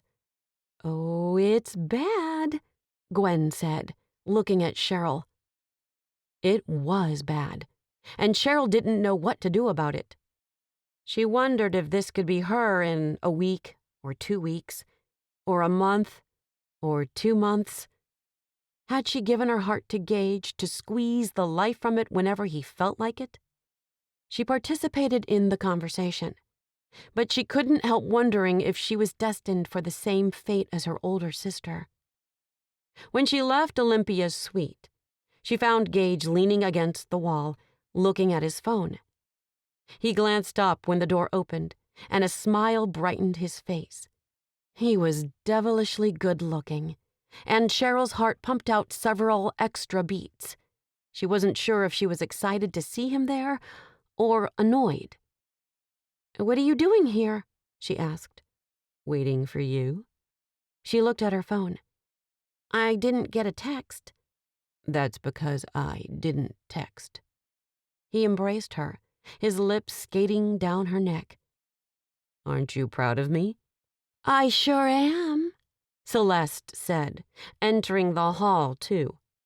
Cheryl jumped away from Gage, though she liked where he'd been going. Celeste definitely had everything pressed and in its proper place, her light blonde hair falling in curls over her shoulders. She looked at Cheryl with a sparkle in her eye and added, "Aren't you going to introduce me to your boyfriend?"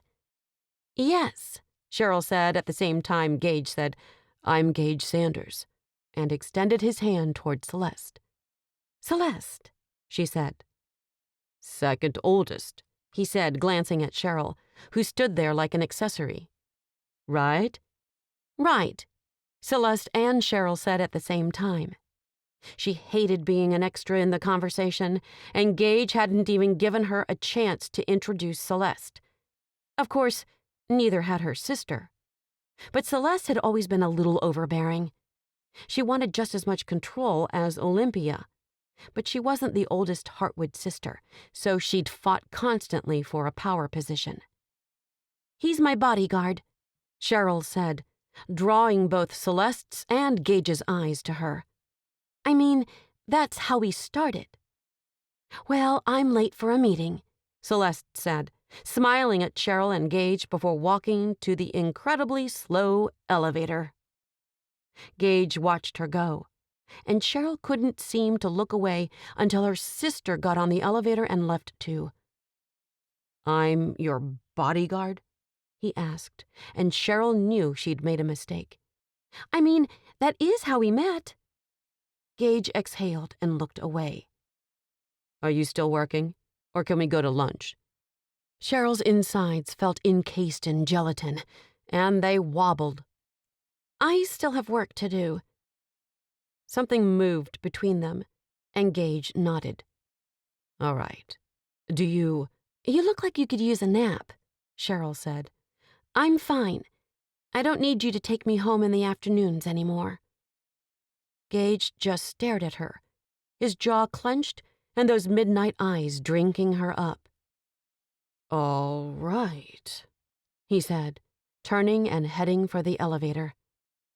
She wasn't sure what had just happened, but she knew she couldn't stand there in the hall while the infuriatingly slow elevator came back up from the lobby.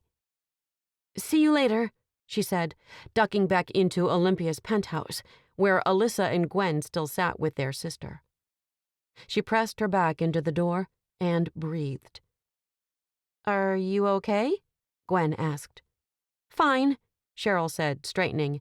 "I just needed to use the bathroom. Is that okay, O?" "Go right ahead," Olympia said.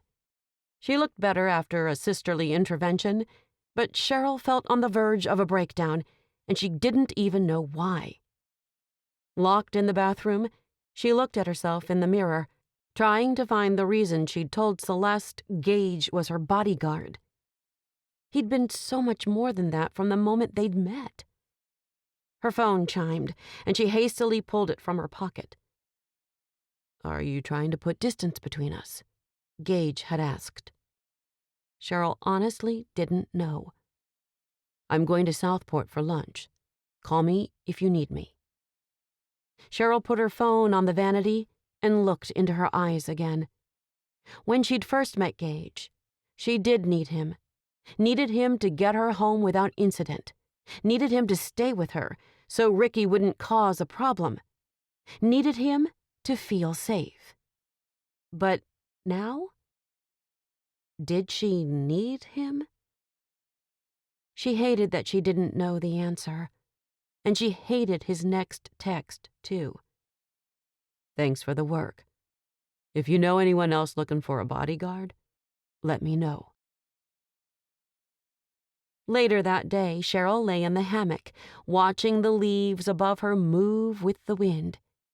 She wasn't sure what had happened that afternoon, but she knew such situations would probably keep occurring. One thought had been revolving in her mind.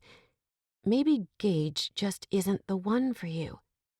And maybe he wasn't. She didn't call him that day, nor the next. He didn't show up at the inn in the afternoons, and the silence between them felt thick and dense. Cheryl didn't know how to break it, so she just let it go on and on.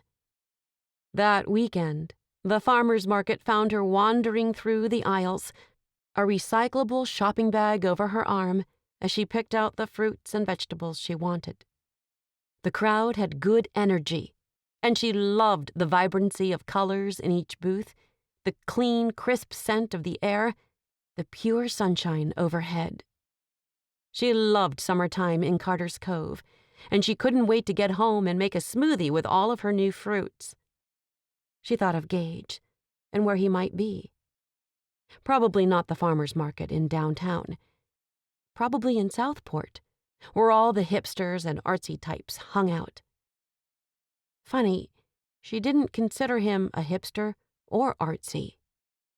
Sure, he liked to bake, but he didn't paint or weave or make jewelry. He rode a sleek black motorcycle, for crying out loud. Cheryl did miss riding on the back of that motorcycle, but she couldn't use that as one of the reasons she wanted to keep Gage in her life. It had been 4 days since they'd last talked, in person or via text, and Cheryl realized in that moment that she hated not being able to talk to him. She wished he were there with her at the farmer's market, picking out apples for a tart he'd make for her later that day. She pulled out her phone and called him, her pulse bobbing somewhere in the back of her throat. "Hey, I'm on a job," he said by way of hello. "Oh, okay," she said. "I didn't know you worked the ferry on weekends."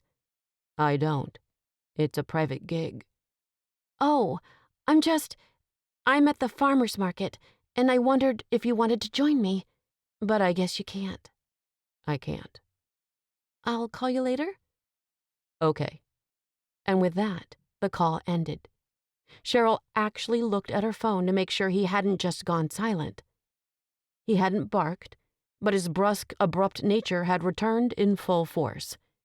He was on a job, she told herself as she turned to cross over to a new row of stalls. She'd come to the market alone, and she'd pushed him away. Now she just had to figure out how to bring him back in. "Maybe we could see each other tonight?" She typed out the words and sent them to him, hoping whatever job he was working would allow texting. He'd taken a call from her, so she was hopeful. "Sure," his text came back, and everything inside Cheryl relaxed. Couples went through ups and downs, and maybe she just needed a minute to collect her breath, find her center, realize she did like Gage and want to continue getting to know him. Fine, she really liked Gage, and she wanted to get on the same page with him and then kiss him that evening. Satisfied with her plans, she continued down the booths, buying what she thought looked good. Her phone rang, and she swiped on the call from Javier. "Is Melinda having that baby?" "Yes," he said. "She is. We just got to the hospital, and I can't remember if I even closed the front door. Will you go by and check?" "Of course," Cheryl said. "Did you take everything you needed?" "I honestly have no idea." Cheryl laughed, excited about the new baby, too. "Javier, go be with Melinda. Call me if you need anything. I'm not working this weekend." She had a skeletal crew at the inn, because everyone needed time off after the huge surfing competition. They'd all hit it hard next week, as July started to become August, and more debris came from the trees on the property. "Okay," Javier said. "I just wanted to let you know." "Thanks." Cheryl hung up, still smiling. She sighed as she slipped her phone in her purse. A familiar voice reached her ears, and surprise lifted her eyebrows as she started searching for Gage. He was here? She found him easily, a few booths down from her, his arm linked through another blonde woman's. Horror and disbelief froze her to the spot. What was he doing?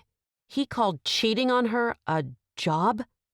The couple looked up, and Cheryl recognized the woman. Lisa Talley, another Carter's Cove local.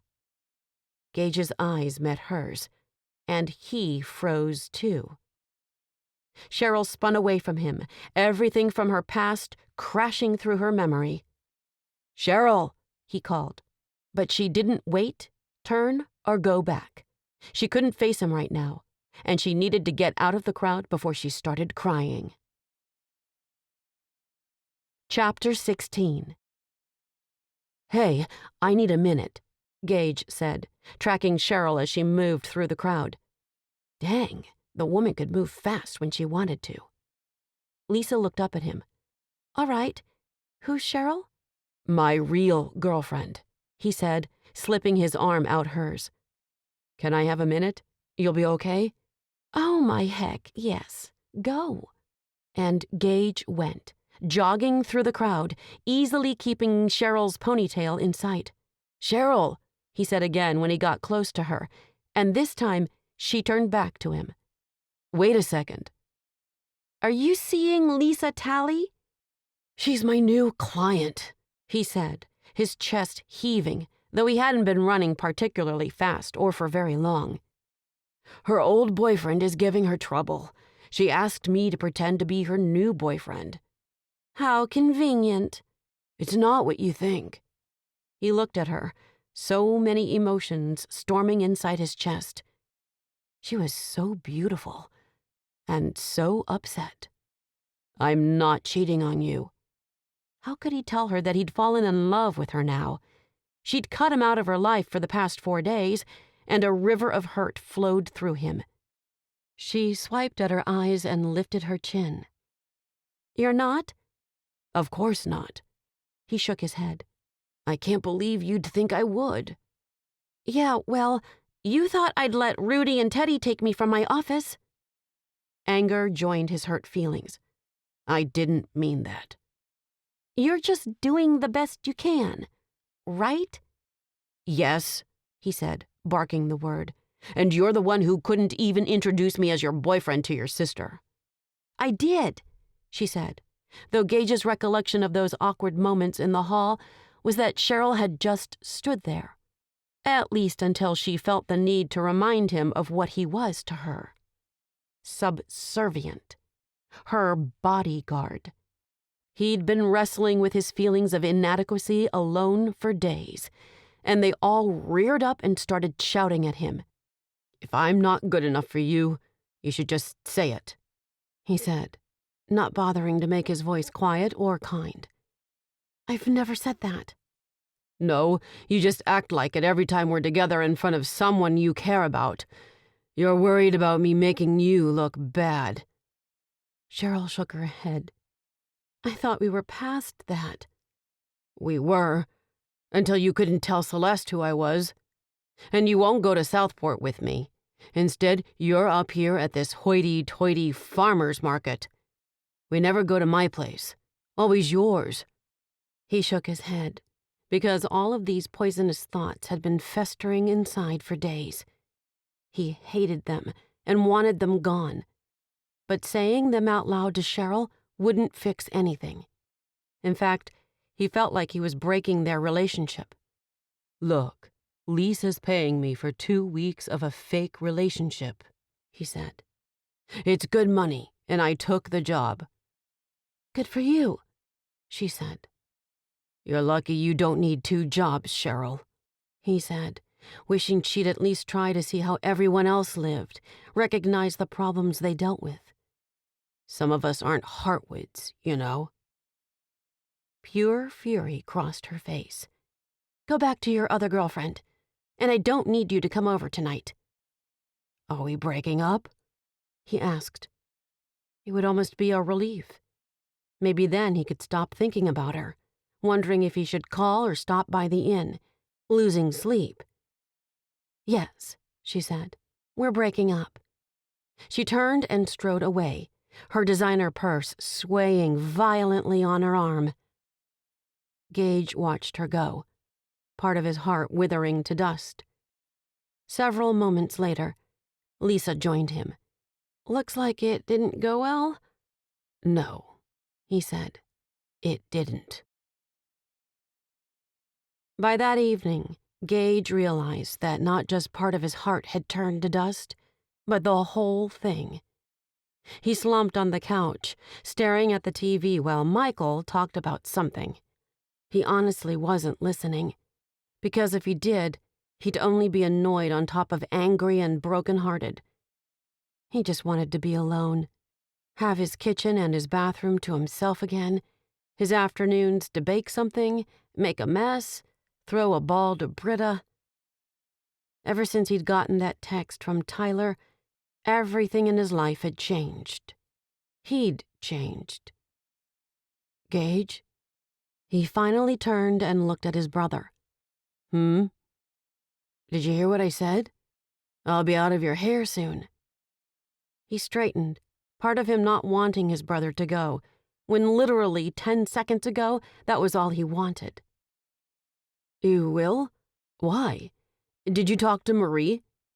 I did, and we're going to try to make things work.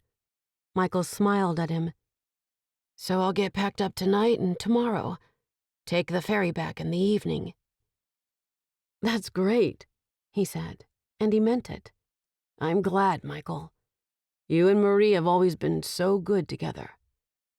Like you and Cheryl. Gage gave a short, barking laugh. She broke up with me. What? Michael looked truly shocked. When? Tuesday, he said, though today was Saturday. I don't know. We're from 2 different worlds. He didn't want to look around his tiny beach house and compare it to hers. He paid for his. Hers belonged to her family. He shouldn't be bitter that she had more than him.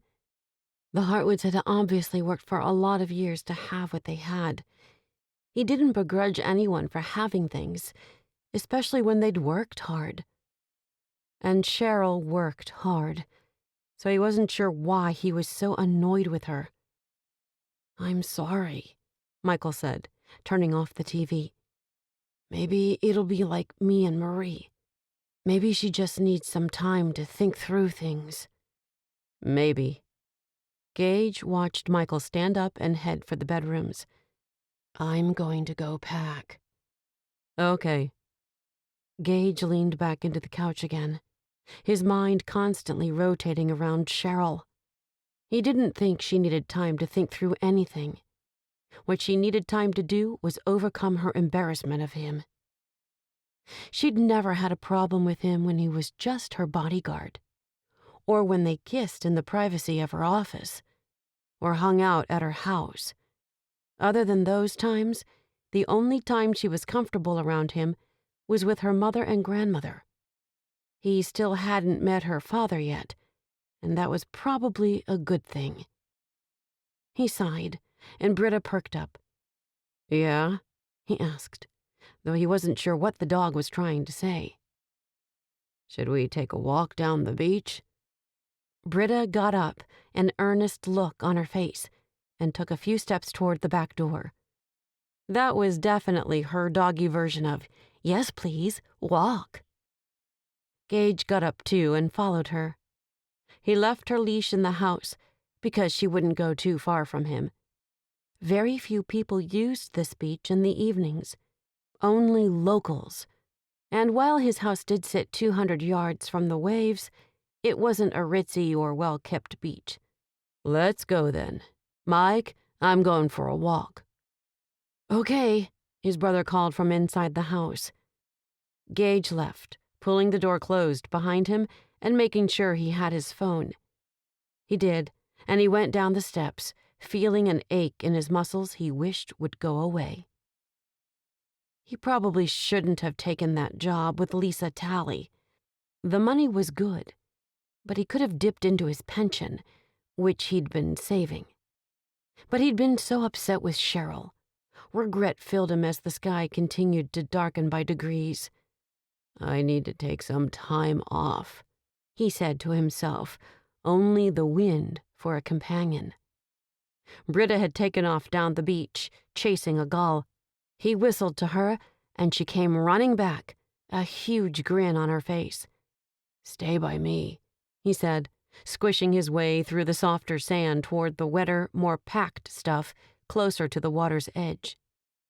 Once he reached it, he turned north and started walking. If he went all the way around the horn of the island and back down the east side, he'd run into Cheryl's place. He'd mapped it once, and it was just over 3 miles, and certainly not something he'd do on a nightly stroll. He breathed in the night air, wishing the rising moon would give him some advice. The thought that he didn't need to work as much came to him again, and he swiped on his phone. After navigating to his bank app, he pulled up his accounts and paused. "Britt, wait," he said, and the dog slowed and trotted back to him. He scanned the numbers in his 2 accounts, one savings and one checking. He wasn't an extravagant man, and he could get by with just the ferry job. Looking up, the night seemed so much darker as his eyes adjusted away from the phone screen. "Okay, girl," he told the dog. "No more extra jobs. Just the ferry in the morning. You'll have to stop pigging out on my leftovers." And he might have to cut back on his baking. He hadn't been doing that since he'd started dating Cheryl, and his grocery budget had been much smaller. Problem was, if he didn't have another job in the afternoon and no girlfriend, baking was all he had left to fill his time. "So you'll find another hobby," he said. "A free one. Walking on the beach. Painting at Southport." Something. He'd figure out something, because he didn't particularly enjoy being someone's fake boyfriend, even if the money was good. Except for Cheryl. He'd be her fake anything, for free. He sighed again and started walking. Britta went with him, her nose touching his hand as if she understood what he was feeling. He wasn't sure she did, because he could barely identify the emotions streaming through him. "I know," he said. "I miss her so much." The last few days had been brutal, and Gage had texted everyone he'd ever done a job for, even a small one. He'd drummed up Lisa pretty quickly after that, and he'd only had to spend one afternoon with himself. There was a marked difference between Lisa and Cheryl, and there had been from the get-go. Cheryl made his blood run hot and his heart pound in a way no other woman had. Lisa was pretty, but she wasn't his type. Cheryl's not either, he muttered. But it simply wasn't true. Just because she was soft, where he was hard, didn't make them incompatible. Maybe Michael was right. Maybe Gage just needed to give her some time to cool off, and then he could try to win her back. Chapter 17. Cheryl weeded with a vengeance, determined to clear the overlooked bed that hadn't been tended to in weeks. The inn's 3 swimming pools sat down the sidewalk a ways, and this area of the grounds wasn't used by guests. But it should still look pristine. And Cheryl wiped the sweat off her forehead and reached a gloved hand for another weed. Javier hadn't been to work in days as he dealt with becoming a new father. Cheryl had gone to visit him and Melinda and their new baby boy in the hospital, and she was going again that night. She had to have something scheduled in the evenings so she wouldn't go crazy, or go find Gage and beg him to come back to her, which was also crazy. She'd sat down with a pen and paper, no computer, no phone, and she'd made a list of all the reasons they weren't right for each other. She read it every day when she got to work, just to remind herself that she could make it through the hours that came after 2 p.m. without him. She'd done it for 4 days now, and each one had been excruciating. The time moved so slowly, and the activities around the island didn't hold the same magic without him at her side. So she'd stayed home.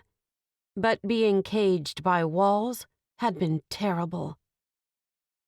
After eating one dinner with her parents and grandmother, she'd decided she couldn't stomach doing that more than once or twice a week. 3 times, if she was desperate. She loved her parents, but her mother asked a lot of questions, and her father kept inviting her to go fishing. And without Gage occupying her time, Cheryl had actually considered going. That was when she'd realized she'd hit rock bottom.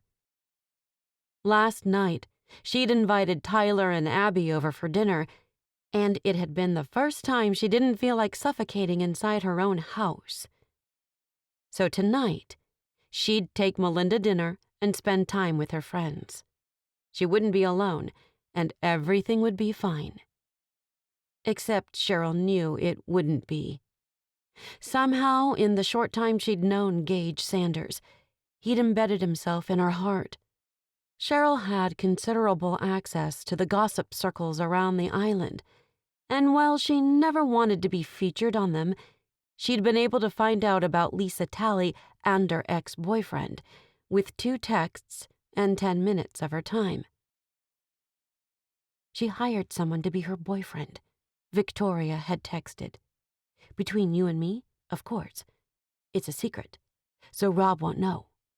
Shh. Cheryl wasn't going to tell anyone. In fact, she hated herself a little bit for even texting the former homecoming queen that had never left the island and still acted like they were in high school. But Victoria Gibson knew all the gossip, and she'd given it to Cheryl easily. How her relationship with Gage had stayed off Victoria's radar, she wasn't sure. Probably because Cheryl worked 7 days a week and Gage was an unknown on the island. He'd always accused her of thinking him beneath her, and the moment she thought it, her blood turned hot. She didn't care if they went to her beach cottage or his. She never had. No, she hadn't been to Southport, and the idea to spend one of her now free afternoons down there entered her mind again. It wasn't the first time the thought had come to her, and she was starting to think someone was prompting her. She groaned as she stretched her back and looked up into the sky. "Is that what you want me to do?" she asked, as if she had a relationship with God and he'd tell her. "Fine," she said, when she felt nothing, and no one answered. "I'll go to Southport." A few more days passed before Cheryl actually went through with her promise to herself.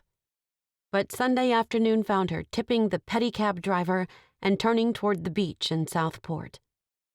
Somewhere along the boardwalk, a band played, and she started walking toward the sound. This area of the island did have a unique feel. It was older, and it used to be the vibrant, lively part of the island before one of the major hurricanes had wiped it out. Main Street had been moved inland a bit and farther east toward the inn. Her family had benefited from that move greatly, and she didn't have to be ashamed of that. She wasn't, but she could acknowledge it. The boardwalk along the beach here led right down to the sand, where groups of people had gathered to enjoy the sun and the surf. One group listened to a teenage boy plucking on his guitar, and Cheryl found herself smiling in that direction. She would have loved to have come to Southport when she was a teen. Her father wouldn't have approved, and as one of the younger sisters, such an act, even in the middle of a Sunday afternoon like today, would have gotten her some attention. As it was, Cheryl had learned to follow and obey rules. She loved gardening, and it just worked out that the inn needed someone with her green thumbs to run the landscaping and grounds crew. $1 sliders, a man said, handing her a flyer. Down the boardwalk at the food truck. Cheryl wondered if this was the same truck where Gage got his beloved hot dogs. Her stubborn streak reared its ugly head, and she squashed it down. She'd come to Southport to enjoy herself, not obsess about Gage. But this place screamed his name, and she could imagine an evening here with him.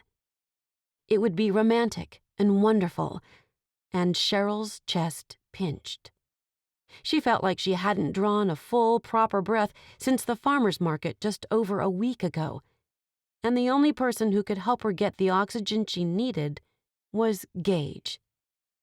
She continued down the boardwalk toward the band and found half a dozen food trucks set up in a semicircle.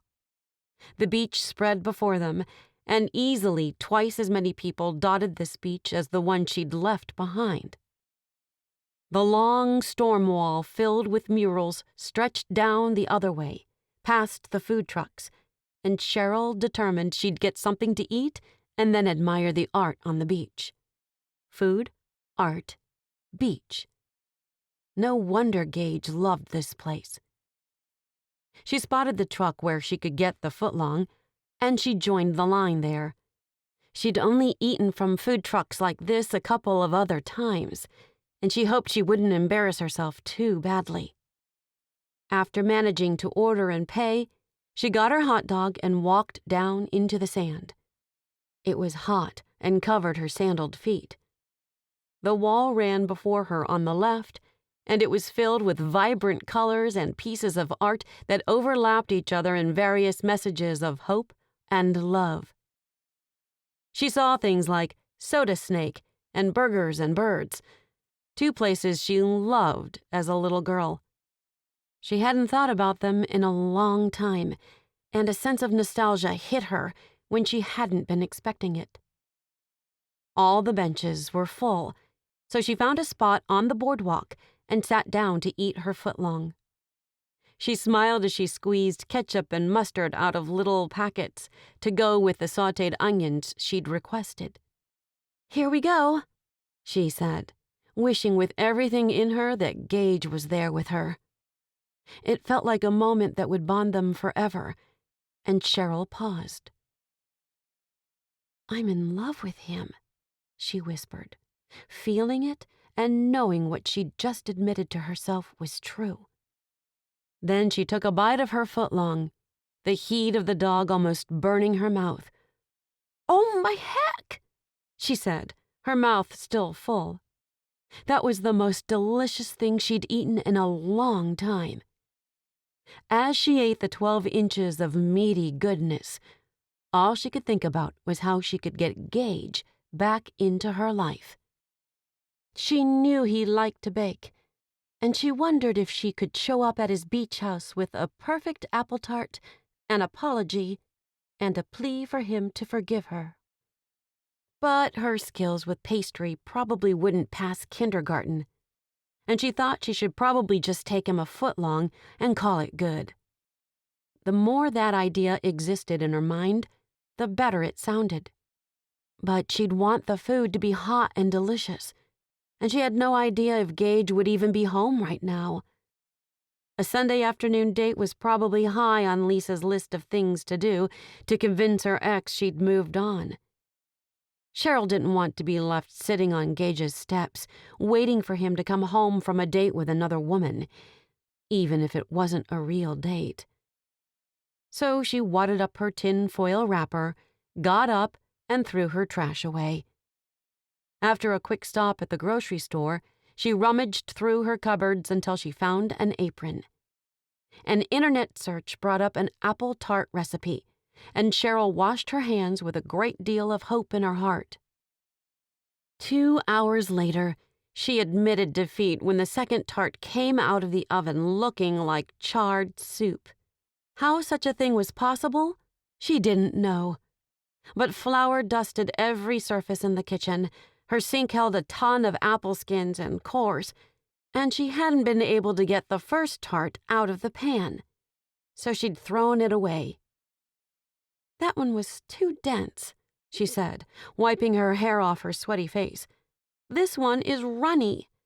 I don't get it."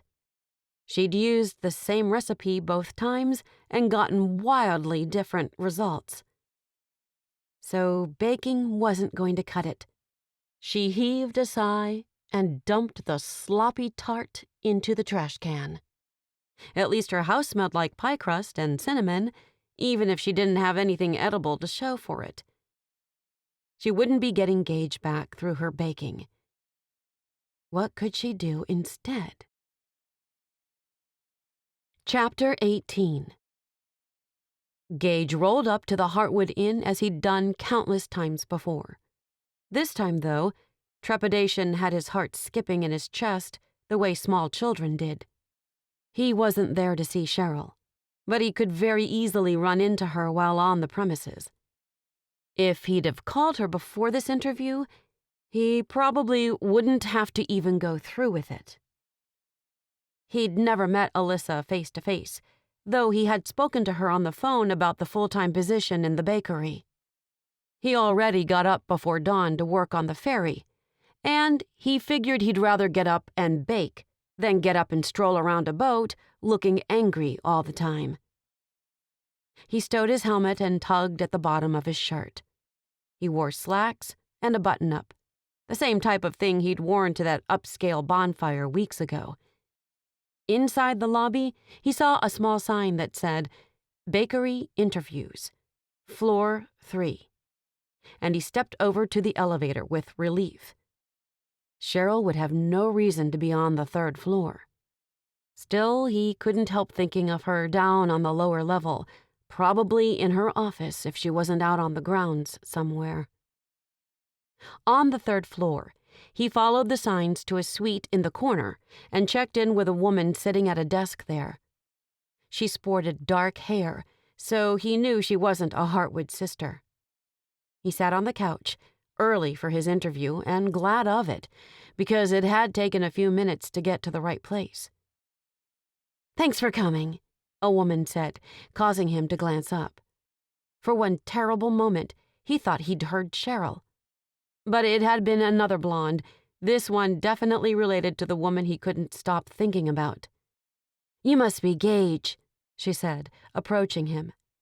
"I'm Alyssa Heartwood." "Gage Sanders." He stood and shook her hand, watching her for any sign of recognition. He saw none, and another wave of relief hit him. She started for the door that led into the bedroom.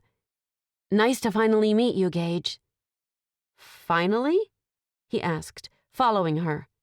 An alarm went off in his mind, but he couldn't figure out where to place it.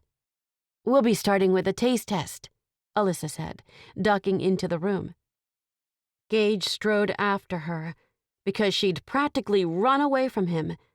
He went through the doorway and paused, assessing everything he could see before he committed to staying in this room. There was no bed in the room, just a big table with several desserts on it, if they could even be classified as desserts.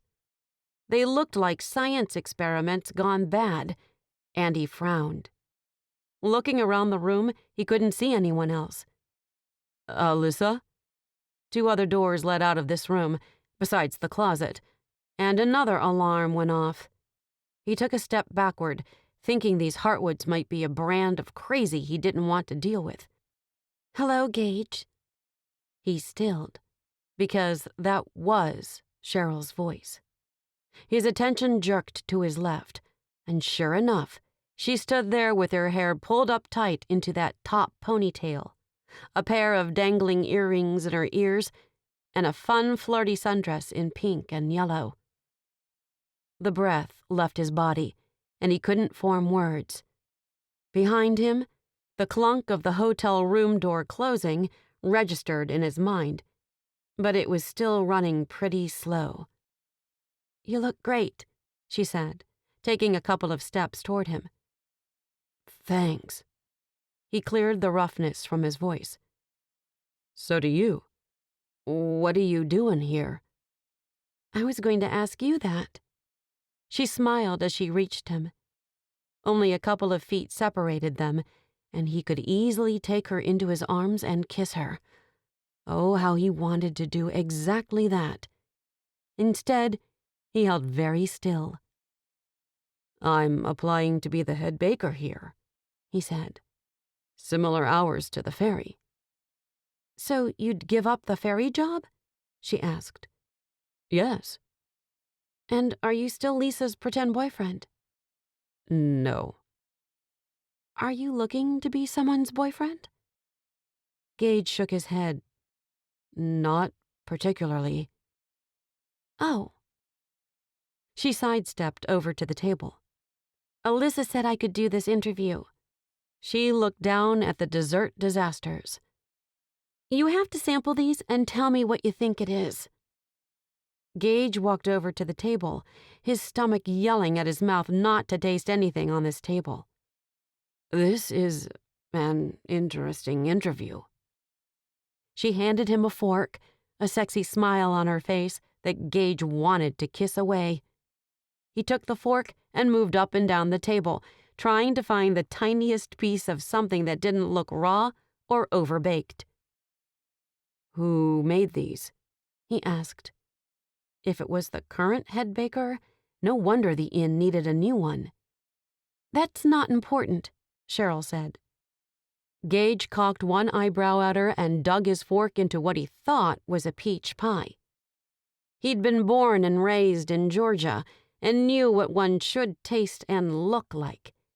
This had the right smell to it, even if it looked like it had been mixed with cream and then baked. "Peach pie," he said, putting the tiny bite into his mouth. "Oh, yeah, it even tastes like it. There's just some charred notes I'm not used to." He coughed slightly and put the fork down. This job wasn't worth eating these desserts. He turned back to Cheryl. "It's so good to see you," he said, deciding to just say whatever came to his mind.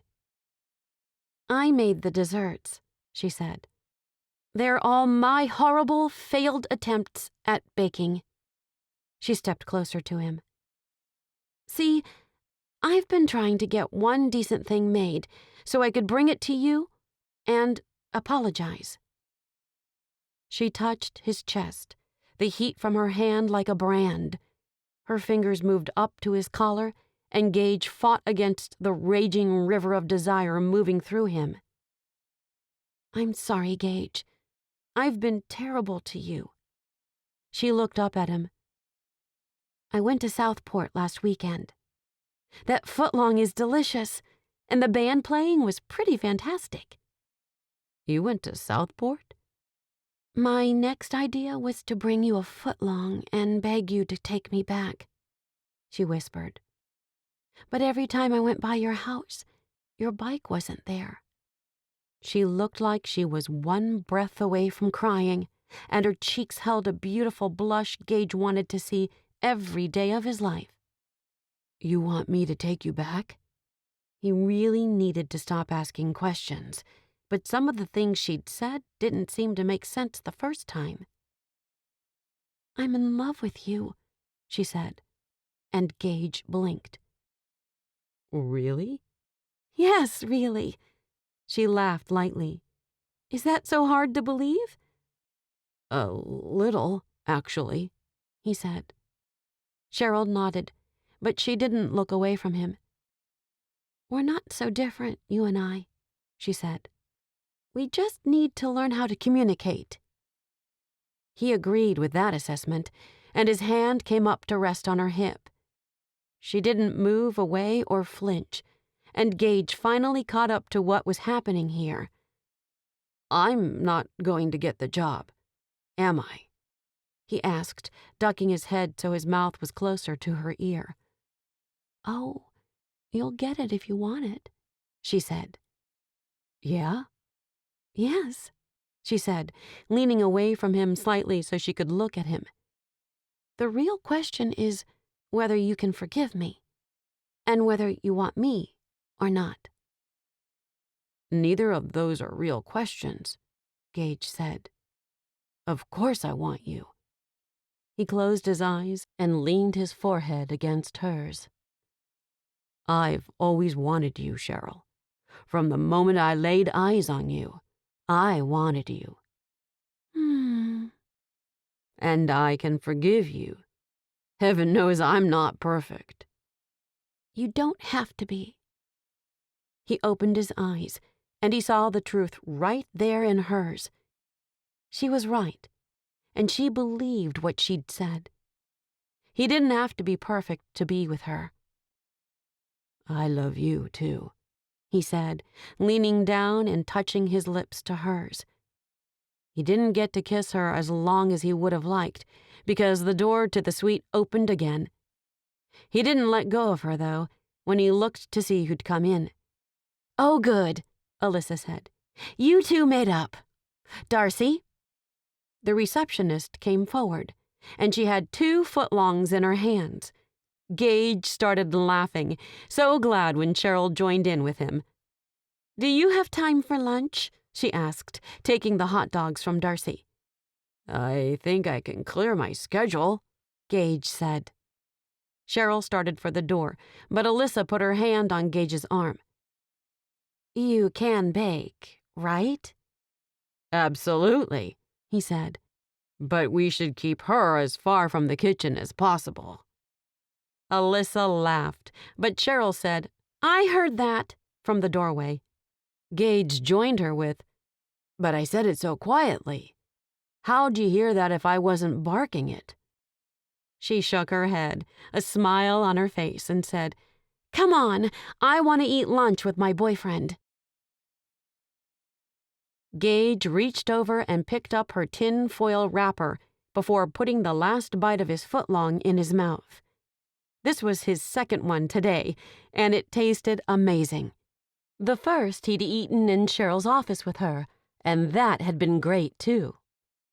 But Southport possessed something special, and he loved being here with the woman he loved, eating the food he loved. "How'd you know I'd be at that interview?" he asked, balling up their trash. "Alyssa called a family meeting last week," she said, her hand in his absolutely perfection. "She wants to open a fish shop on Main Street. I guess she's rented a space and everything. She said she wanted to quit the head baker position." "Ah," he said. "I told her you were a great baker, and then I may have started crying."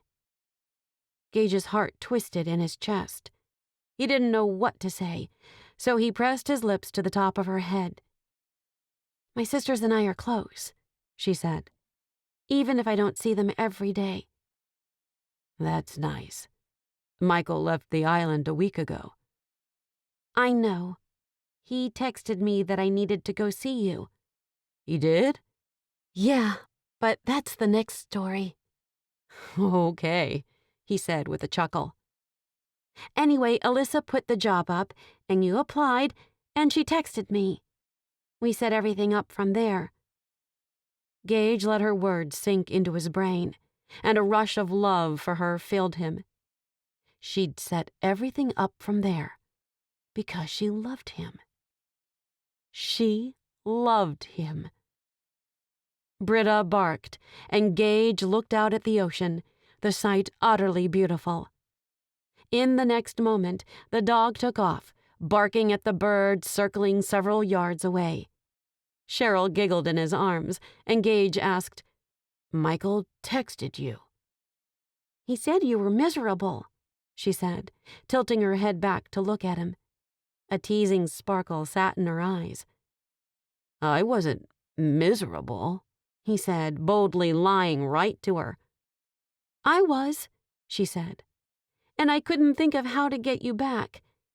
But then he texted, and you applied, and everything just came together."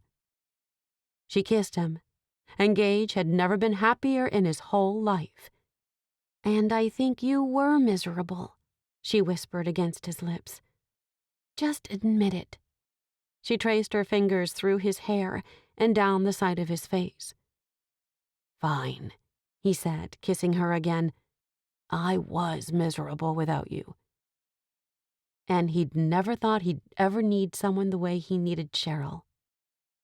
But he did. And he was glad he did. Chapter 19. Cheryl parked her new scooter about as close to the industrial door that led to the bottom level of the hotel as she could.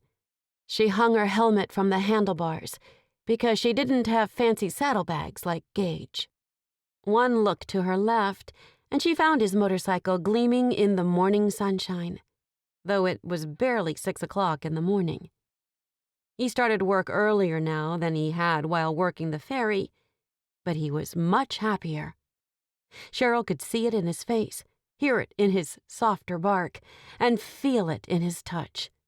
The man loved to bake, and he'd only been at Heartwood as the head baker for a couple of weeks, so he was still learning all the ropes. But Cheryl could go upstairs to the bakery and find it fully stocked at this hour. They opened at 6, so the cases would be full and the line would be out the door. Gage didn't man the bakery, but he worked closely with Harriet, the bakery manager, to make sure everything was stocked, ready, and fulfilled. He got off at 1 in the afternoon now, and most days Cheryl let him doze in her office while she finished her paperwork. Sometimes he simply went out to the beach and found a spot of sand to lie down on, and she'd find him lightly snoring while a family played several feet from him. He wasn't working a second job, and they spent their afternoons napping and their evenings hand in hand on the beaches at Southport or here at the Heartwood Inn. He'd worked security at a huge wedding here at the inn the last weekend before becoming the head baker, but Celeste kept asking him to take extra shifts for her events. He'd declined them all, and while Cheryl knew her sister was irked, she couldn't get herself to care. Yes, she knew wedding crashing was a big deal, but Celeste could find her muscle somewhere else. Cheryl entered her office and switched on the light. Sometimes she'd find a pastry sitting on her desk, a love note from Gage that didn't require any words. Today, her desk was empty, but that only reminded her that he was a man of mystery. Her phone chimed, and Cheryl looked at it while she put her purse in the filing cabinet behind her desk. "The shop is open," Alyssa had sent. "Come get your fresh fish for dinner." A smile took up Cheryl's whole face. Alyssa had wanted to be a fishmonger from the time she was 5 years old, and the dream had finally come true. "Dinner at the penthouse tonight," Olympia sent. "I'm with Gwen, and we just convinced Tegan to cook for all of us. SOs included." SOs. Significant others. For once, Cheryl had one, and she wouldn't be attending a party as an odd-numbered wheel. A sigh leaked from her lips as she sat down, happier than she'd been in a long time. "I do need a final count," Gwen said, "within the next few minutes, as Tegan just left to get the fish." Numbers started flashing up on Cheryl's screen. 2 from Alyssa. 2 from Olympia.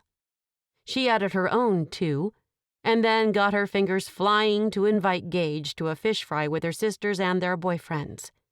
He wouldn't be able to answer right away, but she couldn't think of a reason why he wouldn't be in. Gwen didn't answer, and Celeste was probably still in bed. She ran events that sometimes lasted well past midnight, and her office didn't open until 10. "Assume 2 for Celeste," Alyssa said. "I heard she was seeing Boyd again." "I thought it was Ben," Olympia sent. "At least it's not Andre," Cheryl tapped out and sent just before Gwen said the exact same thing. She giggled at her phone, enjoying this sense of sisterhood, though she was isolated on the bottom floor of this huge inn. "It's definitely not Ben," Alyssa said. Cheryl had just opened her laptop when another message came in. "It's not Ben, and it's 6 freaking a.m., Celeste had said. "I thought Grandma had fallen and broken another hip. Jeez." "Just mute notifications," Olympia said, as if Celeste didn't know how to use her phone.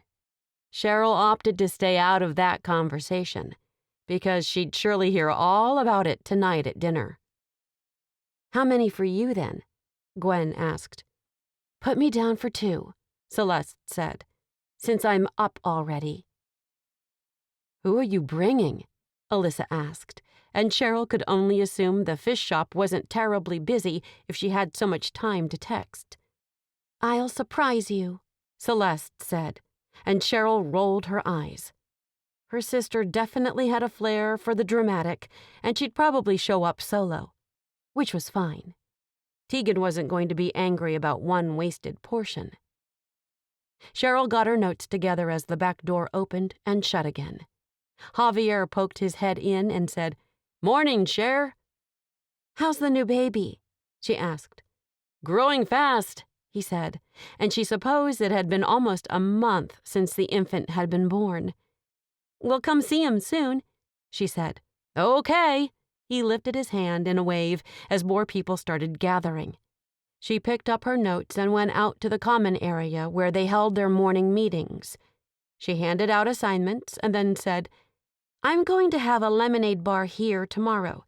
Tell your wives and kids and friends. It'll be set up about 9 and stay through the evening." She smiled around at her crew who worked so hard on the acres and acres of land the inn encompassed. "My sisters and I want to thank you for everything you do to make the Heartwood Inn the best it can be." She didn't even care if Olympia approved the expense report for the lemonade bar. It was important that her employees knew they were valued, and if she had to pour the lemonade for 12 hours tomorrow, she would. The meeting broke up, and Cheryl had reached the point in her new routine where she dashed upstairs to see Gage for a few minutes before she donned gloves and hitched a trailer to an ATV and got to work outside. She grabbed her gloves from her office and took the stairs up to the first floor. Instead of going down the hall and into the lobby, she went outside and turned left toward the corner where the bakery waited for her. The bell chimed when she entered, but she didn't see Gage. She was a little bit late, and he hadn't even answered her about the fish fry that night. Perhaps he was too busy for their 15 minutes of breakfast. She loved hot chocolate, no matter what the weather was like, so she stepped up to the counter and ordered that, along with 3 ham and cheese croissants. Gage would eat 2 of them, and she'd nibble on the middle of hers where all the filling was. She'd rather conserve her calories for the liquid chocolate with whipped cream. She'd sipped her treat while she waited for Gage, and she'd eaten her entire croissant by the time he bumped his way through the swinging black door behind the pastry cases. He looked to their table, his frustration evident. He stepped over to Harriet and spoke to her, taking his apron off and clapping his hands together before he came toward her. "Hey," she rose to meet him, sensing something strange about him. "You okay?" "Busy today," he said, sliding into the seat across the table from her, a smile filling his face. "It's so great to see you." Cheryl ducked her head and giggled, definitely feeling like a teenager with her first serious boyfriend. 6 months later. Cheryl could still ride her scooter to work, though the summer had ended. The tourists were gone, and the Christmas season had ended. She'd enjoy a few months with just locals on the island, and the groundskeeping slowed in the winter months. Thankfully. She went in an hour later in the morning, and one day she pushed into her office to find one of Gage's sweet treats sitting on her desk. From the glazed raspberries and strawberries with the immaculate swirls of whipped cream, she knew it was his lemon tart, her favorite. Her mouth watered before she even sat down, and she didn't take the time to put her purse away before sitting down and picking up the plastic spoon he'd left for her. She'd made sure to get a bite of the pie crust, the custard, and a beautiful red ripe raspberry. The tanginess from the custard and the sweetness from the fruit, along with the crunchy crust, made a party in her mouth. A groan started in her throat, and she closed her eyes and leaned her head back. "That is so good." She put another bite in her mouth, put her purse away, and opened her laptop. She'd lent some of her crew to Celeste as one of the biggest weddings of the year was taking place next week, and she needed the extra manpower. The door opened and closed, and her crew started to show up. She grabbed her folder of assignments for the day and put another bite of her tart in her mouth, intending to finish it after the meeting. Something hard touched her tongue, and her first reaction was to spit out the dessert. She grabbed a napkin, surprise filling her, along with a bit of alarm. Her tongue separated the item from the custard, and she managed to get the object into the napkin.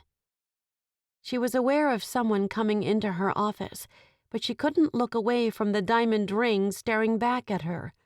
"Oh, my word," she whispered. "Oh, that's a good reaction," Gage said, and she jerked her attention up to him. He smiled down at her, pure love in his smile. "I love you, Cheryl." He took the napkin from her because Cheryl's whole body had gone numb. Her brain didn't seem to be working. Olympia had gotten engaged in October, but Alyssa was still dating Sean. Could Cheryl get engaged? She and Gage had spent every day together for the past 6 months, and she loved him. She wanted to be his wife, and she wanted to have his babies. He produced the newly cleaned ring and got down on both knees. "Will you marry me?" Excitement built beneath Cheryl's tongue, so when she said, "Yes," it came out in a burst of air. She started laughing, and Gage swept her into his arms, also chuckling. Cheryl's tears leaked out of her eyes as she cradled Gage's face and kissed him. "I love you," she said. "I love you so much," he whispered back. "I can't wait to share my life with you."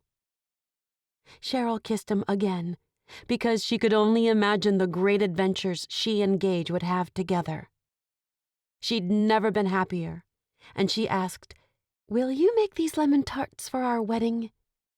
"I'd do anything for you," he said, and Cheryl had never felt so loved. The end. Listen on for a sneak peek at the next book in the series, The Heartwood Wedding, to meet another Heartwood sister. The Heartwood Wedding. Chapter 1. Bradley Keith positioned the hard hat on his head, the construction site before him like a breath of fresh air. He loved the scent of concrete dust combined with the salty air only found on the island of Carter's Cove. He'd been back in town for a few years now, and gratitude for this hometown project spread through him. Sometimes his jobs took him all over the South, and it was nice to have a construction site just down the road from where he lived. The Heartwood Inn was the premier destination on the island, and they wanted another pool on the second floor for their VIP guests. The floor was relatively quiet, as most of their conference center space sat on this floor, along with 2 huge ballrooms where the rich and famous booked their weddings. Brad knew, because his once fiancée had booked their marriage to be right here at the inn. Thankfully, Emily had called off the wedding before Brad had to do it. "Where are we with the tiles?" he asked his floor supervisor. James sighed. "They're delayed out of Atlanta. Apparently, they've had some thunderstorms down there." "Surprise, surprise," Brad muttered. He'd hated Atlanta, though he'd lived there for a few years. Started his construction business there, too. Maybe that was why he held such antagonistic feelings toward the city. Because he'd almost lost everything there, too, thanks to another fiancée that hadn't become his wife. And he'd been the one to tell Tamara that the relationship wasn't going to work out between them. That single act had caused him to lose his biggest financial backer, Tamara's father. He wiped the memories from his mind as he surveyed what looked like one big hole in the cement. "Is she cured?" "Yep," James said. "We just need those tiles. I have the guys working on the floor today. That'll be the second coat. We'll do the walls while we wait. And the floor tiles are in." "They are? Show me those." Brad glanced at his clipboard as he followed James through the construction site. A couple of men worked in the dressing rooms, too, where the white subway tiles had gone in last week. Brad felt like his whole life had been consumed by tiles. But when building an indoor swimming pool, that was kind of how things went. "How was your date the other night?" James asked, stepping past a workbench filled with power tools. Brad heaved another sigh. "I don't think I'm going to be seeing Carmen again." Anyone, for that matter, but especially Carmen. He didn't date journalists, for one, and if he'd known who she was, he never would have agreed to go out with her. Number 2, she hadn't really seemed interested in him, but in getting a story on him. And number 3, she had the power to reduce him to ashes with a few strokes on her keyboard. No, thank you. He'd left that high-profile life, but he hadn't been able to get out of the restaurant without a reason why he couldn't date her. He squirmed in his own skin just thinking about what he'd told her to get out of going on a second date with her. "Why not?" "I'm just not into the dating scene here," he said. "I grew up here, you know." "So? What does that have to do with anything?" James stopped in front of a stack of boxes. "These are the floor tiles for the pool surround." Brad proceeded to cut through the tape on the top box to reveal, "These are red," he said. "No," James frowned. "Didn't we order gray?" "We sure did." Brad pulled one of the 12-inch square tiles out of the box. "This is definitely red." He lifted the burnt orange tile almost above his head, wanting to smash it at his feet. James made a sound like a leaking balloon, and he pulled his phone out of his back pocket. "I'll call them. Do you have the form?" Brad did. Somewhere. He looked at his clipboard and started flipping the papers attached there. "What was the name of the company again?"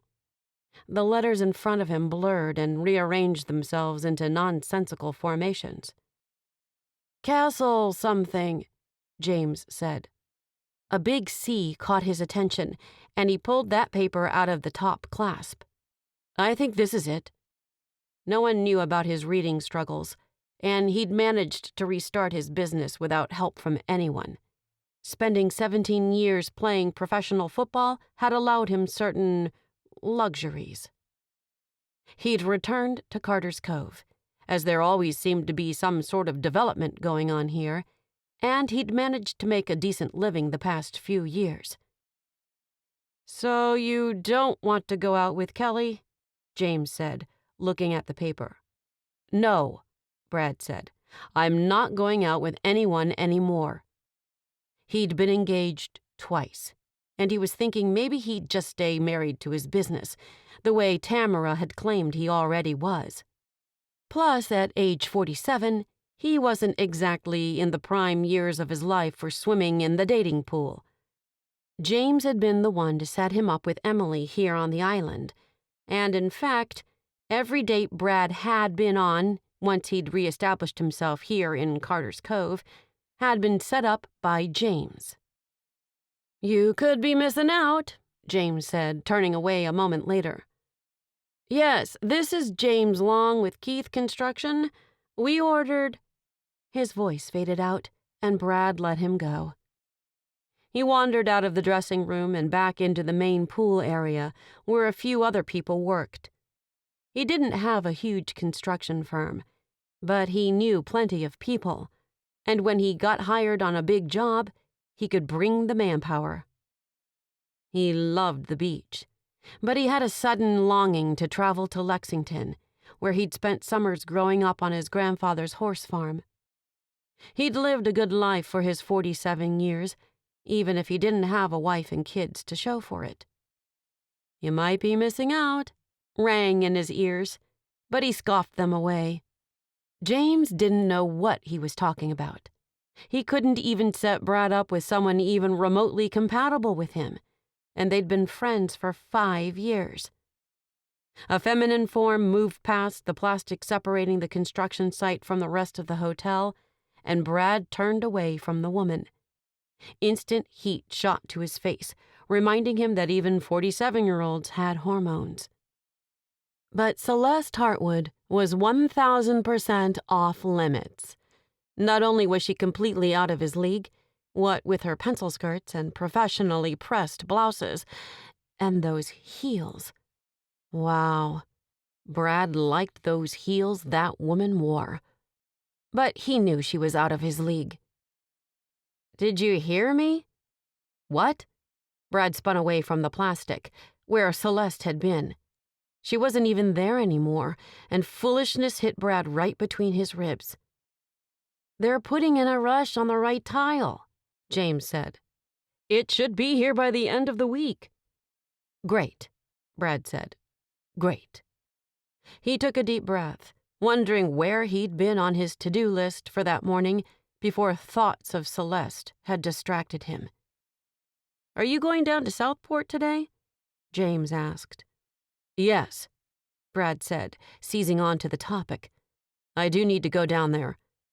"Okay, so—" He cut off so suddenly that Brad looked at him only to find him staring at something straight ahead. He followed his gaze to see Carmen Lunt standing there. His stomach dropped to his boots, and whatever James said didn't register in Brad's ears. All he could see was that fiery Latina stalking toward him. She said something in rapid Spanish that Brad knew enough to translate into something bad, and then she arrived in front of him. "You said you were engaged?" The words echoed throughout the entire construction site, as it was mostly cement and very open. "You said what?" James asked.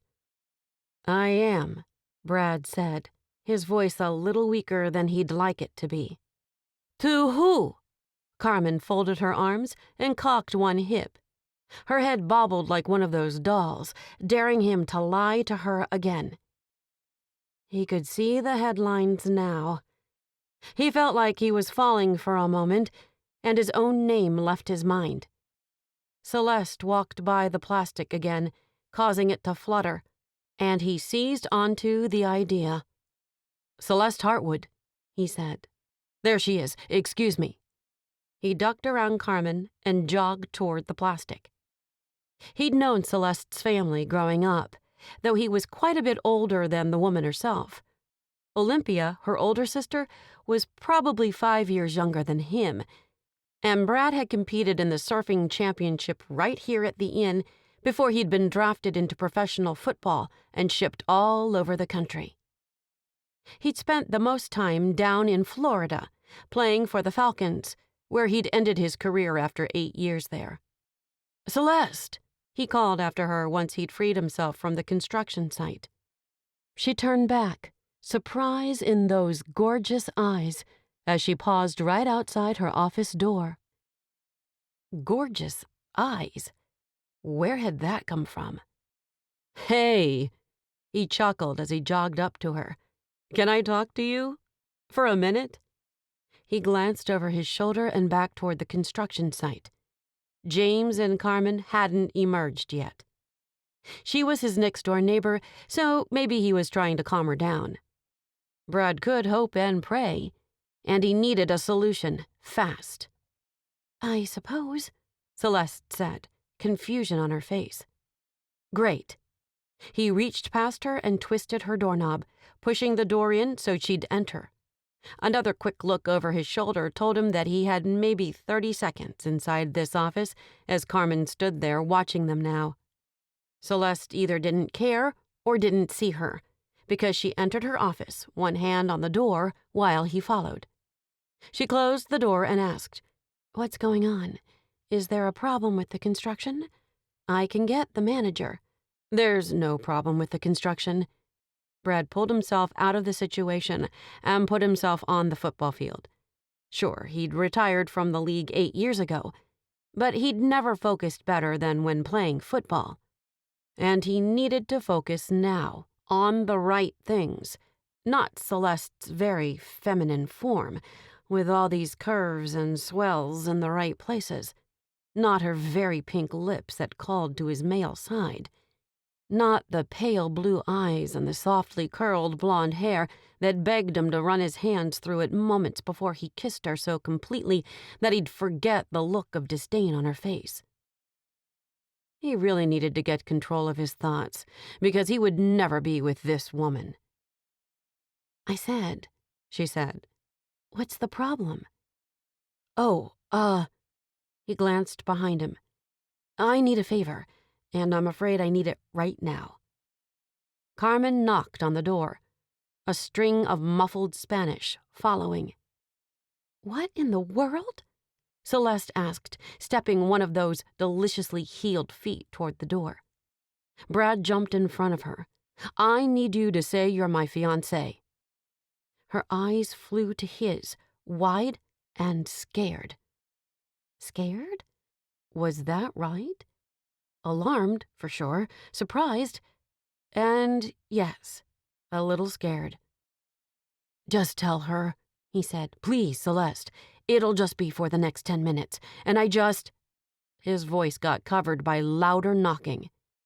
Pure desperation pulled through him, and he had no idea what he'd do if she said no. She jumped as the door rattled in the frame as Carmen beat on it. She looked from it to him and tugged on the bottom of her blouse. It was pure white, with tiny pink palm trees on it, and Brad had a brief flash of the two of them lying on the sand under some palm trees together. "I'll take care of this," Celeste said, reaching for the door handle. But that hadn't exactly answered Brad's plea, and he had no idea what she was going to say to the very angry woman on the other side of the door. This has been The Heartwood Beach, a Heartwood Sisters novel, Carter's Cove Beach Romance, Book 3. Written by Elena Johnson. Narrated by Anne Marie Lewis. Copyright 2019 by AEJ Creative Works. Production copyright by AEJ Creative Works. Thank you for listening.